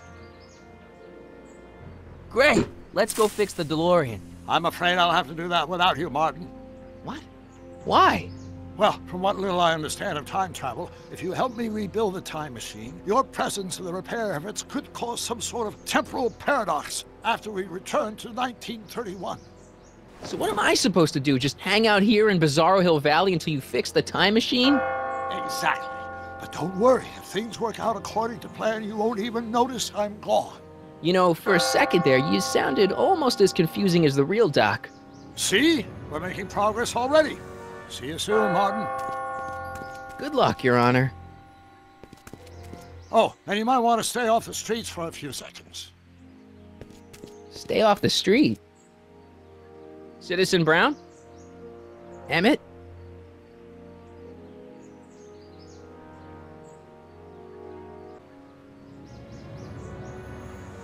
He's not coming back, you know. What are you talking about? Emmett. Without me to guide him, he's almost useless. Before I found him, he was a miserable failure who never finished anything. But with me to inspire him, look at what we've built! You're not the only inspiration in Doc's life, you know. In my timeline, he married one of the sweetest women of the 19th century. Sweetness. Yeah. Emmett needs discipline to stay focused. He's so easily distracted. Yeah, you've inspired him all right. Inspired him to turn Hill Valley into a bunch of uptight dorks. I wouldn't expect a delinquent like you to understand. You think you've inspired Doc? I'll have you know that without you, Emmett Brown is destined to build a time-traveling DeLorean and a flying time train. Preposterous. Emmett couldn't even build a dog feeder without me to guide him. Yeah, well, he did that too. Okay, Your Honor. Starting to get a little concerned here.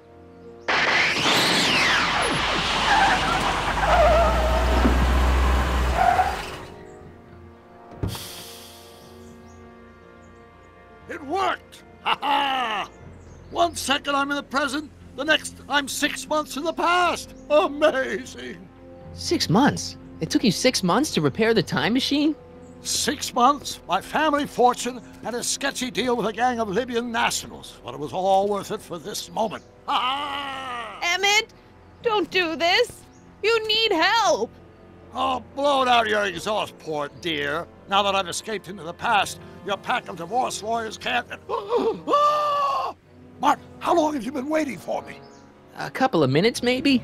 That's curious. I set the repair time circuits to arrive only a couple of seconds after I left. Oh, well, I'm sure there's no need for concern. It's probably just a minor miscalibration of the time circuits. Here. What's this? Clothes for our trip. We can't have you traipsing around 1931 in that ridiculous outfit. Wait, our trip? You didn't think I was going to let you erase the worst mistake of my life without my help, did you?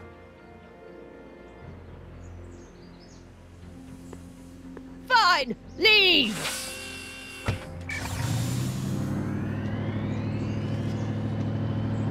I'll ruin you, Emmett! I run this town!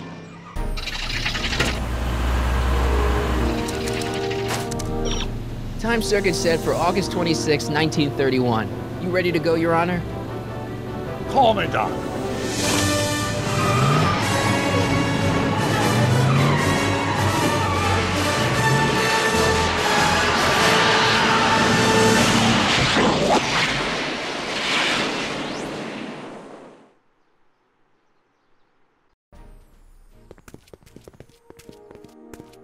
This is where I last saw him. You, teenage you. You were headed this way, arm in arm with Edna. Ugh. Luckily, my erstwhile wife was never the type to kiss on a first date. If we work fast and stay focused, we can see to it that our relationship never moves beyond the hand-holding stage. Well, will you look at that? The old town theater. What about it? I haven't thought about this place in years. The missus made me tear it down back in '71. Said the movies were corrupting the younger generation. It was all nonsense, of course. I spent countless evenings here in my youth, and it never turned me into a hoodlum. Say, remember Public Enemy? Why, you dirty rat, no good yellow-bellied stool? I never did manage to see Frankenstein, though. That's what caused the whole problem, remember? We've got to get young you to see Frankenstein. Right, of course. The film that was supposed to set off a chain reaction in my imagination, inspiring with a notion that would launch my scientific career. You've still got no memory of what that notion was? Well, how could I? It happened in the brain of a different Emmett Brown. An Emmett Brown now erased by the shifting sands of time. Luckily for us, I do know something about my own brain, having lived in it for the past 70+ years. Once we get my younger self re-inspired by that movie, nothing will distract him from his proper... Great Scott, will you look at that? The town square? It's just like I remember it, only dirtier. Oh, the old courthouse. Come on now, Doc, you need to... Go inside and check it out. First rule of time travel, Doc, never allow your other self to catch sight of you. It could cause reality to collapse or something. You mean? Right behind you. Don't peek. Go on. I'll let you know when you're gone. And don't forget, you're Carl Sagan. The billions and billions guy? The suspected arsonist. Huh? Just go with it.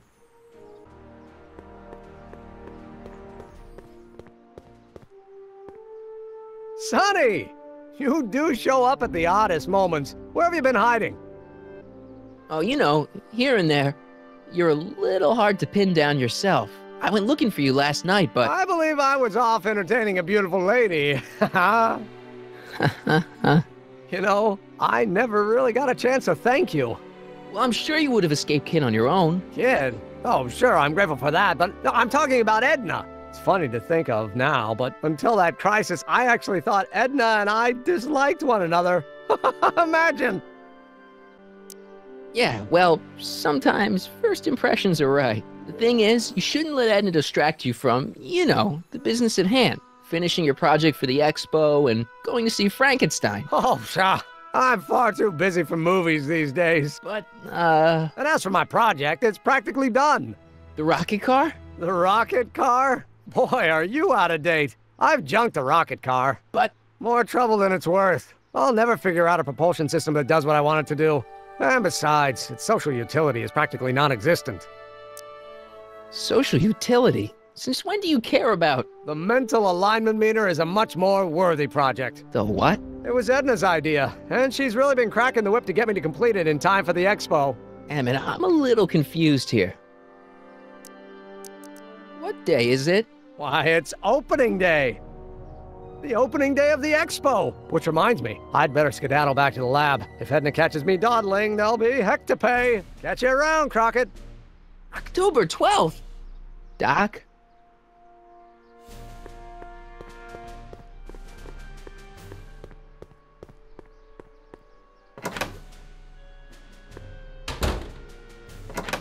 Come to think of it, it is a bit brisk for August. Oh, we're 2 months late. The expo's about to start and teenage you is already in over his head with Edna. I always did have a tendency to plunge into things. Let's plunge into the DeLorean and get to the right date. No, it's far too risky. Remember how I was late picking you up in '86? Yeah? That should have been a tip-off. Something is horribly wrong with the time circuits, and the problem appears to be getting worse. If we try to jump now, we could find ourselves stranded in the Cenozoic age. Or worse, the Mesozoic. Then we're stuck? For the time being. I'll look into the problem and see what I can do. In the meantime, you can go to work on the other problem. Right. I'll go to the lab and see if I can talk teenage you out of... Impossible. If young me is already as infatuated as you say, you're not going to be able to talk him out of anything. Believe me, I remember. Better to focus on the more clear-headed half of the couple. Edna? Where can I find her? Where do you think? I'll drive. The DeLorean should still function adequately as a means of conveyance in the first 3 dimensions.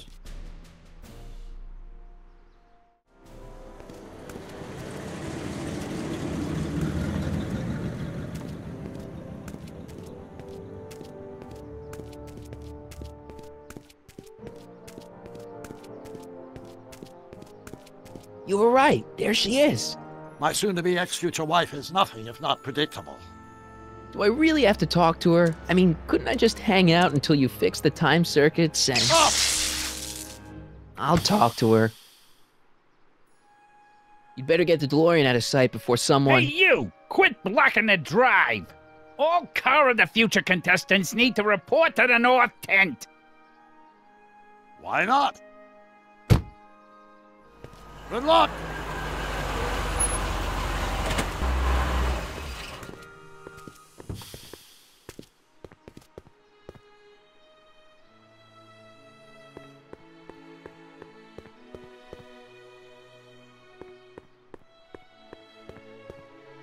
Spell it B-R-O-W-N. It's not exactly an obscure name. I still don't see it on the list. I'm sorry. Oh, for the love... Let me try this one more time. This is the Hill Valley Science Expo, right? First annual. Indeed. The purpose of our fair is to showcase cutting-edge technology. That's right. And to burnish Hill Valley's reputation as a forward-thinking community. And yet, you want to exclude the maker of the most revolutionary breakthrough of all. It's not that I want to, but... oh, dear. Mr. Crockett! You do pop up at the oddest times. What are you doing here? I need to... Whatever it is, I hope you don't have to deal with Mr. Stonewall here. His sole function seems to be preventing people from accomplishing their business. Honestly, with him keeping the books, it's a wonder the Tannen gang got as far as they did. Have you seen Emmett? Yeah, just now, in the town square. Oh, then you've heard all about his big breakthrough, the mental alignment meter. Isn't it exciting? And to think, he didn't even realize the import of his discovery until I pointed it out to him. I've never known anyone like him, so oblivious to his own potential. I kind of wanted to talk to you about Emmett and his potential. Funny, I didn't spot it myself at first. In fact, for the longest time, I thought I didn't even like him. Yeah. I don't get it. I mean, Emmett's nice and all, but he's not exactly the kind of guy that has girls swarming all over him. Well, I'm not your average girl. Yeah, but... I appreciate your concerns, Mr. Crockett, but I can take care of myself. I know what I'm looking for in a man, and it so happens Emmett fits the bill to a T. That's Emmett Brown. Rhymes with clown, which I'm beginning to think you are. Just a simple mix-up, I'm sure. I've no doubt of that. Ahem. You said that Emmett fits your bill of requirements for a man. Yes? What would that list be exactly? You'd make a good reporter, Mr. Crockett, you know that? Well, his physical appearance for one thing. Emmett may not be Clark Gable, but he cleans up surprisingly well. I gave him my grandfather's white suit to wear at the expo. Oh, you should see him in it. He looks positively radiant. Looks good in a suit. Got it. And he's completely devoted to me. That's important. I've got no time or tolerance for playboys. Faithful as a Labrador. Check. Thirdly, and most important... Yes? Well, his mind, of course. It's brilliant, and it's virtuous through and through. His own mind map shows him to be a model citizen. Good brain, I see. And if it turned out that you were mistaken about any of these qualities... Say, what's your game? Just curious, just trying to understand the female mind. Well, understand this. I'm not some faint-hearted girl who'd run away at the first hint of trouble. I've made a big investment in Emmett. Not money, but I've sunk all my ambitions into him. I'd have to be thoroughly disillusioned before I'd call it quits with Emmett. Got it? Uh-huh. Now, Mr. Cub Reporter, is there anything else? What the heck is this mental alignment meter of Emmett's? Oh, it's an absolutely revolutionary invention! Measures a person's affinities, what he's attracted to, what he's repulsed by, that sort of thing. Interesting. And it really works? Well, of course! What's the point of inventing something that doesn't work? Or, anyway, it works well enough for my purposes. That's all the questions I got. Very well, then. Hey, Audie. You seen my Oriole? You mean this? Yeah, thanks. She gets to come and go freely, and I'm forced to wait. I love it.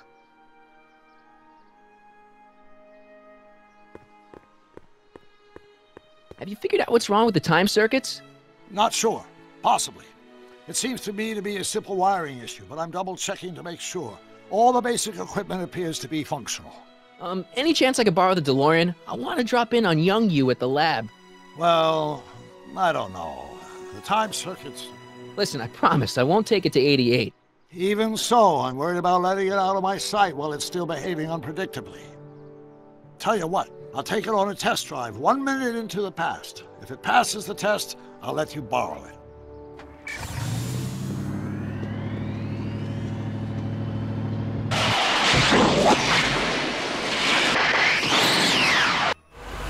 It worked! Didn't it? I'm afraid not. In fact, the discrepancy appears to be getting worse. I arrived 6 hours ago. Oh, too bad. I didn't want to risk undoing any of the work you've done thus far, so I kept out of sight. But the time lag wasn't entirely a waste. I stopped by the hardware store and bought the parts for a chronometric analyzer. A what? A diagnostic device. See, I plug it into the time circuits and set them to cycle. When the green light goes off, I should have the data I'll need to understand the scope of the problem. Hey, no driving the exhibits off the lot! Looks like you'll have to find another set of wheels if you want to get to the lab.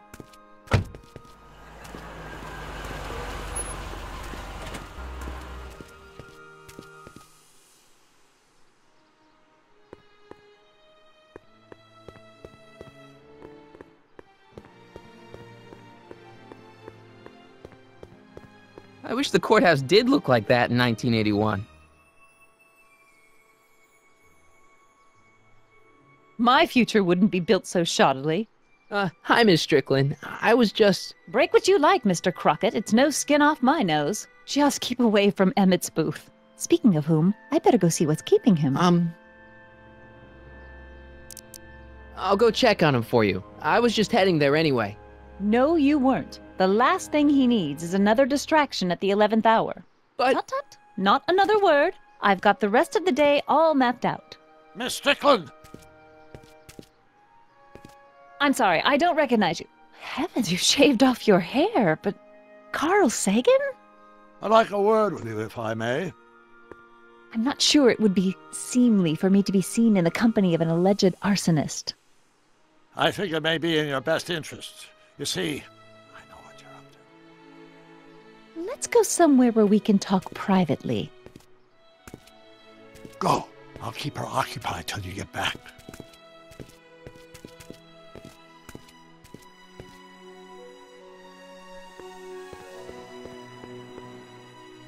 Hang on, Emmett. Hope you're ready for a big breakup.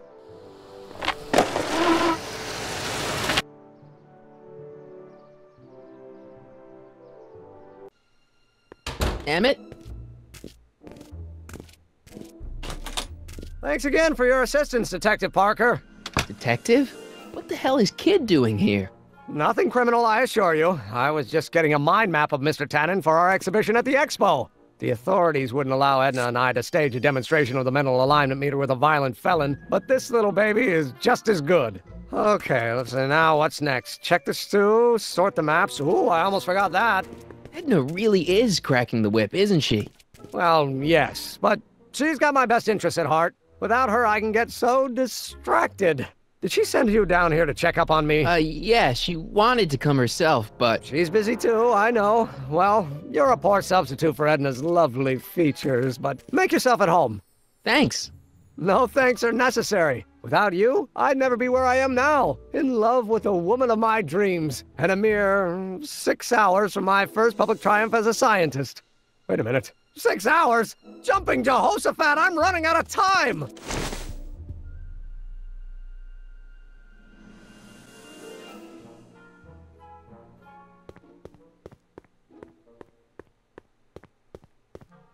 How does the mental alignment thing work? Here, I'll show you. Hey! The test subject wears this mind-mapping helmet, which probes the brain by measuring fluctuations in skin conductance and electrical resistance on the surface of the parietal lobe. Uh-huh. When I turn on the mind-mapping helmet with this radio switch, the subject is exposed to a series of visual stimuli, intended to provoke a series of positive or negative responses, as indicated by these lights on the helmet. Hey, is that... As the responses are recorded, they're relayed to this special typewriter, which prints out a punch card that represents the subject's mind map. All I see is a bunch of holes. Well, to you, maybe. But to our mental alignment meter, this mind map is nothing less than a peek into your subconscious. Observe as I place your mind map into the MAM.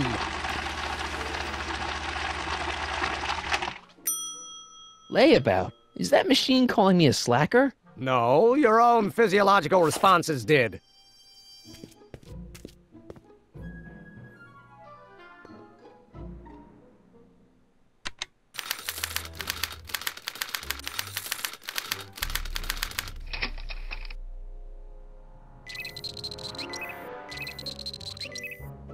Emmett's invention makes him out to be a model citizen, huh?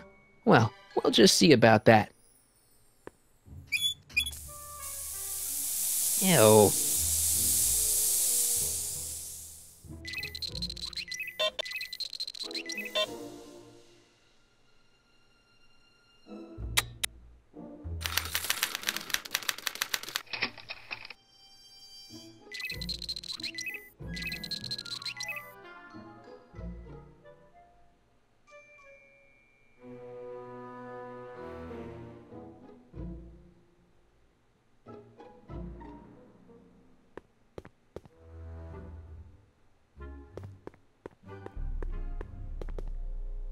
Ah, that's the stuff.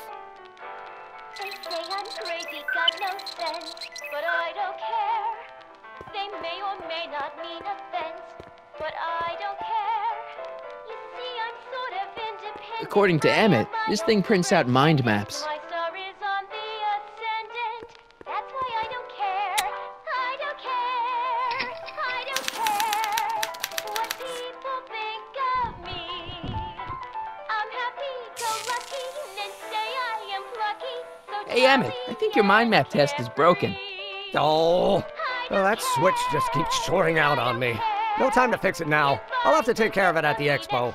Looks like I'm not going to be doing any more mind maps. I guess I'll test this out and hope for the best.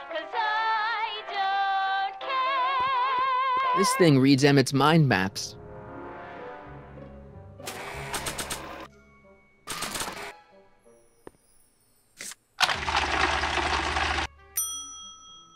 Bingo! Now Emmett's mind map is as bad as Tannen's. Now all I have to do is swap this out with Emmett's original mind map and Emmett's own machine will do him in.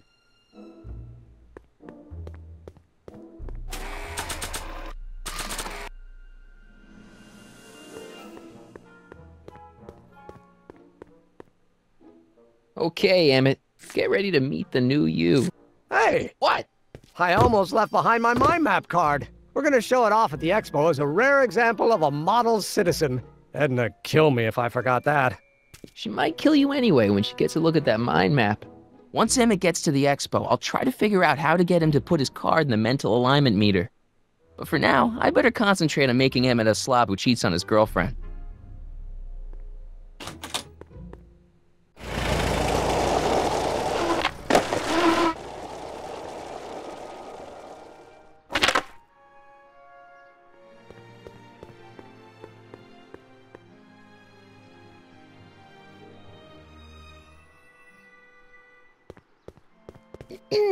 To all who approach these hallowed halls, I bid thee welcome. To all who approach these hallowed halls, I bid thee welcome. To all who... Oh, hiya, kid. Say, aren't you the fellow who... Got you to turn on Kid Tannen? You bet. You look younger without your mustache. That was a dirty trick, you know, making me think Kid had gone and iced Artie. I'm sorry, but it was the only way I could... Forget about it. I'm trying to. Yesterday's in the past. That's my motto. You gotta live for today. Right. So what are you doing down here anyway? Do you wish to pull the levers that control the future? At the expo, silly. Technology for a better tomorrow, and all that. Oh, yeah, that's actually why I'm here. Listen, I've got a proposal for you. I have this friend, right? No dice. I'm only seeing Artie now. It's not like that. See, my friend's in a relationship with Edna Strickland. Oh, poor schmuck. I wouldn't wish her on anyone. Then you see where I'm coming from. He won't listen to reason, but I thought she might call it off if she thought he and you were, you know. Ah, you are an evil imp, ain't ya? Sometimes a guy's got to resort to underhanded tricks. What do you say? Sorry. Edna might be a pill, but if I play dirty tricks on every dame who disapproves of me, well, I'd play a lot of dirty tricks. Besides, such stunts are beneath the dignity of Techne, Muse of Progress. Look, my friend Emmett really needs help. The one who's going out with Edna Strickland? You're darn right he needs help. I'm not asking you to actually seduce him. Just make her think that you two have a thing going. It'll drive her crazy. I guess it would. So? I wouldn't do that to another girl unless I was good and mad at her. And besides, it might tarnish my image as a muse. See you, Trixie. From this chamber of wonders, we bid you a fond adieu.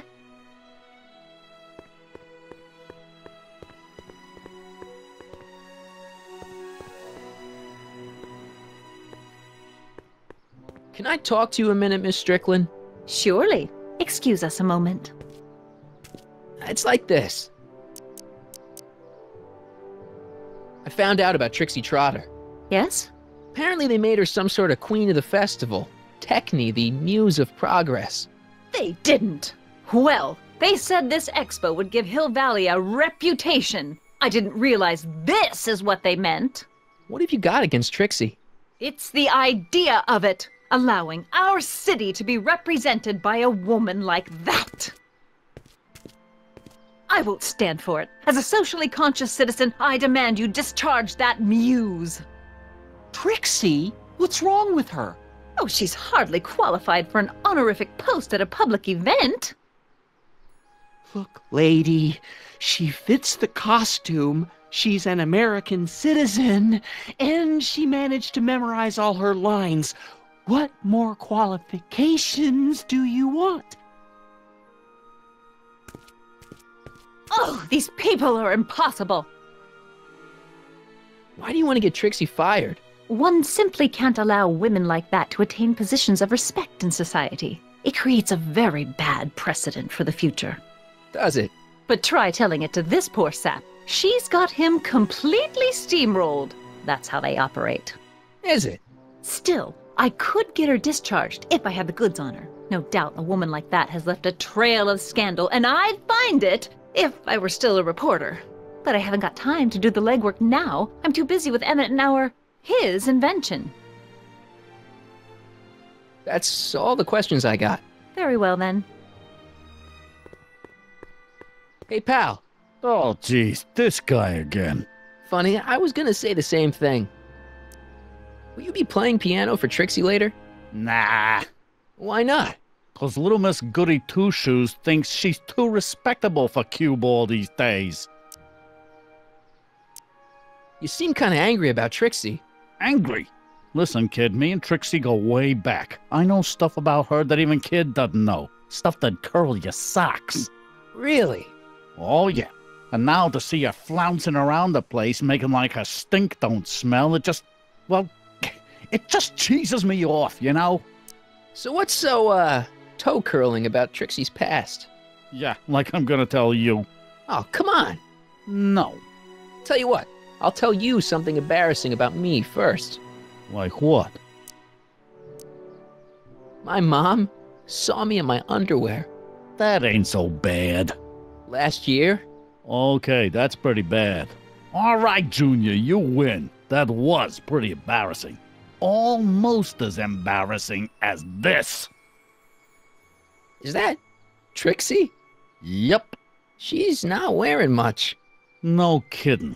She did a lot of these artistic postcards a few years ago. I got a whole set of them. Can I, have one? I don't know. You ain't gonna do nothing bad with it, are you? Hey, I promise. I'll only use it for the greater good. Wow. Okay. Hang loose, pal. You talk funny, mister.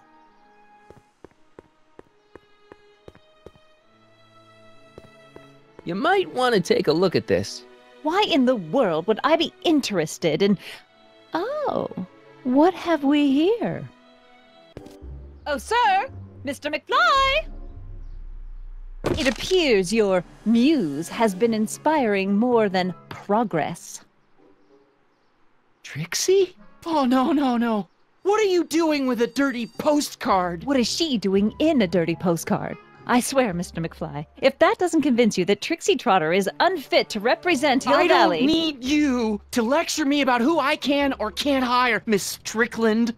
Trixie's darn good at what she does. I don't care if she was once the winsome wench of Winnipeg. Her past doesn't matter to... Trixie? What is it, Audie? You know I don't like to pry, but what state did you grow up in? Province, Manitoba. Why? Not even an American. See, darling, the charter specifically states that the Expo's hostess must be a U.S. citizen, so if you're really a Canadian... I'm being fired? You are firing me? I don't want to. Here, take it back. Well, I'm glad somebody's listening to reason.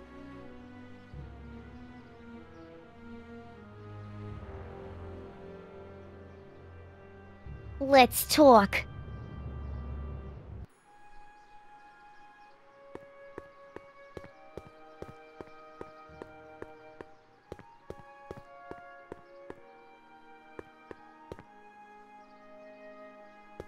Trixie? I'll do it! I'll make that blue-nosed bitty eat her heart out! That's great. I got it all planned out. When Emmett shows But we up... gotta do it my way. Huh? I'm no good with improvising, and I ain't gonna memorize no lines. But I was in this play once. The Parlourmaid's Predicament. I figure I could lift a scene from that. Okay. Only, I need a few props. Why am I not surprised? Some furs, a big diamond. It doesn't have to be real, understand? That makes it easier. And something from this friend of yours, Emmett. Has he got a photo album? I don't know. Probably. Better bring it to me. Furs, a diamond, and Emmett's photo album. And then? Sit back and watch the fur fly.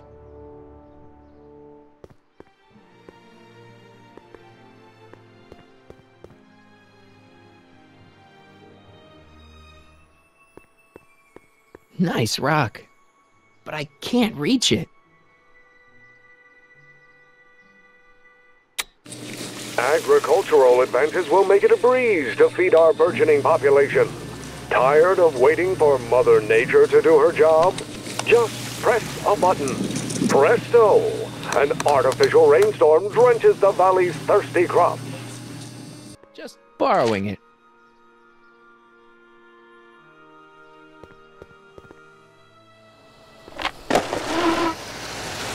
I'm back. And I'm busy. Make yourself at home, though. What's this? It's the placard we'll be putting in front of our booth at the expo. The scientist that caught Kid Tannen? A small exaggeration, but Edna says it'll attract investors. What do you think of the picture? You look a little... constipated. What? Edna said I looked intense. Yeah, intensely focused on taking it. I get the picture. I'll have to find a better one. Unfortunately, there's a lot to choose from. Heavy.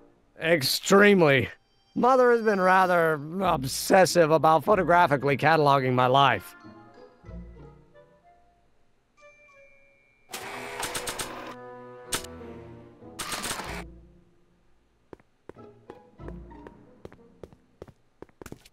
Hey, Emmett, I've got a... Whoa! Whoops.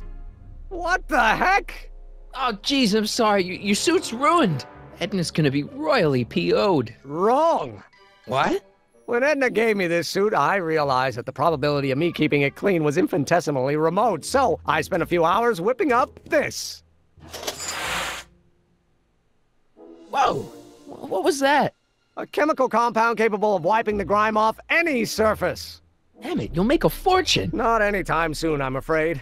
Due to an inherent instability in its molecular makeup, after 12 hours, the cleanser's component chemicals break down into a series of cloth-shredding enzymes, rendering it unsuitable for commercial use. Wait a minute, does that mean your suit's gonna dissolve in 12 hours? Hey, gods, no. The solution dissipates into the air after it's applied. But it does mean that after this batch of cleanser ages another 11 hours and 53 minutes, it would eat away this suit faster than 1,000 starving moths. And that would be a crisis of unimaginable proportions. Why? Because this suit belongs to Edna's grandfather, who wore it on his wedding day. Poor guy was gunned down just a few years later. Emmett? Well, enough wool gathering. Back to work. That cleanser doesn't seem very portable. It isn't, but this is. A perfume bottle? Yes. No. I mean, yes, it's a perfume bottle, but inside is a concentrated dose of my all-purpose cleanser. With a little luck, this should last me through the next 12 hours before its component chemicals break down into a series of cloth-destroying enzymes. Clever.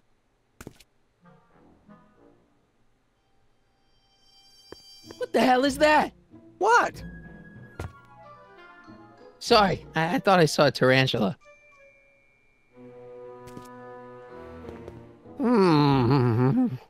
What? I was just thinking about the future. All that talk about Edna's grandfather made me realize something. Please let it be something about lightning.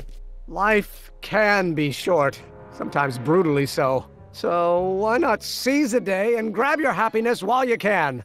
I'm not sure I like where this is going. I was saving this for next Valentine's Day, but why should I? I know what I want. Emmett, no. I'm gonna ask Edna to marry me. Right now. No! Oh, right. I'll wait until tonight at the expo. It'll be much more romantic that way. Just think. By this time tomorrow, Edna and I will be engaged and will be the toast of the scientific community. And I owe it all to you. You're welcome.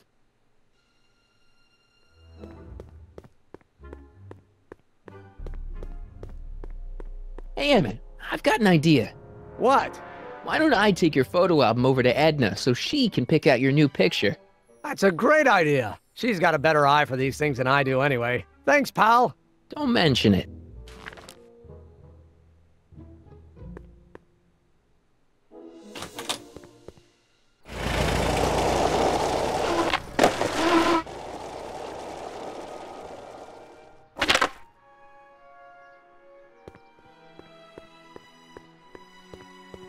Furs donated by Lamont's House of Ermine. At least they're going to a good cause. They're stuck tight in this tar.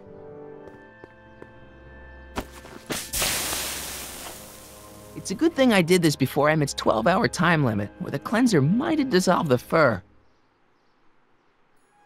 Let's slip out of those furs, shall we?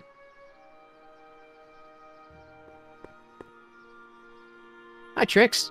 Oh, hiya, kiddo. Say, wouldn't it be easiest if I just march up to that Strickland dame and give her a smack in the puss?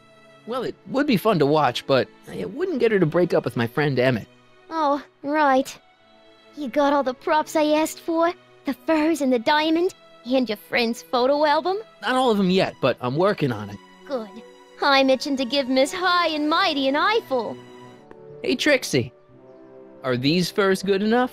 Well, they're a little ratty, but, they'll work. How about the diamond in the photo album? I'll get them to you. I brought Emmett's photo album like you asked. Let's see. Gee, he's not bad looking. In an egghead kind of way. Remember, I don't want you seducing him for real. I ain't a cradle robber, kiddo. Now bring me that diamond and we'll be in business.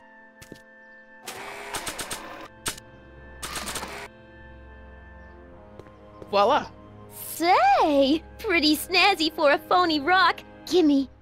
Keep that up and I may take a real shine to ya. I'd rather you take a fake shine to Emmett. I'm working on it. So, you got everything you need for your big scene? Everything except for your friend. Emmett Brown, redheaded guy about yay high. He'll be the one with Edna Strickland. Not for long he won't. Great.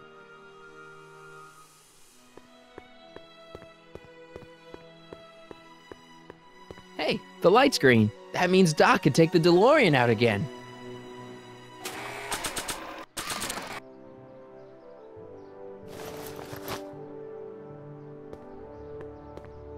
I need to talk to you.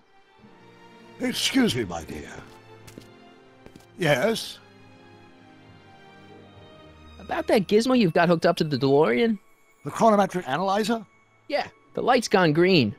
Wonderful. If the systems check out, I should be able to take it for another test run.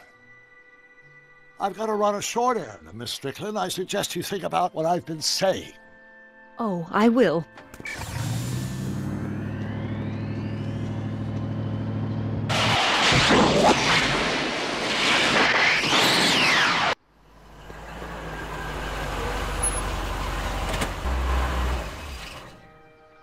When did you land this time? 9 hours and 37 minutes ago. Ouch. Frankly, it started to get a little difficult to avoid running into myself. Still, the time jump yielded some interesting new data on the flux field. I'll run some more tests and we'll see what we find.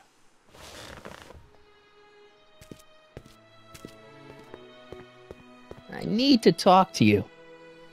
Excuse me, my dear. Not at all, Mr. Sagan. Take your time. Much obliged, Miss Strickland.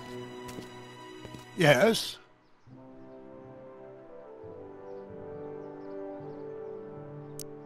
Your chronometer's gone green again.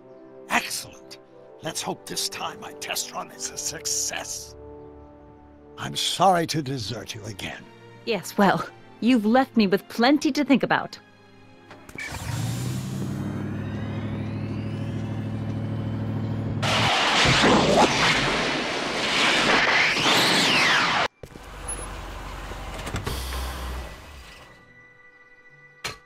Any luck this time?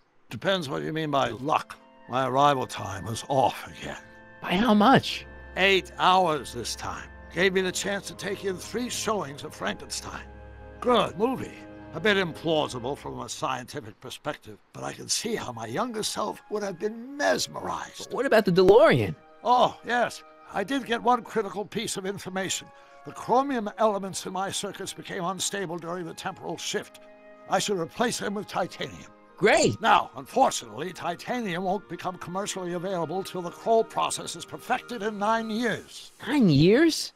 But there may be another solution. I'm going to fire up the chronometric analyzer again. Then, while I'm stalling Edna, you can... Uh-oh. Where'd Edna go? The lab! You better get down there before she makes the situation impossible. I'll tend to the DeLorean.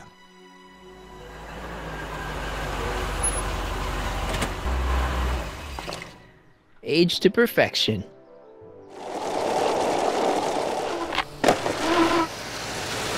Hey, Emmett, I'm back.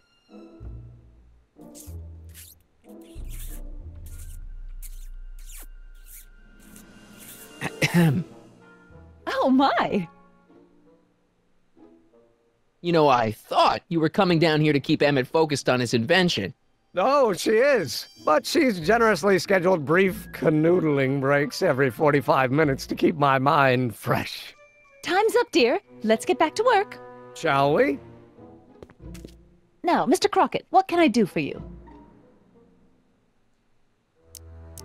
Mr. Sagan says he needs to talk to you back at the high school.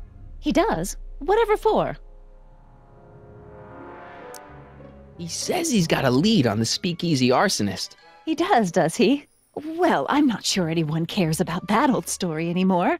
But I suppose I could spare a few minutes in the service of solving a crime. Will you be all right without me, sweetheart? It'll be tough, but I think I'll muddle through. Try to keep him focused. He's so easily distracted. Don't I wish?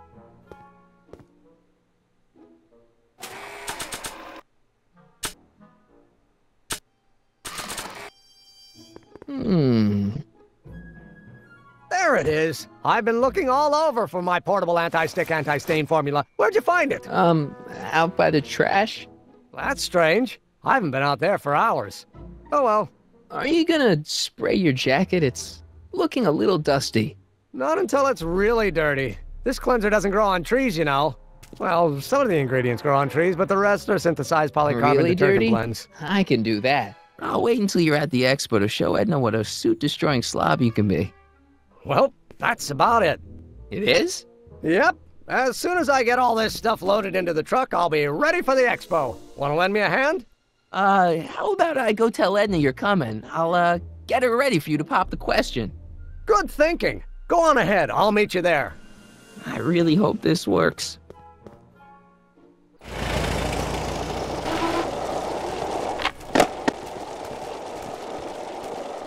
Marty! Doc! Where's Edna? She's inside, setting up her booth. It's almost time for the opening ceremony. Holy jeez, I better work fast. I think I got it all worked out. When it all comes together, Edna will think you're the worst guy in town. I just need a couple more pieces. Well, don't go to too much trouble. What do you mean? Oh! You got the time circuits fixed. Not exactly. You see, I've been mulling things over, and... in the timeline you're from... The right timeline? Yes, I've got a wife. A great wife. Clara, and kids, and a dog, and a bitchin' time train, and... And Edna? How does her story turn out? How does she end up? Oh, well, Edna ends up...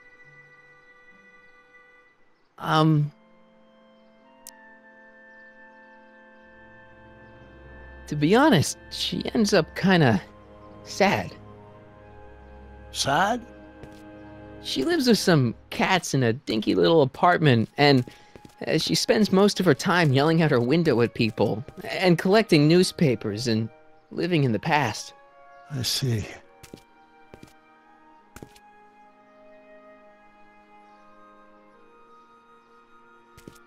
Perhaps we've been going about this problem the wrong way. Do we really have to completely obliterate my timeline so we can restore yours? Doc? Maybe we could have the best of both worlds. I could be with Edna, but it could be a little bit, more healthy. Can you hear yourself? Do you know what you're saying? Let me remind you. It was her influence that led you to take over Hill Valley and turn it into this nightmare state. Come now. It wasn't as bad as all that. The crime rate was low, and the uniforms were nice. I don't believe this! All I'm saying is, let's stop and take a breath. This elaborate plan to derail my younger self's love life, is the short-term misery worth the long-term gain? Maybe we could find a third way. One where everybody wins. What do you think?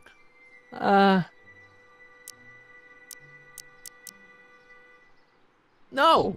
I'm sorry, Doc. I can't go along with what you're saying. You don't belong with Edna. So you're determined to break us up, in spite of my stated wishes? Basically, yeah. Then there's nothing left to say.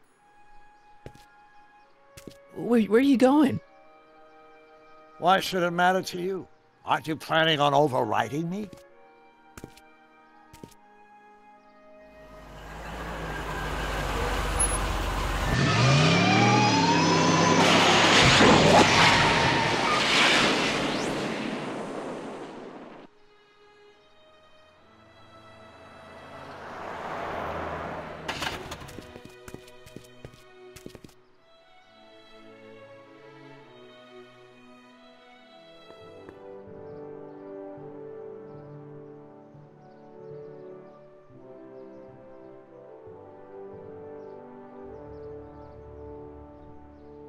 Hey, Emmett, what's keeping you?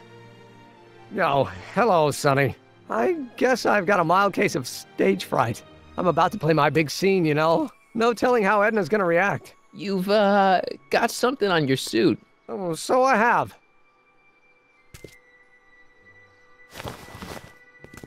Anti-stain formula, work your magic. Emmett! Just in the nick of time. Step back now. We're gonna need a little space here. Oh, aren't you a vision? Like something that descended from the heavens. Yes, I'm feeling a bit elevated at the moment. There's something I've just gotta ask you. Wait, your tie's a bit crooked. I've been holding it inside for weeks now, and I've simply gotta get it off my chest. Oh. Uh-oh. My grandfather's suit! My formula! Oh. Don't look! Turn your head! I'll be right back and we can try this all over again! Emmett Lathrop Brown! Huh? Trixie Trotter! How do you know this woman? I don't! I mean, I listened to some of her records and I may have taken a picture or two of her, but I... Go on! Deny to the world that you know me. Perhaps it is true, but I know you all too well. What is going on here? You rich boys are all alike. You think material possessions can compensate for a broken heart? Well, you can take back your furs and take back this gaudy diamond, too! I don't need your expensive presents. I need you. And more importantly, little Emmett Jr. needs you. Well, Edna, Don't Edna me. Apparently you are not the man I took you for. But I am, see?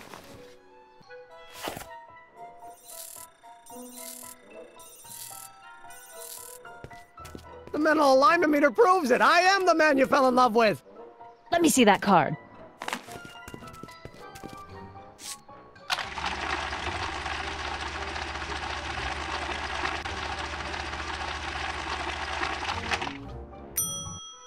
I should have known. A degenerate criminal. What? Get out of my sight! I never want to see you again! That was rough, Emmett. I'm sorry you had to go through it, but things are gonna be okay. You and me can... Emmett? That went off great, huh? Yeah, maybe too great.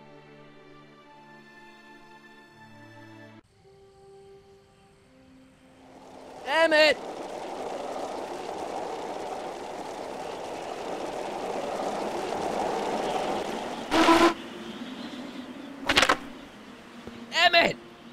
Go away. Come on, where are you? I'm sorry you had to go through that scene at the expo. Things didn't work out the way you expected, but everything's gonna turn out okay. See, I know how this story turns out, and... The story is over. Listen to me, Emmett. Do exactly as I say. Don't do anything. Why not? Listening to you has worked out so well for me thus far.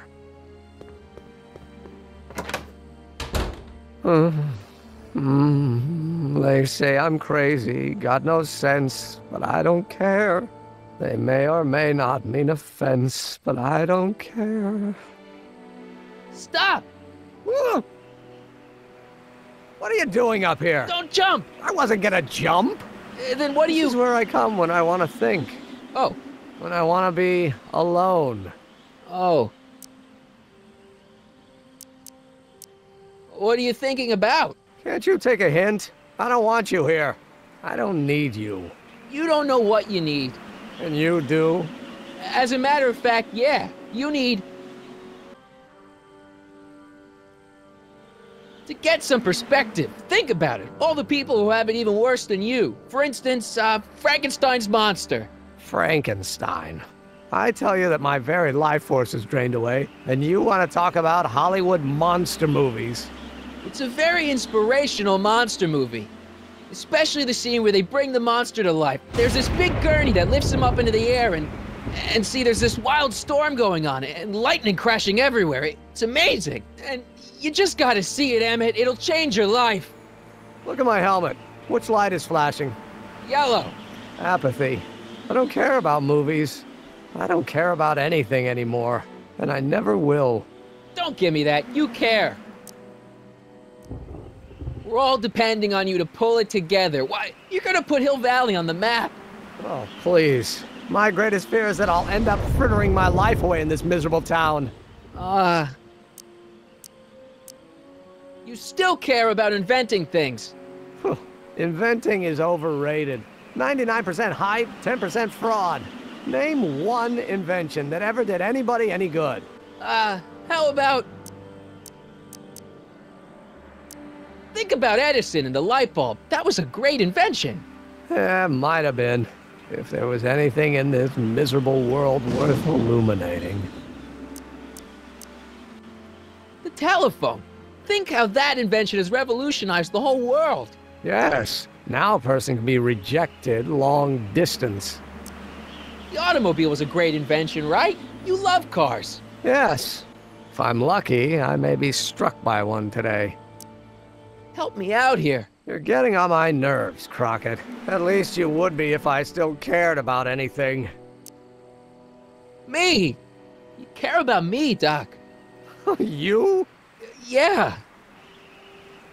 You did this to me. Did what? I was perfectly content drudging away in my dad's law office. You show up out of nowhere, get me all excited about inventing, and disappear.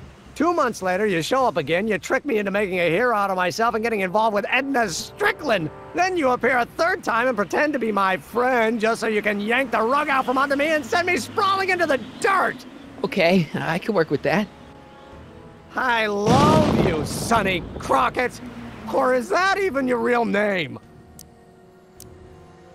Marty. My name is Marty. Oh, so everything you've told me's been a lie.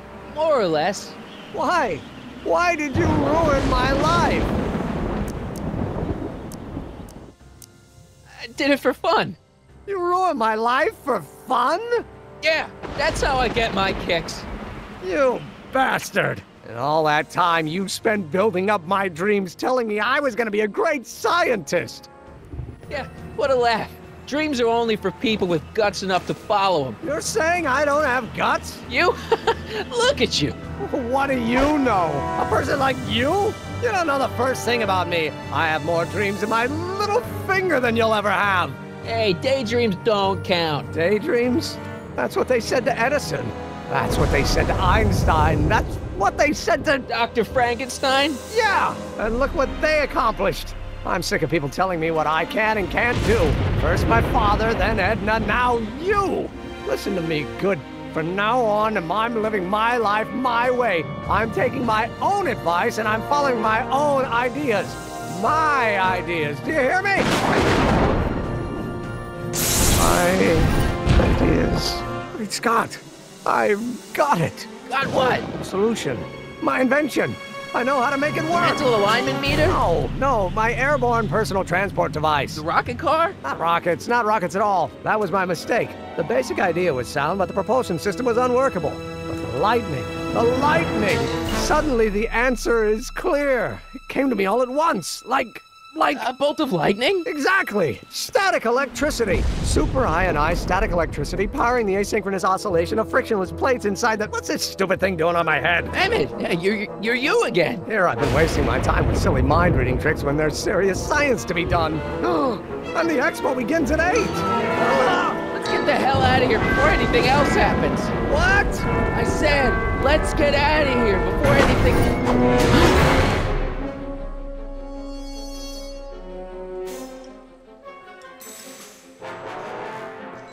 Emmett! What?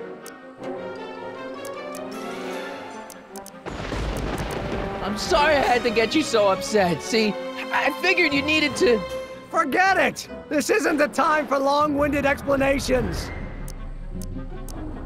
Got anything useful on you? Only my wallet. Oh, and this portable anti-stick, anti-stain formula. Oops! Hang in there. Very funny!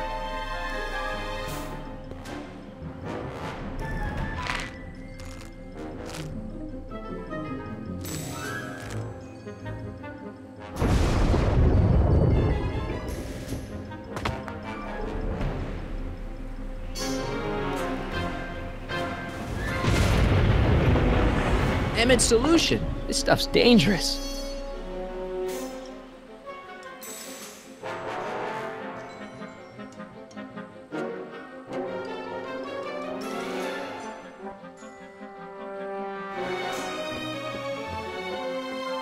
Can't undo the knot.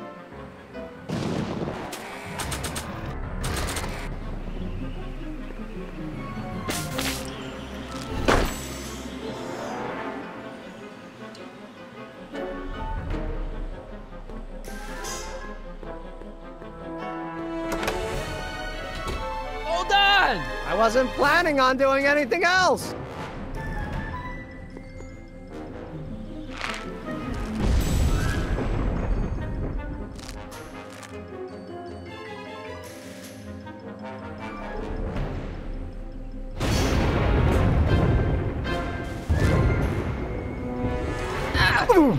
Gotcha! Let's get out of here! Your pants! They're stuck! Do something before we're crushed! Ah!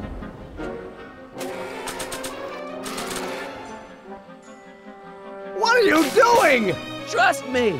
Hold on! What did you say your name was again? Marty. Marty? Thanks. Don't mention it. Tungsten. The catalyst will need to be made out of tungsten, given the temperature within the converter will no doubt be intense. We'll have to harvest the filaments from all the light bulbs in my house. Your invention? You think you can finish it before the end of the expo? Think? I've got to. My future depends on it. Then let's go. Of course, the oscillating plates will need to be calibrated precisely. Even the slightest misalignment could cause the magnetic field to fluctuate in intensity, leading to sudden shifts in polarity. The results could conceivably be catastrophic. Who cares? My thought exactly. Science should be messy and unpredictable, or else where's the fun of it?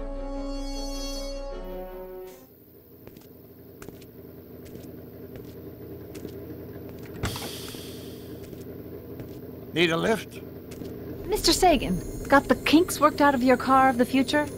Not all of them, but at least the DeLorean's mundane terrestrial functionality remains intact. As usual, I have not the slightest idea what you're talking about. In fact, you remind me of someone I used to... There, my dear, don't worry. I'm sure we'll all turn out well in the end. maybe for everyone else, but I suddenly feel very much like someone who's going to be alone and unloved for a very long time. Maybe I should get a cat. Nonsense. I can state with nearly 100% certainty that you're going to have a long and fulfilling life. How can you know that? I think you'll find I know almost everything worth knowing about you and young Emmett and his friends. Tell me, how much do you know about Sonny Crockett?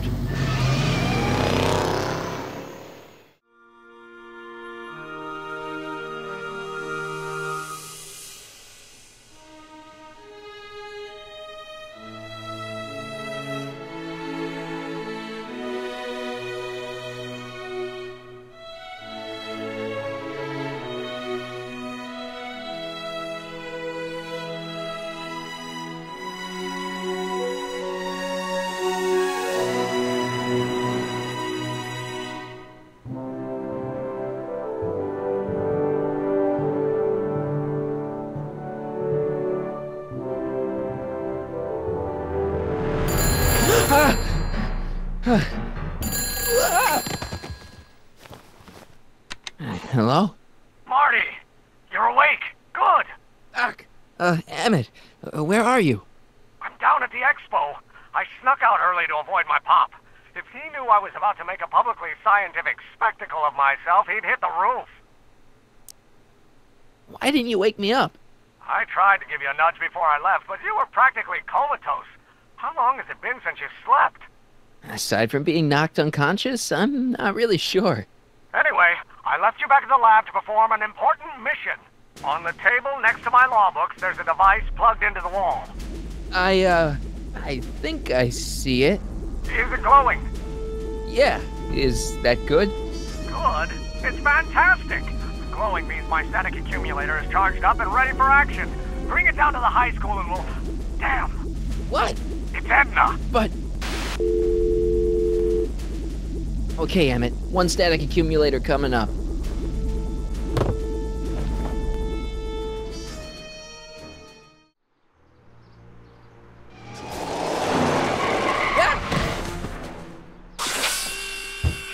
Jeez, Doc. Watch out. You almost ran me over. Sorry about that, Martin. This vehicle is sometimes difficult to control. Yeah. Hey, are you okay? After that argument about Emmett last night... I'm fine. Thank you for asking. Where have you been all night? I've been driving around, looking up old friends, thinking things over.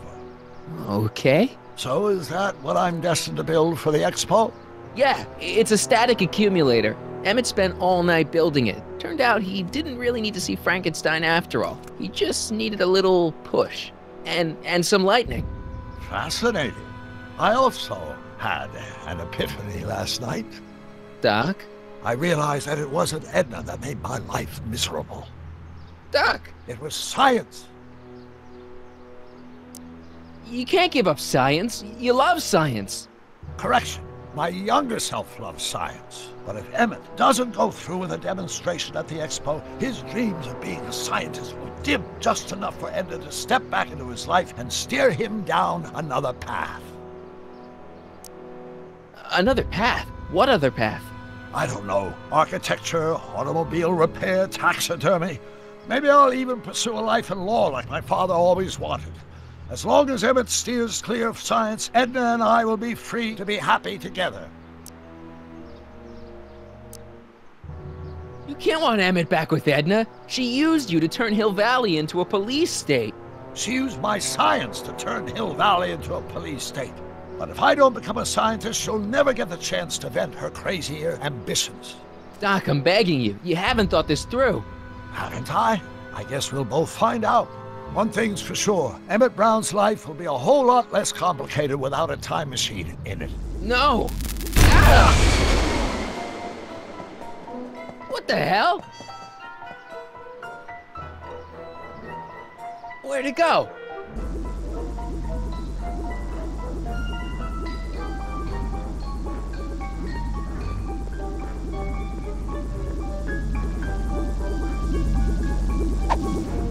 Oh, come on.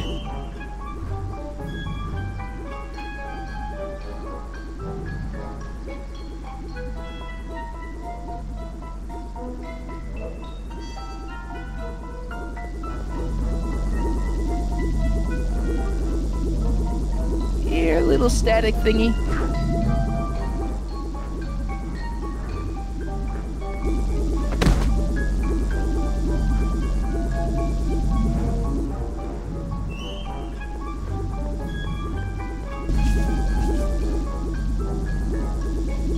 I can't reach it. I can't reach it.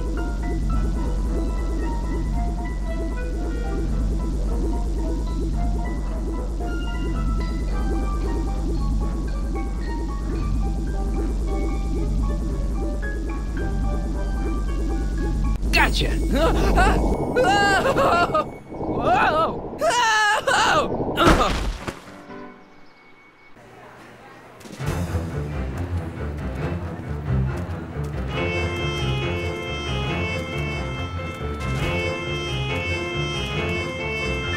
The future is coming today. There's a shiny new tomorrow on the way. A day of invention is at hand. It's a mystic, futuristic wonderland. Just around the bend, my friend, you'll see a dream or two. If you care to dream and dare to dream, your dreams can all come true. There's a world of wondrous wonder on display, because the future is coming today. Not bad, eh? Not bad at all, but I thought you fired her. I found a loophole. What kind of loophole? Just a loophole. You're not the only one who's allowed to have secrets, you know. All right. Say, don't you have to get that whatchamacallit to Emmett Brown's booth? Huh? Oh, yeah, right. Because the future is coming. It's almost here now. The future is coming. It's getting clear now. The future is coming today.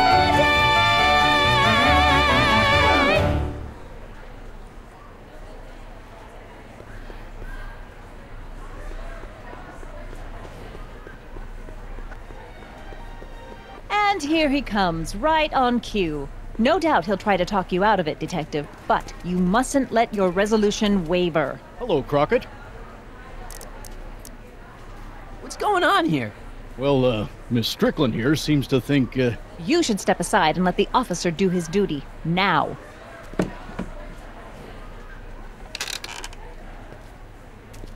Wait a minute, that's Emmett's levitator up there. Oh, don't be so modest. I'd say you deserve at least half the credit. It was you who tricked poor Emmett into breaking up with me. It was you who manipulated him into dropping my project in favor of this clear hazard to public safety. The electrokinetic levitator was Emmett's idea. I just helped. What's your point? Oh, I think you know exactly what my point is. Emmett's invention isn't going to work, is it? At least not the way poor Emmett thinks it is. how do you know this? I had a very interesting chat with Carl Sagan last night. I found out who Sonny Crockett really is, and where he comes from. Is there something you want to tell me, Sonny? Why don't you call him by his real name? Yakov Smirnov. Thanks a lot, Doc. An anarchist! A foreign agitator bent on sowing chaos and destruction in the Hill Valley Expo! Annie, you don't believe any of this bullshit, do you? Sorry, Yakov, but I really don't have a choice. Very good. And now, arrest this subversive. Come here. Look, here's the thing. I happen to believe this dame's got a screw loose, but she's been getting some clout in town ever since that business with Kid Tannen. But Emmett's gotta fly that electrokinetic levitator at this demo. His whole future depends on it. And my future depends on making sure he doesn't. The chief reads her column religiously. Well, if I don't do what she says, she's gonna start a campaign to have certain tainted officers removed from the force. Isn't there anything I can do? Not unless you've got some dirt on Edna. Something that'll discredit her in the eyes of the law. Well? I'll dig something up. You do that. In the meantime, you and young Mr. Brown better... where is he anyway? Wait, you haven't seen him? Emmett? Has this foreign radical done something to my Emmett? Maybe you should find him. Oh, You're letting him go? This radical subversive? Just like that? Okay, so I gotta find Emmett. And do something about Edna.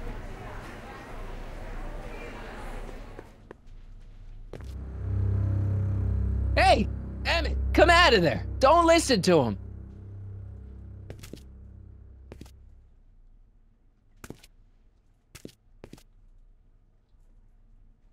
Perfect.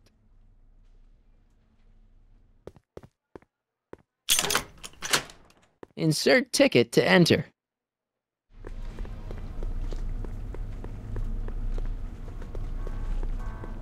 Hi, Trixie. That's Techni to you, kiddo. Right. Congratulations on getting the old job back. Thanks. Justice triumphs in the end, you know? Now what can I do you for? So, which exhibits do you recommend? The most popular attractions are the Glass House, the Future Furnishings, and of course, Enlightenment Under the Sea. You know who that is under the diving helmet? That's Jacques Cousteau himself. Of course, you need to get tickets if you want to see the main attractions. How much are tickets? Aw, put your money away. Here, you're kind of like family now, you know? Thanks. Thanks. Happy to help.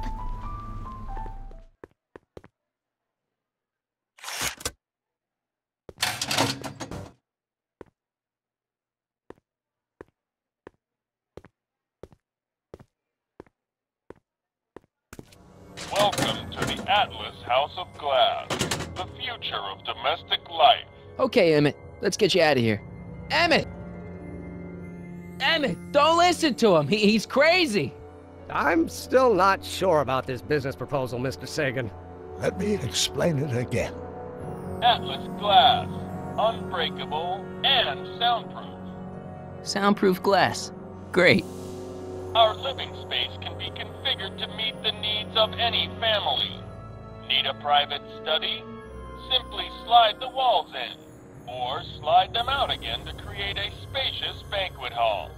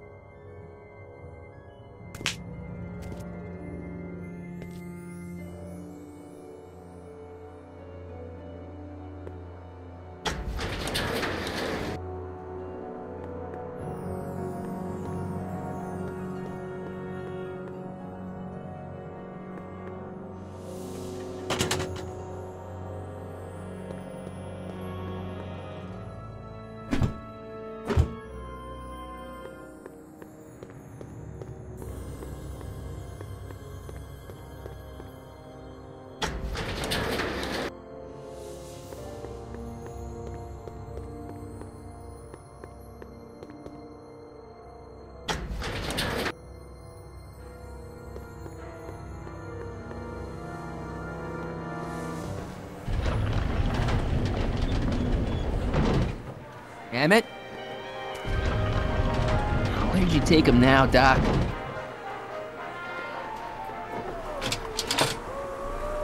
Greetings again, mortals! This is Techni, Muse of Progress. Hoping you're all having a swell time taking in all the exhibits. Don't forget, you can purchase tickets to our main attractions right here at the information booth.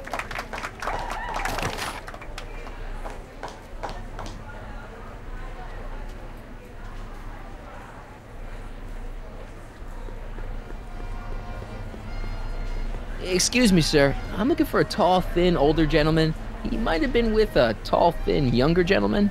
I know just who you're talking about. Hey, just left not a minute ago. If you hurry, you might catch that.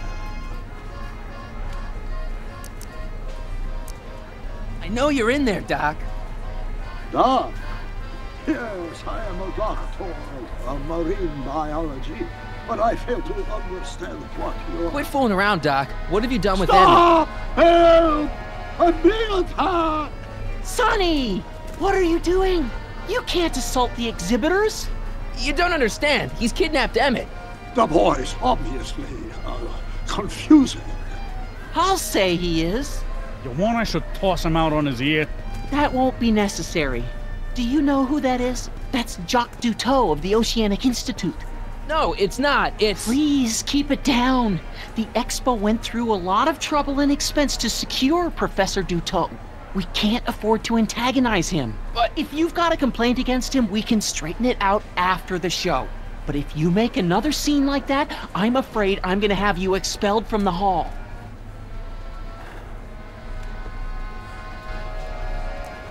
Where'd you stash Emmett? In the diving bell? It's called a bathysphere. Aha! So Emmett is in the bathysphere. I don't know what you're talking about. You're not gonna get away with this, you know. As they say in my country, que sera, sera. Here's my ticket. I want to see inside that bathysphere. I don't think so. What do you mean? I've got a ticket. You have to honor my ticket. It's the wrong kind of ticket. Sorry. Oh, give me a break. Hey, Artie. What do you think? Quite a setup, huh? The Expo? Sure, but I was wondering. This ticket should get me into any exhibit on the floor, right? Sure, that's a P ticket. Well, the guy at the aquarium is refusing to honor it. There must be some mistake. Come on, let's straighten this out. Professor Duteau, this young man claims you refused to take his ticket. Not at all. I am only too happy to take his ticket. Please, climb the ladder, and I will raise the bathysphere.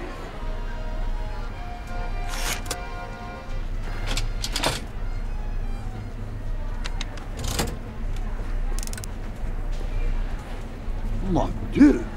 What is the matter? The gears, they must have become stuck. I am afraid I cannot raise the bathysphere at this moment. What a shame. Yes, it is. Well, I will work on the problem. Perhaps if you come back later. Come down, please.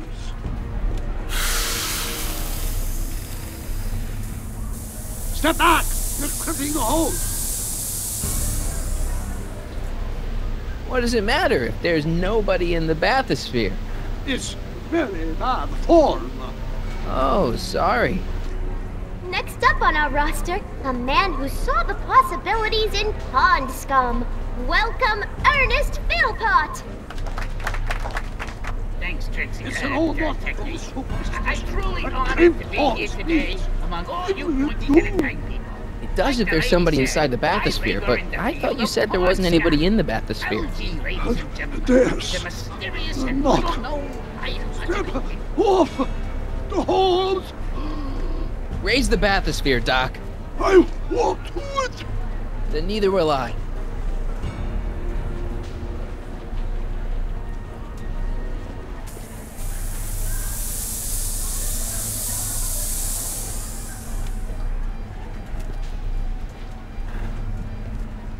Superlords, the gears, they have become unstuck.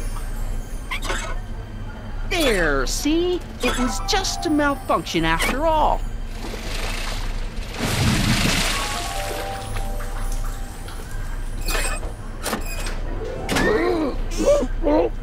Let's get you out of there. Emmett Brown? Then it was true. Hey, you! Hey, he just took that guy's wallet! I think he took his wallet! Oh, remind me not to become an oceanographer. I guess I must have a touch of claustrophobia. Never should have gone in there. Well, we've all got problems. Now, you'd better get back to your booth Funny before... thing is, I don't even remember going in there. Last thing I recall, I was in the glass house talking to Carl Sagan. Did you know he's really a scientist? I'd heard. What did he say to you? Oh, he had some sort of spur-of-the-moment business proposition. It was all very rush. I never got the details. It would have meant leaving before the expo was over, so I told him that... Say, where'd he go? Do you know? Carl Sagan? He had to leave. One of his experiments blew up on him. No, I know how that is. What's this? Oh, yeah. Edna made Detective Parker shut down your booth. He says he can't go against her. Oh, yeah? Unless we dig up some dirt that'll discredit her in the eyes of the law. So that's what we'll do.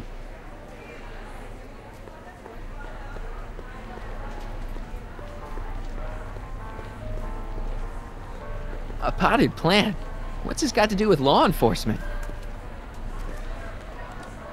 A potted plant? What's this got to do with law enforcement? It's a bug. No, a plant. But it's got a wire recorder hidden inside, see? If we could have got one of these into Tannen's speakeasy, and if he's the kind of guy who talks to plants, we could have busted him a lot earlier.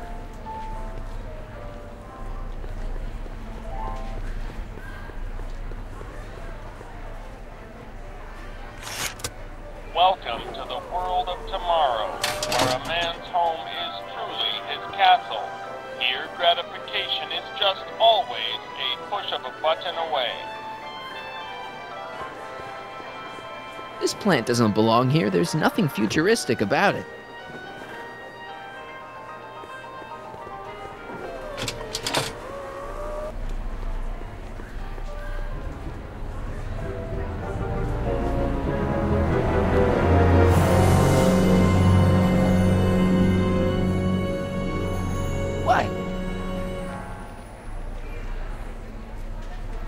The next exhibitor on our list is Officer Danny Parker of the Hill Valley Police Force. Officer Parker is going to demonstrate a few of the many marvelous tools that our boys in blue will soon have at their disposal.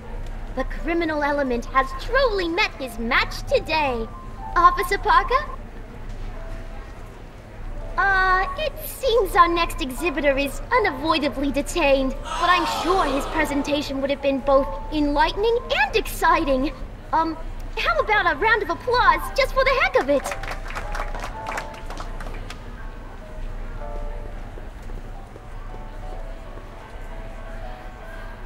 Okay, call me a snoop.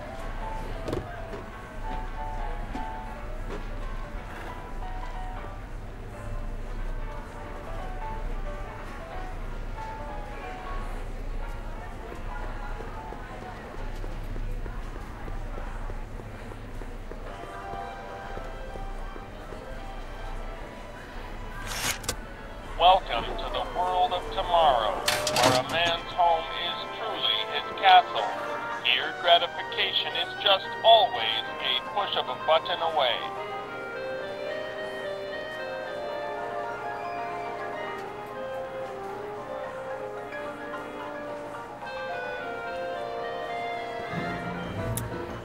In the House of the Future, phone conversations will be completed in the privacy of the personal phone helmet. Hey! Please recite the phone number you wish to dial, or say hang up to terminate your phone helmet experience. Klondike 4253. Hill Valley Expo, where the future is coming today. This is Techni Muse of Progress. To whom am I speaking?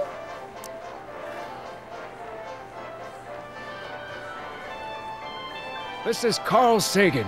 Ooh, the mysterious Mr. Sagan. What do you want? Can you put Edna Strickland on the phone for me? Sure thing, Mr. Sagan. Hey, Strickland! Somebody actually wants to talk to you. Mr. Sagan? What happened? I thought you were distracting Emmett. Was? Oh, yes, of course I was. Then why is Emmett standing here, valiantly trying to convince Detective Parker that he should be allowed to go through with this ever-so-dangerous display of wrong-headed technology? What can I say? I was outsmarted by that wily Yakov Smirnov. Well, that puts a crimp in our plan. Yes, our plan. About that plan. I'm a little unclear on the details of our plan. Unclear? But it's your plan. I mean, I'm worried that you're a little unclear on the details. You were supposed to keep Emmett distracted, but it appears that you've been foiled by Mr. Smirnoff. What can I say? He's too smart for an old fogey like me. So I see. Regarding, you know what? You know what? The little matter we were whispering about yesterday. Oh, that! As a matter of fact, I'm glad you brought it up. I was thinking, wouldn't it be a good idea to pin it all on Yakov Smirnoff? Pin what on him exactly? You know, it! Oh, I get it. You're still sore about going to jail. That was the dog's fault. If he hadn't come glumping up to me right after I started the fire, I could have gotten clean away, and I never would have had to divert suspicion to you. She's the speakeasy arsonist. Carl, is somebody with you? No, it's just you and me. You know, I don't think I ever asked you why you burned down all those speakeasies. Why? Because no one else was doing anything about them. Every night they'd open up their doors serving illegal drinks and loose women, flaunting their depravity to the world, and the authorities did nothing. So I did what any right-thinking, rock-willed woman would do. I took action. Oh, and such a gorgeous action it was, too. The fires were so beautiful. The alcohol made them go up in such pretty blue flames. Where was I? You were explaining why you burned down the speakeasies. Yes. Did you find my answer to your liking? It was very revealing. Hang up. What? Jeez, Edna was always a loon. I hope that confession's good enough for Parker.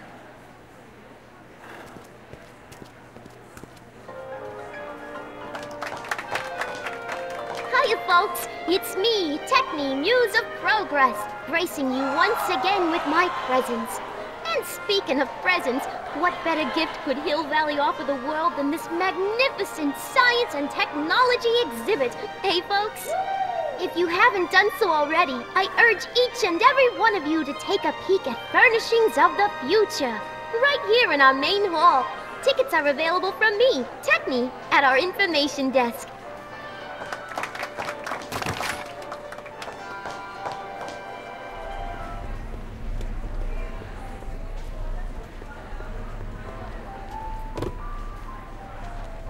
You know, I don't think I ever asked you why you burned down all those speakeasies. I think a lot of people are going to be interested in that answer.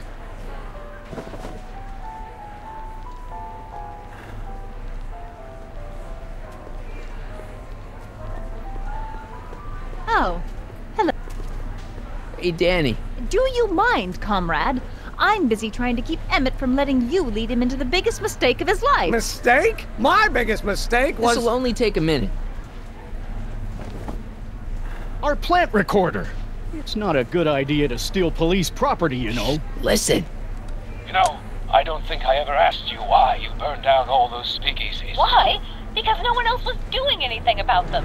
Edna, you're the arsonist? Detective Parker, surely you're not going to believe this crudely manufactured forgery of a recording. I'm not sure what to believe, ma'am. But based on this crudely manufactured forgery, I'm afraid I'm going to have to ask you to come down to the station to answer a few questions about your whereabouts on the night of the speakeasy fires. Emmett? You're on your own, darling.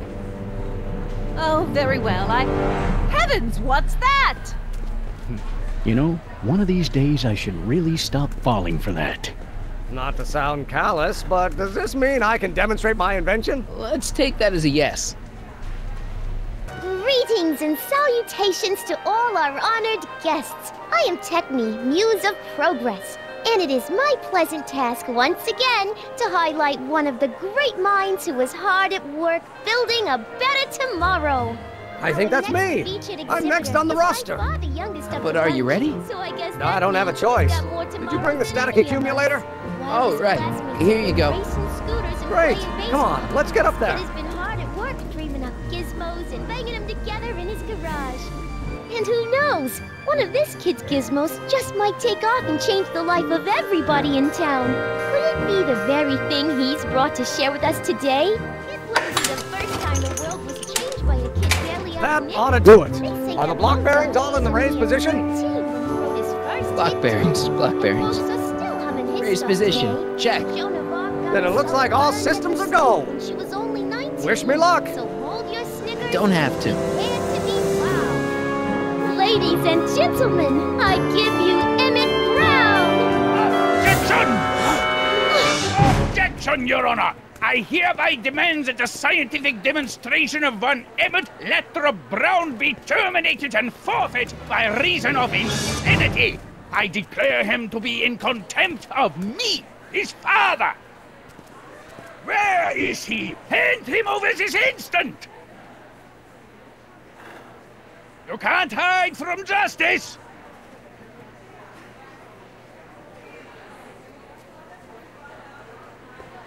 Emmett! Shh. Don't give me away! I thought you weren't scared of your father anymore. When he's in a mood like this, I'd have to be suicidal not to be scared. Come on, Emmett, you can't miss your big moment. You don't look very dignified crouching down there, you know. Better undignified than dead. Just jump in the levitator and go. What's he gonna do? Shoot me down with an anti-aircraft gun? Let me talk to him. You don't think you can shelter him?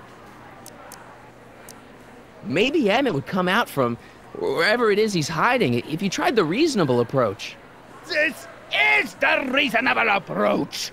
Don't antagonize him. Well, if you're not gonna say anything... So he is up there with you? Thanks a lot. Son, I order you to come down from there this second. You dare to disobey a direct order? Emmett. I'm not talking to him. There's no point.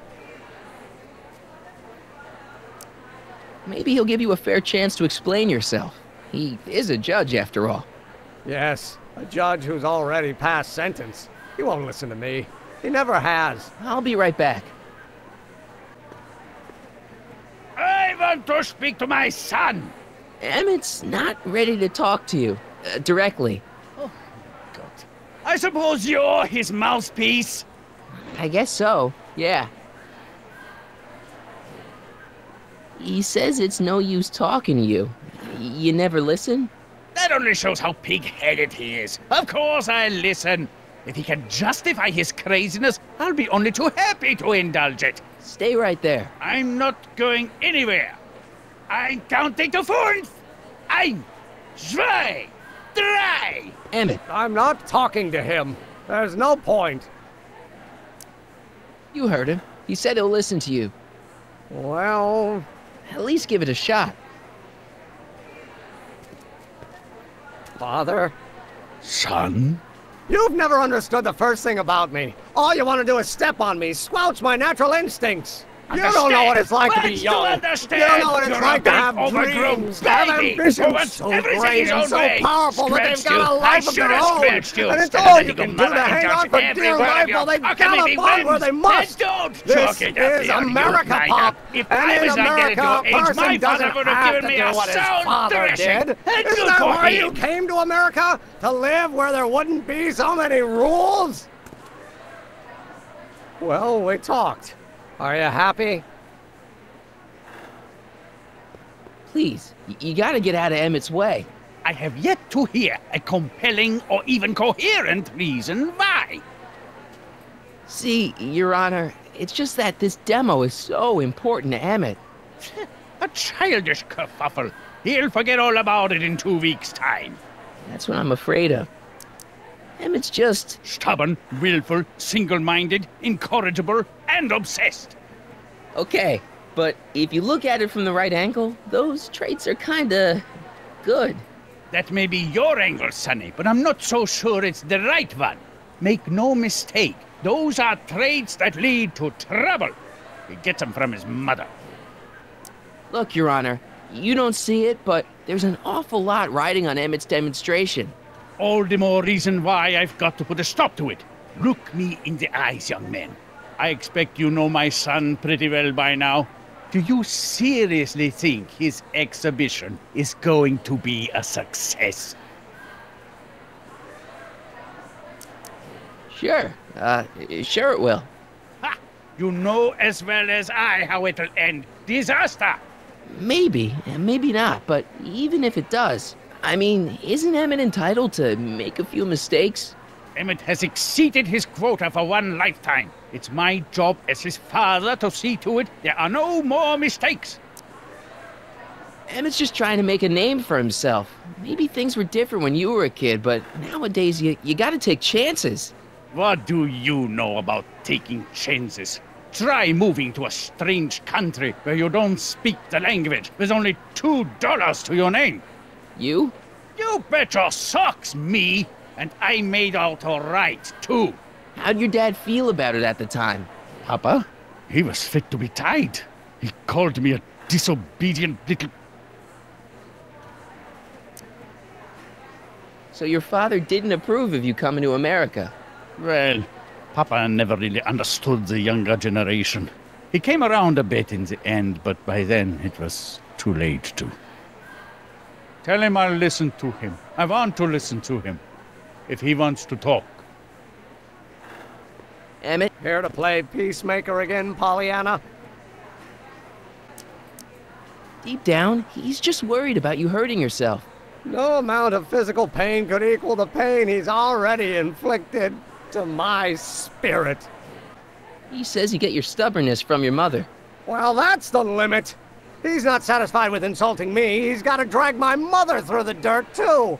Mother isn't at all like me. She's gentle and sweet and endlessly patient. If anything, I'm more like... skip it. You were starting to say that you're like... Skip it. Can it be that you and your dad? No. Next subject. Emmett, stop being a dope. You've got your pride, okay, I get it. And so does he, but what's the harm in trying to make peace with the guy? He's your family, and family's important. Sometimes it's, well, even more important than we realize. May I come up?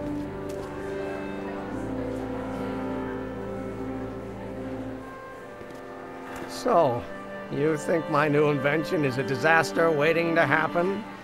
Yes, I do. And I'm here to say, if any son of mine is going to make of himself a public disaster, I insist on being there to support him. Pop! You're gonna change your tune once you see this baby go airborne. You see, the force field generated by the static accumulator... Marty, give Trixie the signal. We're ready for liftoff. Oh, good. Ladies and gentlemen, thank you for bearing with us through that unavoidable delay. And now the Hill Valley Expo is pleased as punch to present Mr. Emmett Brown and his electrokinetic levitator.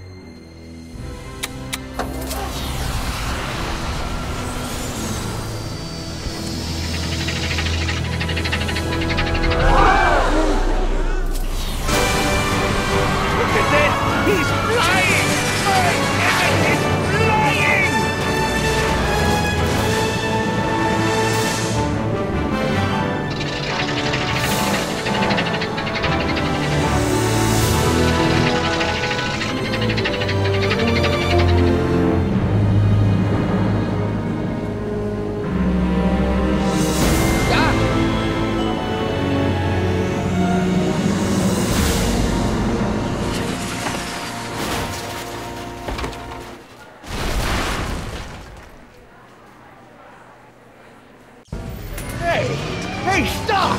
Get back here!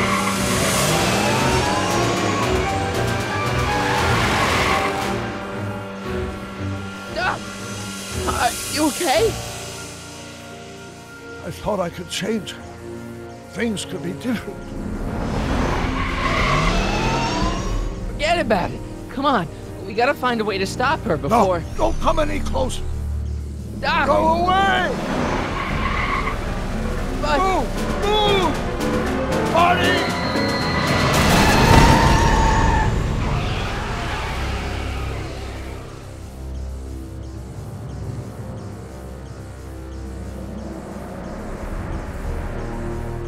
Oh my God, Doc! Say something. Chromium, lithium, potassium, iridium, titanium, ruthenium. I'll get help. Newspaper. What? You mean?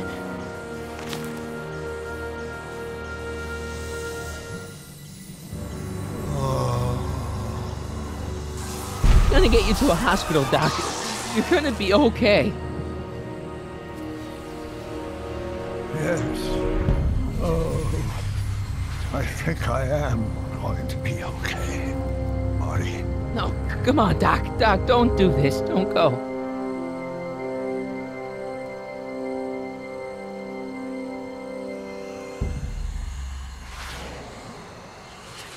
Doc, come back.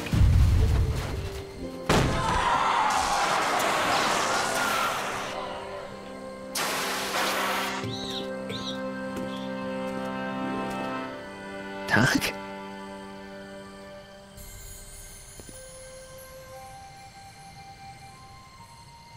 Marty, have you been out here the whole time? Emmett, is it over already? Oh, it's over all right.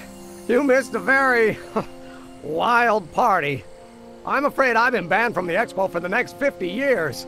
And if I were you, I wouldn't go back in either. At least not until all the broken glass is swept up. Oh, what was I thinking? Naturally, the ionic wind generated by an electromagnet of that size would play havoc with a merely mechanical steering mechanism. We need a much more advanced control system. I wonder if we could find a way to translate the body's own gravitational field into electrokinetic force. One might be able to direct the ionic current simply by shifting one's weight. Oh, great Scott, that's it! So, what comes next? Work, work, and more work. A few more stumbles, followed by a breakthrough or two. The way I see it, it's those little mistakes along the way that advance us along the pathway of knowledge. Come on, there's no time to lose. Let's get back to the lab and... I'm sorry, is something wrong? It's a long story. Let's just say I lost somebody. Oh, how sad. Anyone I know?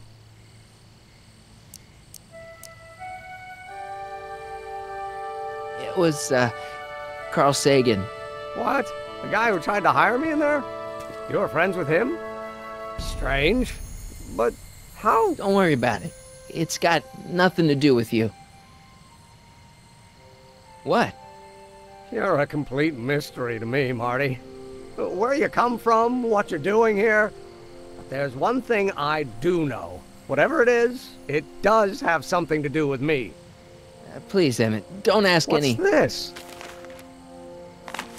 Come on, let me see. I deserve an explanation. You wouldn't understand. Oh, yeah? Try me.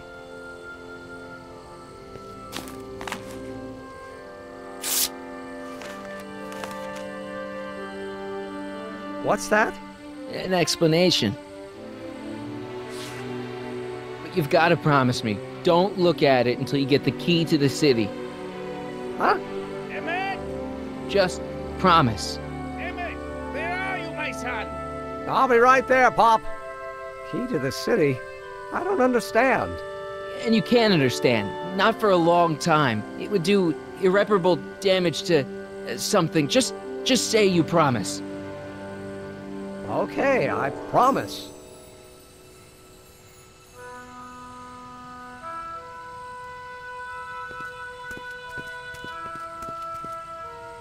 Wait, I will see you again, right?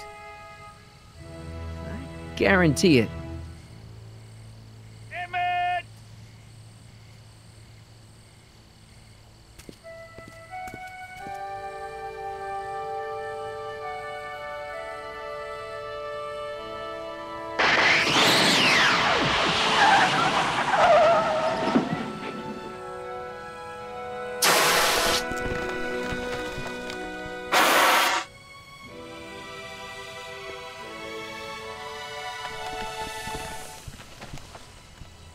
Yeah, it worked.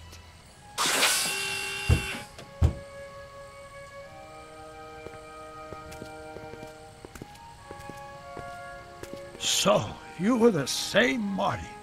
Funny how memory can play tricks on a person. I remembered you being much taller.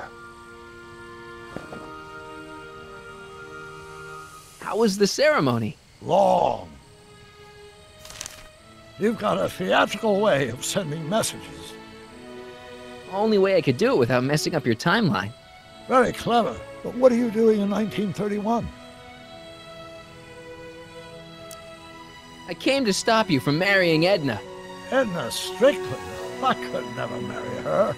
I mean, she was my first love, but after she broke my heart and tried to sabotage my career, I never saw her again.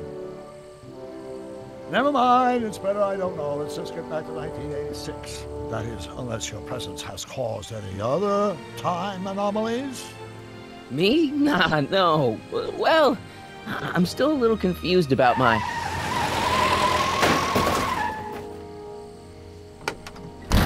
Where is he? Where's that no-good son of mine? He's not worthy of the McFly name. You see my Artie anywhere? Artie McFly? That's the one. Just got a call from Melvin at the city records office. He tells me the dad-blamed fool's gone and got himself hitched to a Canadian floozy. Can you believe it? Hitched? Married. I swear, that boy's gonna put his papa in an early grave. So that's how she got her job back. Ah, he's married the wrong grandma. I mean, Trixie's not my grandma. And if she's not my grandma, I'm not me. Wait, that was Great-Grandpa Willie. I met him when he was a baby. He peed on me. Holy crap, Doc, I'm gonna disappear again. Calm down, Marty.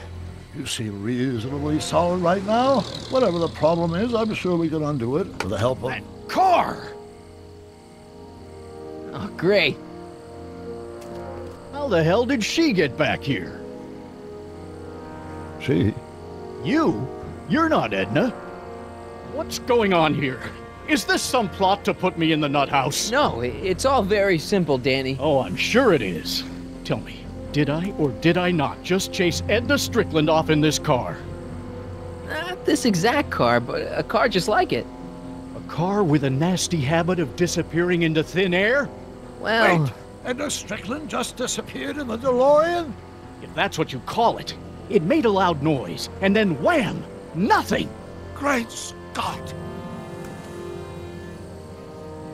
Marty, do you have any notion what date she might have jumped to? None at all, Doc. See, that DeLorean's time circuits are out of whack. They could jump to any date at all. Oh, this is bad. This is very bad. Let's just hope she jumped into the future. The far future. If she's jumped into the past... You think she might mess up the time stream? Wait a minute. This is Edna. Of course she would mess up the time stream. Guys, you mind telling me what the hell you're...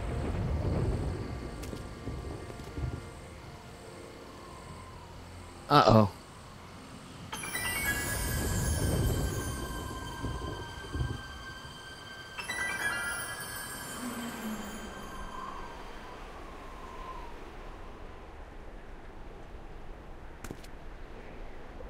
Doc? Did we just leave Hill Valley? No, I believe Hill Valley just left us. How? Something must have happened to it. A long time ago.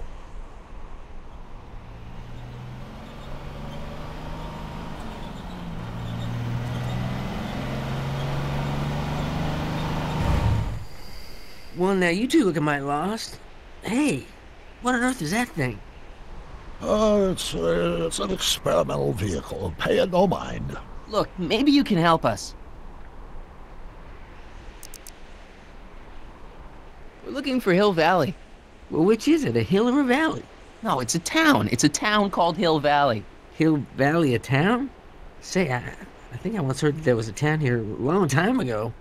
Don't know much about it, though. Just as I suspected. When did Hill Valley go away? Oh, heck, I don't know. That was all before I was born.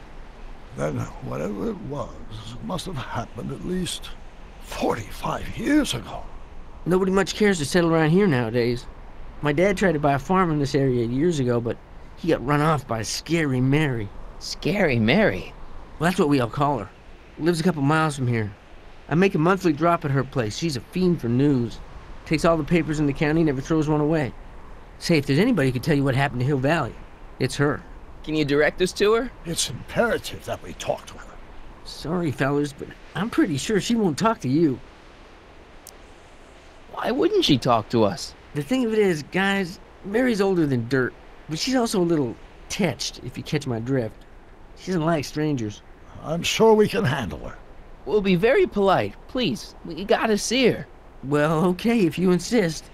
Take a right turn just after the bridge, then follow the wheel ruts till they come to an end. You'll have to go the last quarter mile on foot. Good luck, and don't say I didn't warn you.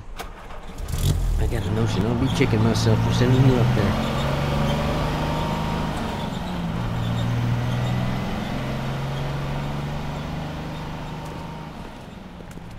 Can I drive?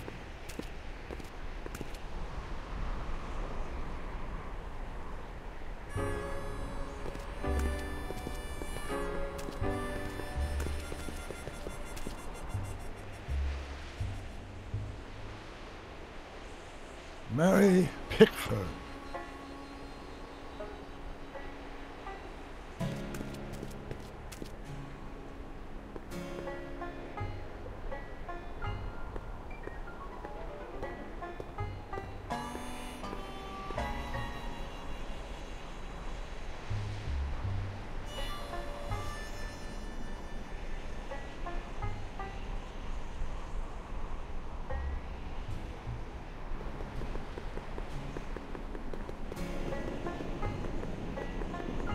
It's a... Shh.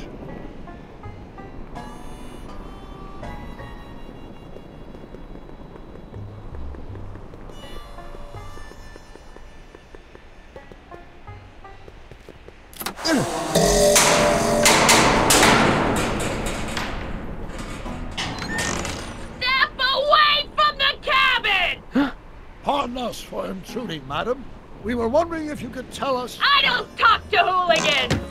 On a very friendly sort. Doc, that was Edna. Edna Strickland? Impossible. This is how she was when I first met her. I had to... Listen, just leave it to me. Okay, you think you know how to handle her. Just remember, we need to know what happened to Hill Valley, and just as importantly, the precise time when it happened.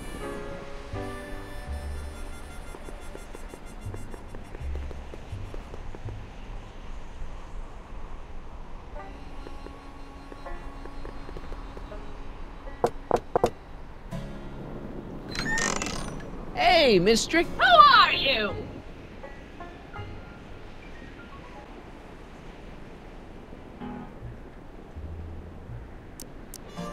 Sonny Crockett. That's a foolish name, and I make it a rule not to talk to strangers with foolish names. But we're not strangers. How do I know you?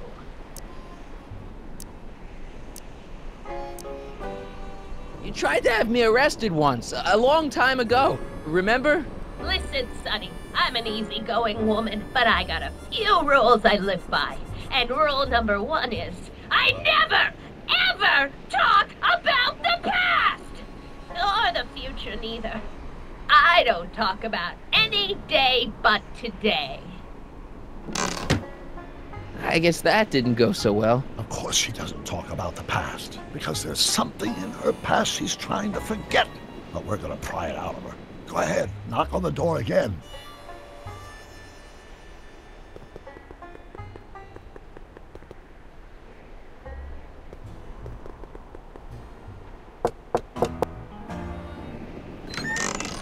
What? It's me again, your old friend. How do I know you? We spent the day together. We did? Where? At the expo. That's crazy. I've been here all... What day is it? Tuesday, October 13th, 1931. October 13th, 1931. October 13th. something funny about that date. Well, what are you here for? I brought something for you. What is it? Let me see.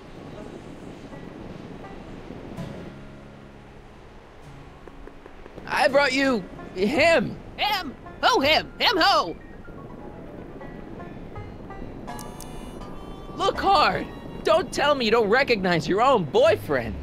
My boyfriend? Yeah, he's all grown up. Come closer, fella. Marty, what am I supposed to do? Trust me, Doc. Just go with it. It can't be! Emmett! Yes, Edna. It's me. It is! It's October 13th, 1931! Oh, and you are Emmett! Emmett! How did I get so turned around? Have I been dreaming, or stay there? It's a classic case of repressed memory syndrome. Once the mental dam is broken, the subject is immediately plunged into the midst of the very scenes she's trying to forget.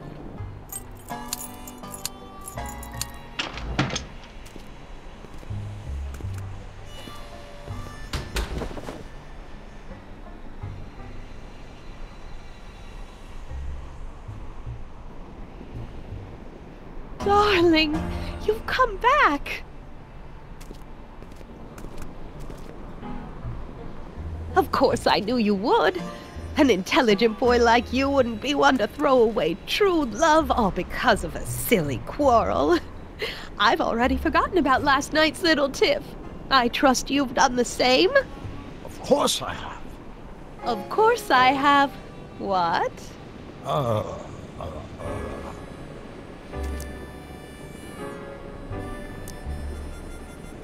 Schnookums. Schnookums. You're sweet. But you're still keeping company with this Smirnoff character. I insist you drop him. He's a bad influence. And you've got to stop working on that dangerous electrokinetic... What's this? Okay. I suppose now you're miffed with me for forcing Detective Parker to close your booth down. Bitter medicine for you, I know, but I had to do it. And Parker had no choice but to obey my orders. He knows that my opinion carries a lot of weight in Hill Valley, and he'd never... Parker would never... Oh... What is it? I don't know. Something about Detective Parker. Something that happened to me on October 13th. What could it be? Can you jog her memory? If we can keep her mind in the past, we may get the full story of Hill Valley's premature destruction.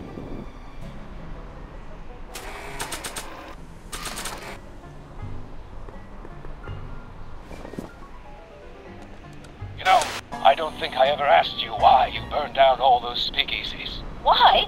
Because no one else was doing anything about them. No! Turn it off, you imbecile! If Parker hears that, he'll...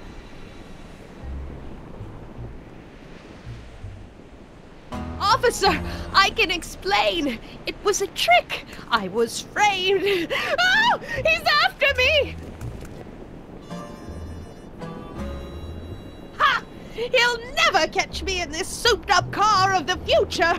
Curses! I can't shake him. Well, no use in holding back now. Let's see what this baby can do. And here it comes! Yes? Here what comes? I don't know. Something really unexpected is supposed to happen right about now, but I'm not sure what. Oh, come to think of it, how can I be expecting something unexpected? What's going on? Quick, Marty. We've got to find a way to push the story along before she snaps out of her reverie.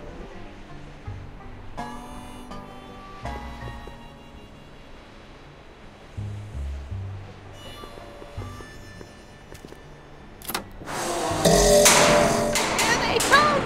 The lights! I'm being transported! Where? Back! Back! To the past! What do you see? Hill Valley! But it's all different. It's so small and primitive. Heavens! Can it be? It is! Is what? Grandfather! Big as life! Marshal James Strickland came to Hill Valley in 1869, shot by... I know, Doc. We met him in 1885. Remember? No! I must be mistaken. Grandfather didn't look like that. That man is an imposter! I'm not even sure it is a man. This is all very confusing. Where am I? Why am I thinking about the past? Get off my lawn, you kids! Better find a way to bring back Marshal Strickland, quick! We've got to bring this story to a climax.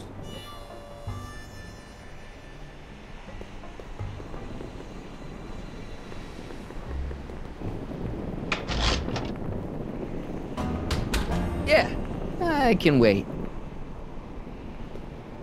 I'm guessing this mop doesn't get much use.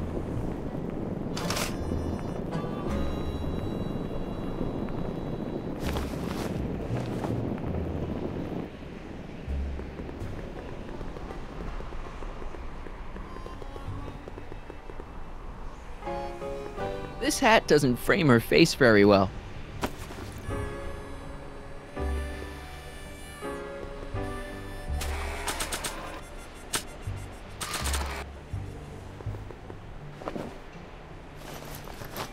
It looks a bit like Grandfather now, but he would never have walked around bareheaded.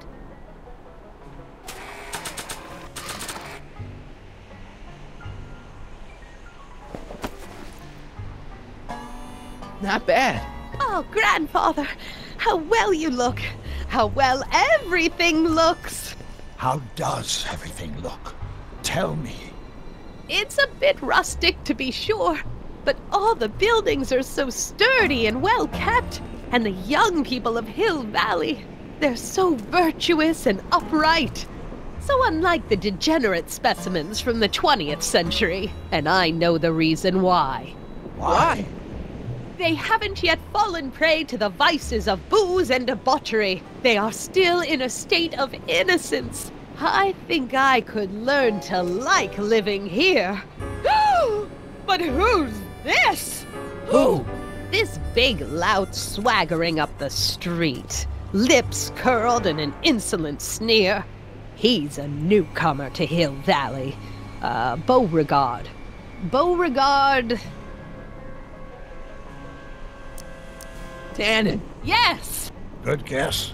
Look at him, acting like a big shot, throwing his money around. Stolen money, no doubt. Why can't they see through him? The two-bit phony! And now his plan becomes clear. He's bought a plot of land in town. He's going to put up a what? I don't know. It's something I don't like. Something evil. This is the key to our mystery. We've got to get her memory back in the groove.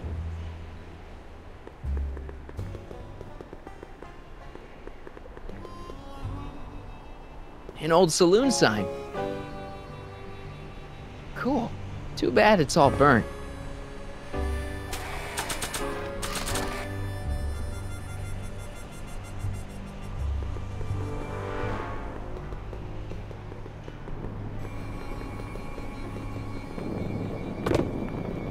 Talk about a watering hole.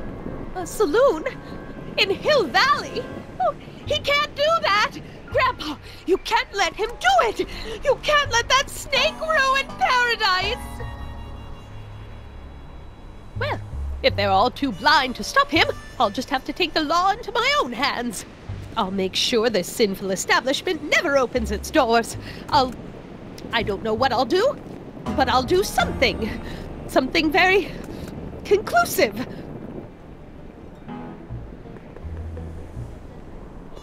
I wonder what's cooking.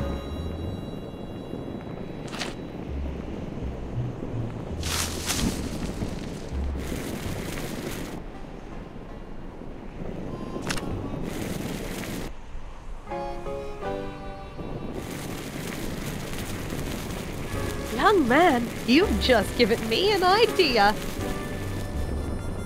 First, we'll need some kerosene.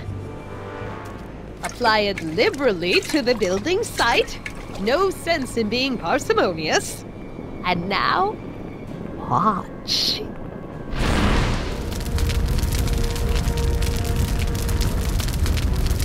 This is beautiful! The devil's handiwork consumed by the fires of righteousness!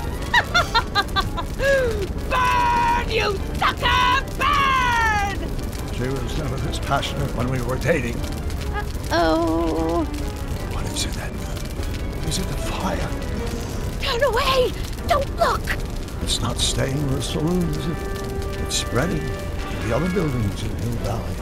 My intentions were pure. It wasn't supposed to happen like this. But it did happen like this, and you've been repressing it all these years because you can't stand to admit that you're... A hooligan!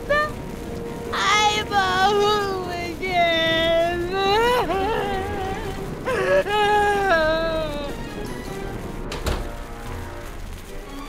But I lay it on too thick. Here's the story. Black and white and red all over. Huh. Hill Valley destroyed by fire. Started approximately 2 a.m., July 17th, 1876. Of course, I'm not the real criminal in this story, am I, Mr. Sagan? You set me up for a fall. You and Smirnoff. You made me steal your infernal car. You made me burn down Hill Valley.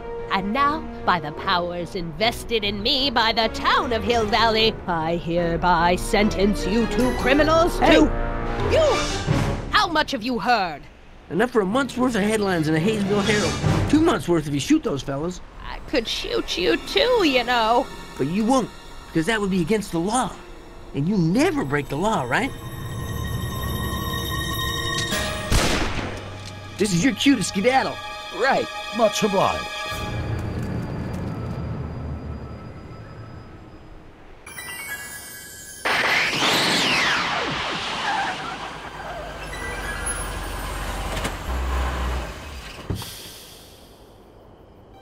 There's Beauregard Tannen's half-finished saloon. Sometime during the next hour, Edna's going to light it on fire and accidentally burn down Hill Valley. I wonder where her DeLorean is. We'll find it later. Right now, we've got to stop that fire. I'll go around back, you go through the front. Got it.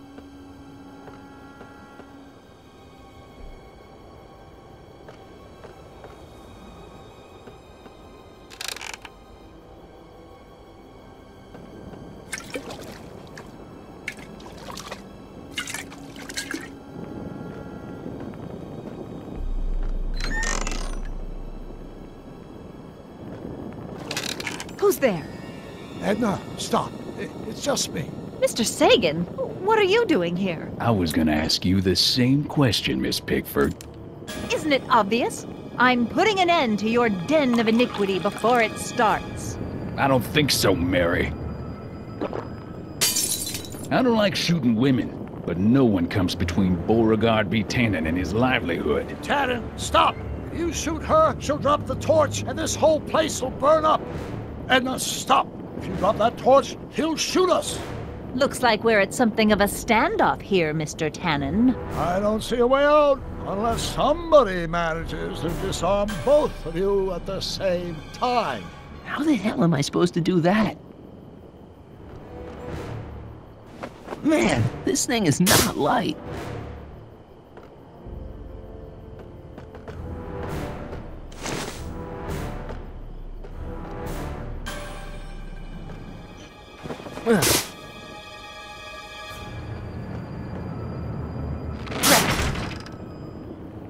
It's right over his head, but I can't knock him out while Edna's still holding that torch.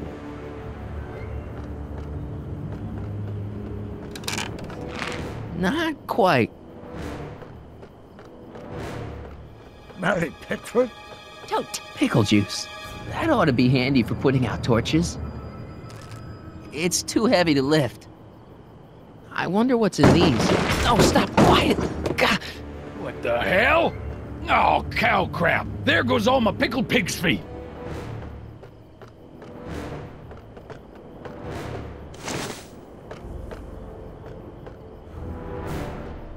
Going down.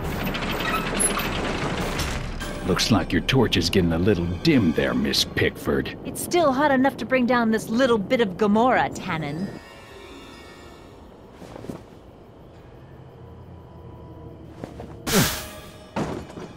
All right, physics.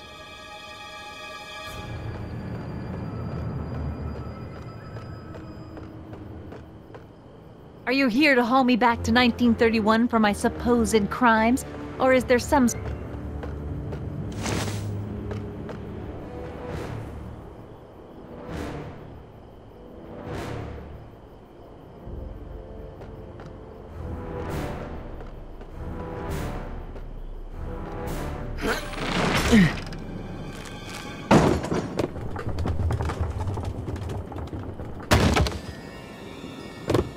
What was that noise? What noise? I didn't hear a noise.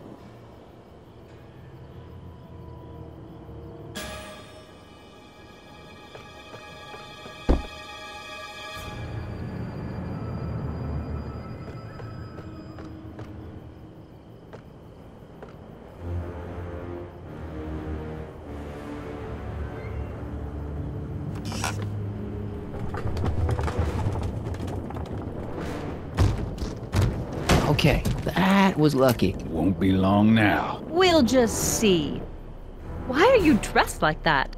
I wasn't planning on visiting the 19th century today. And I wasn't planning on shooting a...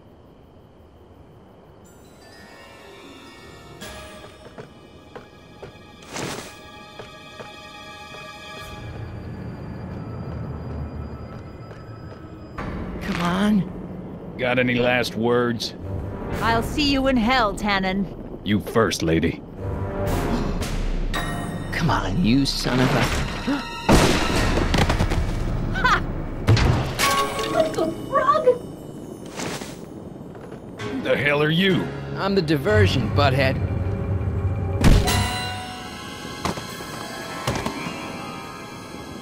Nice one, Doc. Don't tell Clara. She thinks fisticuffs set a bad example for the boys. Now, where's Edna? Doc, she's gone. Edna's DeLorean. We gotta stop her before she hits 88 miles per hour. Come on! Okay, nothing to be worried about. You're a smart woman with a strong moral compass. You just need to think your way out of it. Oh, fudge!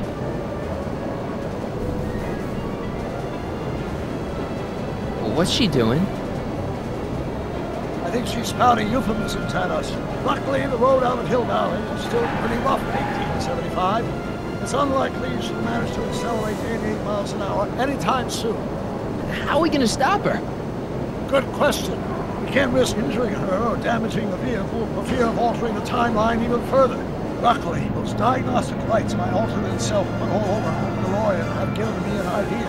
Here, take these. What are these? Flux synchronization modules. How do they work? I generally use them for maintenance purposes, but we might be able to use them to sync up with the alternate DeLorean's diagnostic modules, thus making it possible to link both sets of time circuits and override the time destination of the alternate DeLorean. At least that's the theory, anyway. That's a great plan, I think. Best of all, we won't need to weld the modules to the frame. We'll just snap them over the diagnostic lights. Wait a minute, Doc. You want me to go out there? How the heck am I supposed to do that? Good question. Let me think. Aha! A hoverboard! It saved our hides a few times before, so it seemed like the appropriate tool to bring along for the job. Sweet!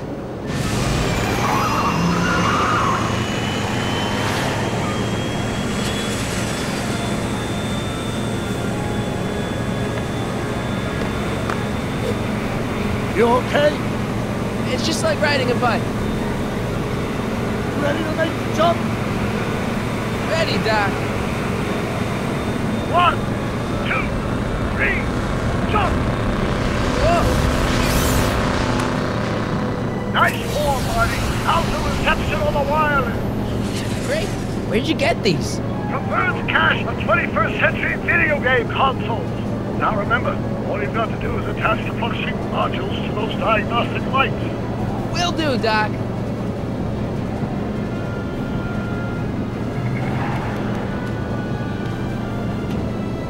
this the starboard flux emitter? Yes. Now plug in the flux sink.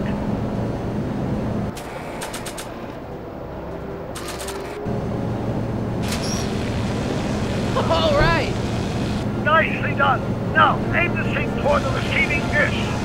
I'll try, but it's getting a little bumpy out here. I can't talk to her from here.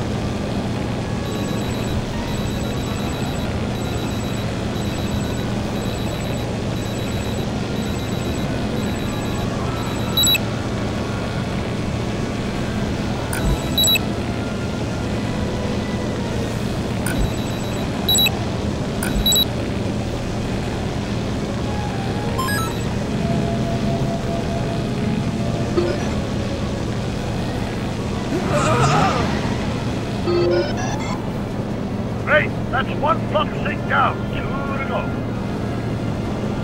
Is that one of the flux emitters? Yes, now plug in the flux sink.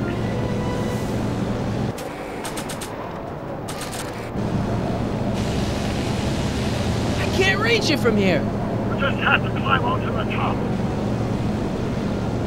It's one of the flux emitters. Mr. Fusion, should I disable it? Leave it alone. It's not a good idea to monkey with nuclear reactors.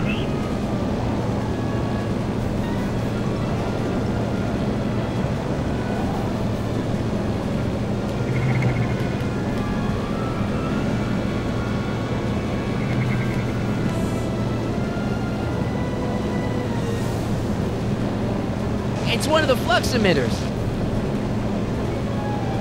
Mr. Fusion! Get off!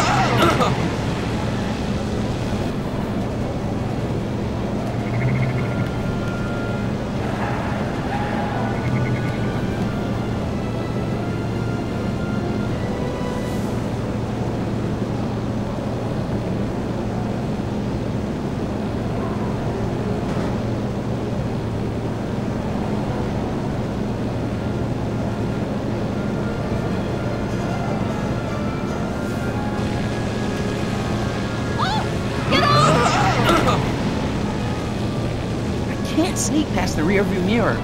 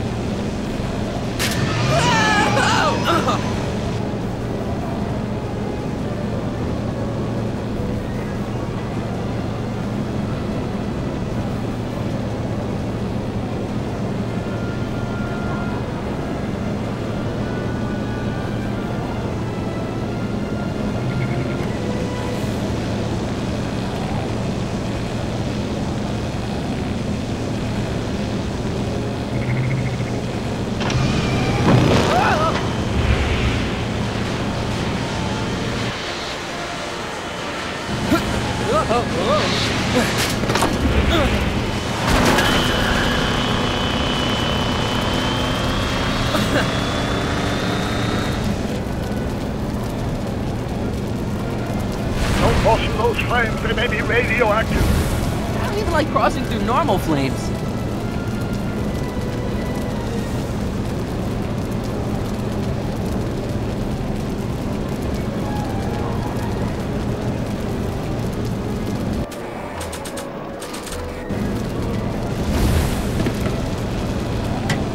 Nice work, Mark.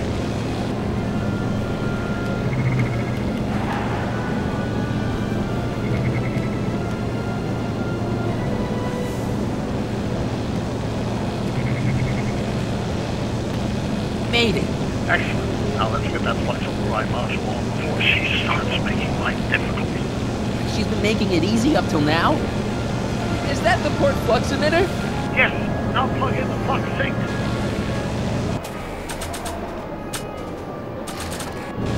Well, here goes nothing, Doc. Whoa! Perfect. Now, aim the flux sink towards the receiving dish on my DeLorean. Receiving dish, check!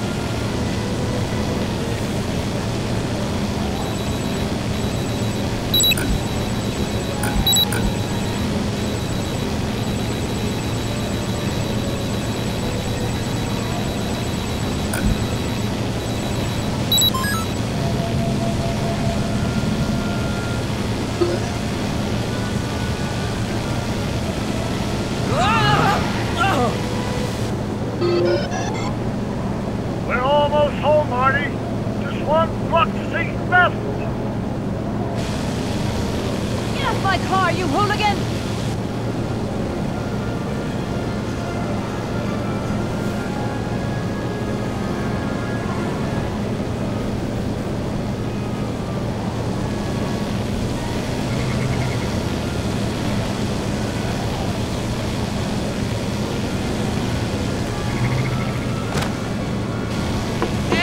What? Let me in! You want in? Fine! Marty, are you all right? Not really. I can't reach it while the window's shut.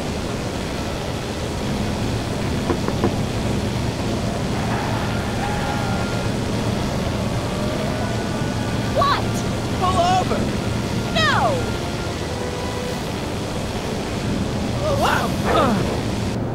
Excellent, Marty. Now that you're on top of the DeLorean, you can attach the flux sync to the overhead flux emitter. Great, Doc.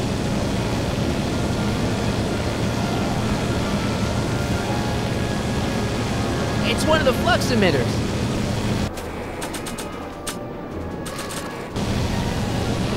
Ha! Nicely done. Now, aim the sync toward the receiving dish.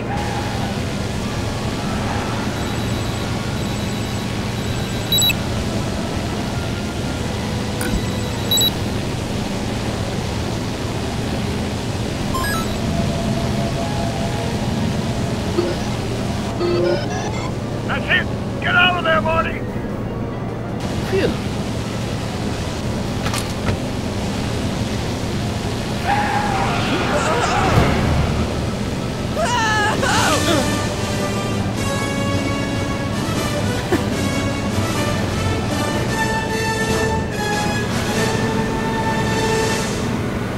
Now what? Now we take control of Emmett DeLorean with the flux synchronizers, and that's strange. What? According to these readings, the temporal cohesion of Edna's DeLorean is decaying at an alarming rate. English, Doc. We've got to get Edna home, now!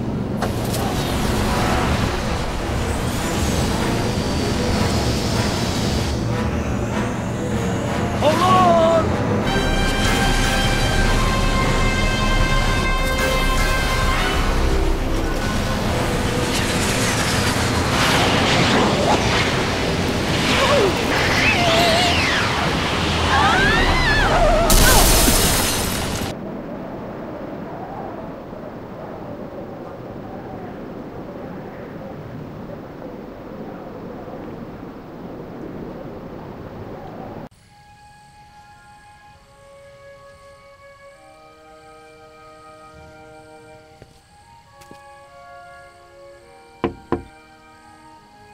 Parker? Then I must be back in... Would you be kind enough to tell me what day it is? It's the day I place you under arrest for arson, resisting arrest, and being a general all-round pain in the ass. No! You can't arrest me! Not now. I just got back from the last century. Would you look at that? Edna Strickland, drunk as a skunk. I'm not drunk, you reprobate. I'm a time traveler. Sure you are. Oh, I'm loving this. I'll prove it to you. Come with me. We can do the whole day over if you want. We can fix everything. We can start by drying you out. Come on, into the station with you. You can bunk with me, doll. I'd rather die. Stop it! Unhand me, you dolt! Well, I guess that's it for Edna. Yes, I suppose it is. You know, whoever said time heals all wounds didn't know squat about time travel. What do we do about that, DeLorean? No need to do a thing. Ever since we synced up the time circuits, the temporal breakdown in Edna's DeLorean has accelerated at an exponential rate. By my calculations, the timeline should catch up with it in 5, 4, 3, 2, 1, now! What the hell? Hey, Parker, you're not gonna believe this. See? What'd I say? Ready to go home? Wait, Doc, the timeline's not fixed yet. Look.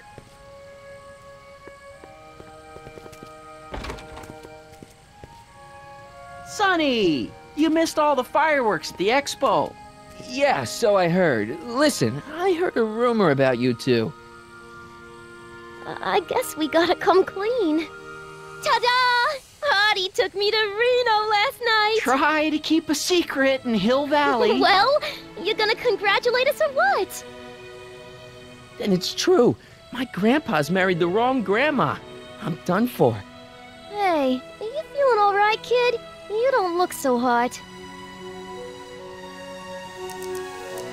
Artie, you can't do this. You're not supposed to get married for another 5 years. Well, I know Trixie and I were taking things slow. But after that witch Edna got me fired with that postcard, we kind of accelerated things a little. The postcard? Oh, man. This just isn't right. Now, I know marrying a Canadian for a work permit isn't strictly by the book, but hey, sometimes you gotta go out on a limb for the ones you love. Isn't he just the sweetest? Can you see through me? Nope, never could figure you out. I thought you'd be thrilled for us. You don't understand. You're supposed to marry Sylvia Miskin. But I did marry Sylvia Miskin. What? You didn't think my real name was Trixie Trotter, did ya? Don't feel too bad. It was kind of a surprise to me, too. Wait a minute, you're Grandma Sylvie? Grandma? Hey, how old do you think I am, kiddo? But you're so skinny and blonde and... Yeah, you know, it's amazing what Oh my God, she'll do for I've ya. seen you naked. You're Sylvia? You okay, pal? Yeah, I'm fine. Great. You kids go off and have yourself a wonderful honeymoon. And don't worry about your dad, Artie. I'm sure he'll come around. Come around to what? To approving your marriage. You seem kind of mad about it back at the high school. Well, that was before I got a look at her. Besides, as my dear old father Seamus used to say, no sense in getting riled up over something I can't do nothing about. And honestly, now that I met her, I can't imagine a better daughter-in-law than the charming Miss Sylvie here. Aw, thank you, Dad. As for you, stranger, I'll thank you to not go poking your nose in McFly family business.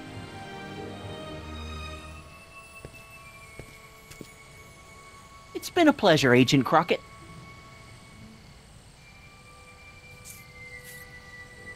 See you in the funny papers, Sonny.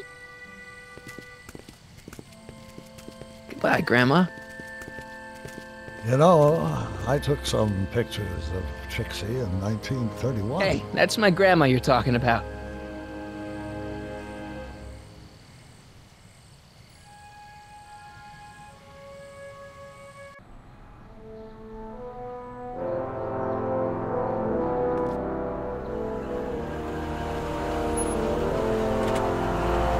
Here we are, back in good old 1986.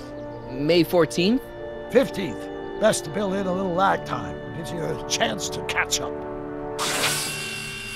Looks like the estate sale is still going on. Hey, don't you want to stay, Doc? You gotta stop the bank from selling off all your old stuff.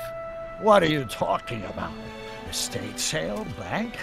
I'm not dead, Marty. Clara and I are having a little garage sale, that's all. Garage sale? You mean... Marty, you're back from your trip. Hello, Doc. Selling off the family treasures, eh?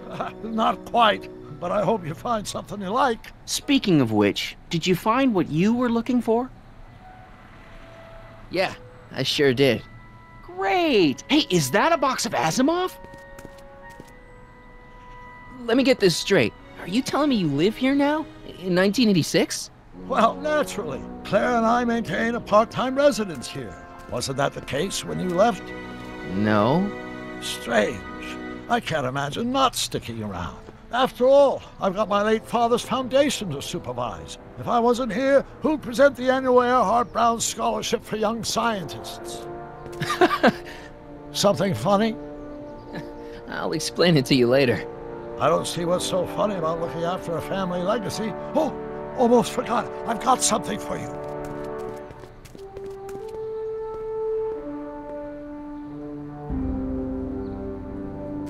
Happy graduation. Graduation? But that's not for another... The McFlys of Hill Valley. An exhaustively detailed history of your family. From your great-great-grandfather Seamus to the present. You traveled through time to write this? Well, most of the research was done traditionally, but your grandma Sylvia proved to be something of a mystery. Which is why you traveled back to 1931, to look for her. Exactly. Who knew she was singing in a speakeasy under a stage name? This is great, Doc. Thanks. It's the least I could do for the man who saved me from making the worst mistake of my life. Yoo-hoo! Dr. Brown! Edna?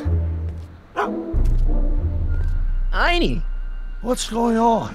What are you doing with my dog? The same thing I do every afternoon, silly man. Giving him such much-needed exercise. Isn't that right, Einstein? Hey, Dollface, it's past time for our 3:30. Coming, sweetie! Oh, Mr. McFly, have you seen my stepson anywhere? Oh, Biff! I think you're late for an appointment. Oh, gosh. You're right, Mr. McFly. Hi, Marty.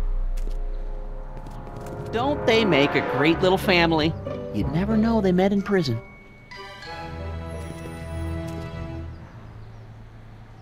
Don't say anything. Let's just walk quietly into the lab and hope there are no more surprises.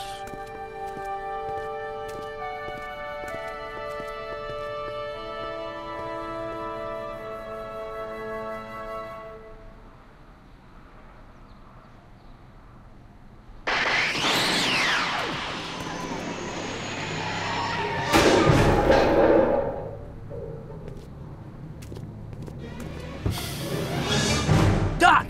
Marty! What are you doing here? You gotta come with me! Back to the future! Marty, you can't be here. If your younger self sees you, the consequences could be catastrophic. My younger self? Oh, right! Bring him along too! This concerns all of us! What do you mean? Does something happen to us? Do we turn into assholes or something? Nah, we're fine. But our great-great-grandkids? What the hell? Great Scott!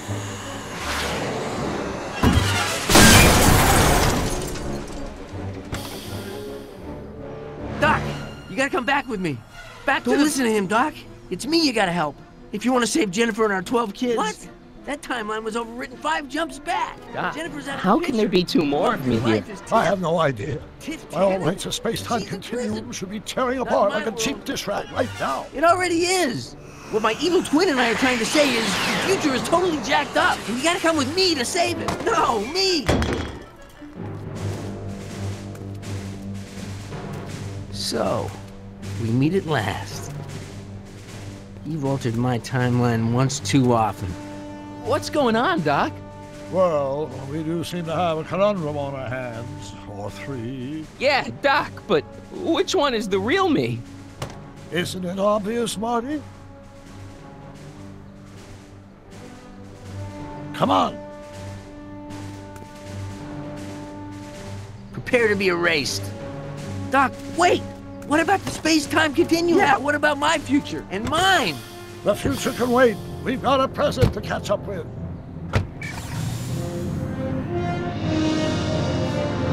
Where to, Doc? Mr. McFly, thrill me.